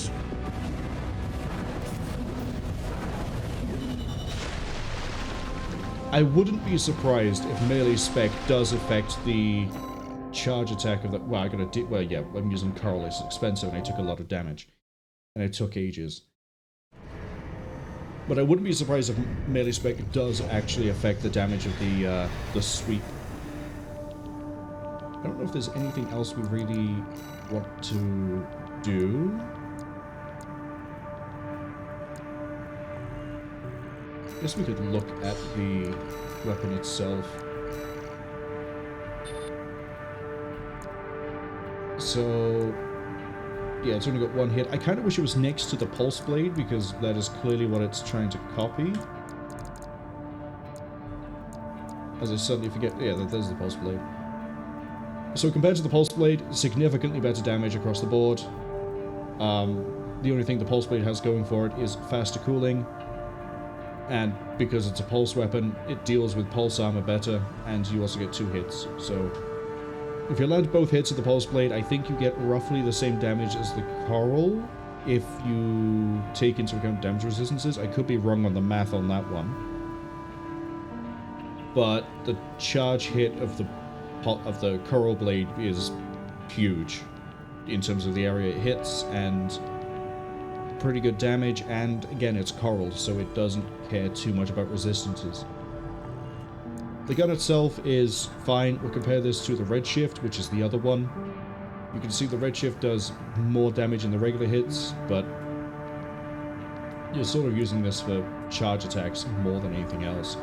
I'm just not really good with it to be able to land the noodle of Coral consistently. You could probably get some really good damage out of this onto things like maybe Sea Spider, maybe Cataphract. Bolteus is probably big enough. After you, if you get a charge hit, break the shield, and then just keep on going after that, you probably rip it apart pretty quick. But I'm not a huge fan of the charge attacks in the Coral Rifle. It's nice to have. It's Coral damage. It has its downsides. It's expensive as hell. The whole setup here basically requires that you run this specific build, because look at that EN load. But, oh, I know what we could end with. We could end with Walter versus Walter.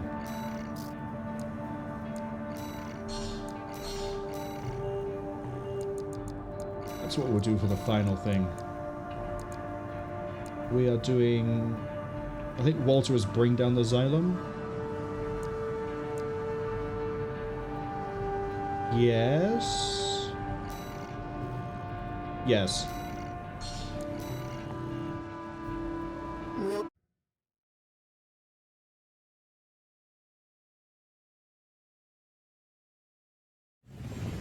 Main system activating combat mode. Raven, that's one of the ramjet engines. Please, destroy the target.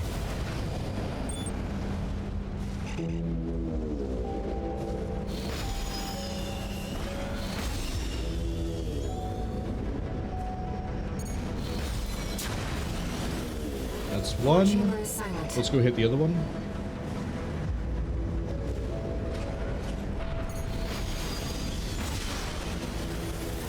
Starboard chamber is silent.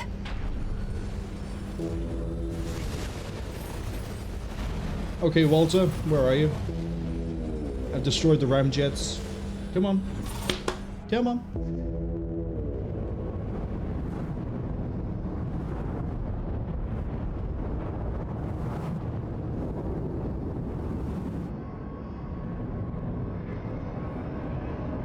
The Xylem is falling from orbit.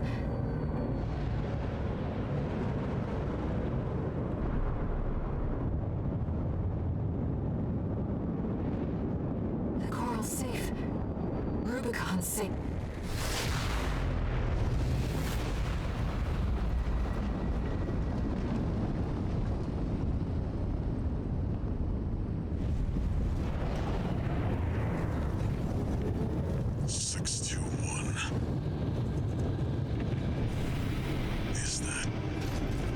Is that you?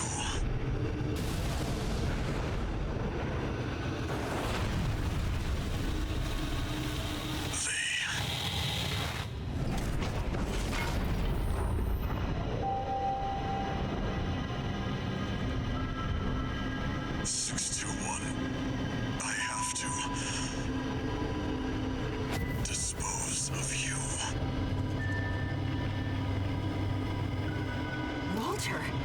Hey, Walter. Picking up a choral response. Watch out. Operations. Orders. Well, I'm pretty sure I can actually run Walter's AC better than Walter can. Mission. Eliminate all obstacles.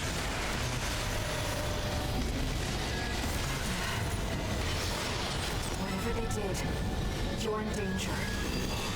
We have to defend ourselves. Voice. 621. Oh, got me on the charge hit there. Next to you. Maybe I can't run it better because I'm trying to force things that I shouldn't be forcing. Kindling for the fire. Craven, we're re-entering Rubicon's atmosphere. There's no time. Hurry. Something Got him with that, but I thought that was my missile. it doesn't die easy. Didn't jump up high enough. We can handle him. I just need to actually not try to rush through. Corporations. Orders. No. My friend's mission. Eliminate all obstacles.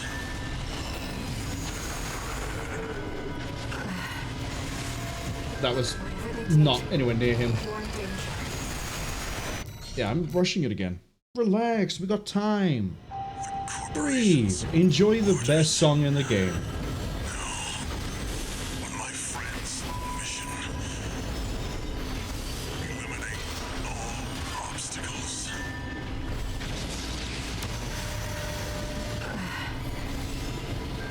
Whatever they did, you're in danger. We have to defend ourselves. I didn't go up because I ran out of energy.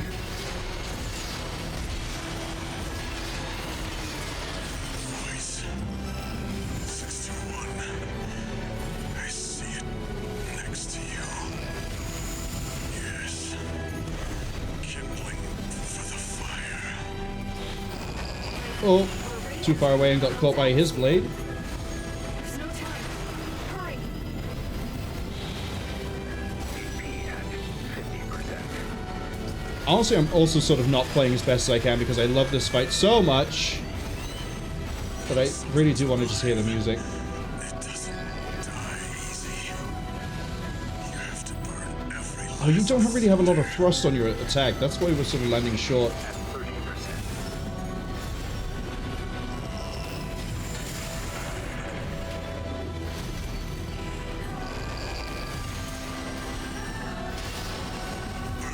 That's not the button combination I pushed again.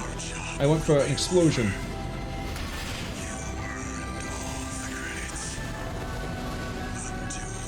That was a complete miss. Raven. Walter. This has to stop. BP at 50%. No repair kits remaining.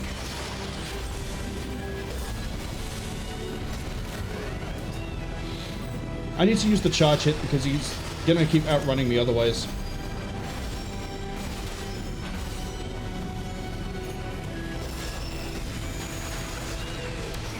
Yeah, I just thought you were gonna try and pop that.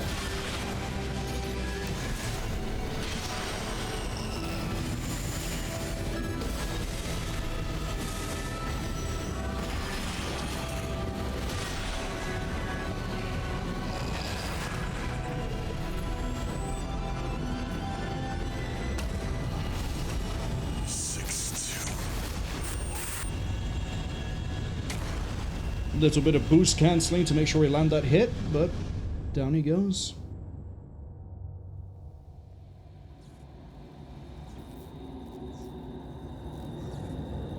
The mission.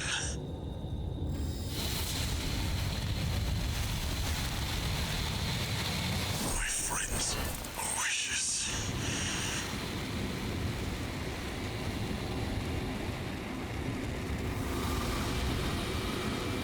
Look at you, 621.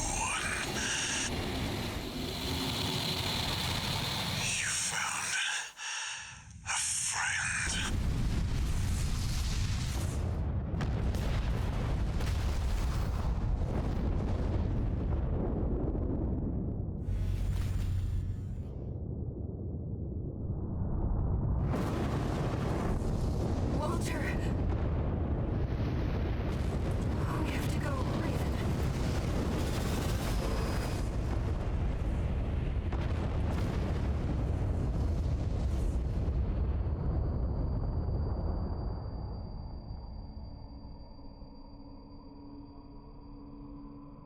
Raven.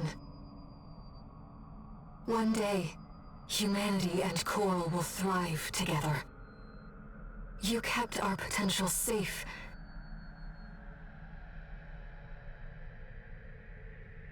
I know Walter feared a collapse. But I promise you, there's another way. Raven. We'll find it together.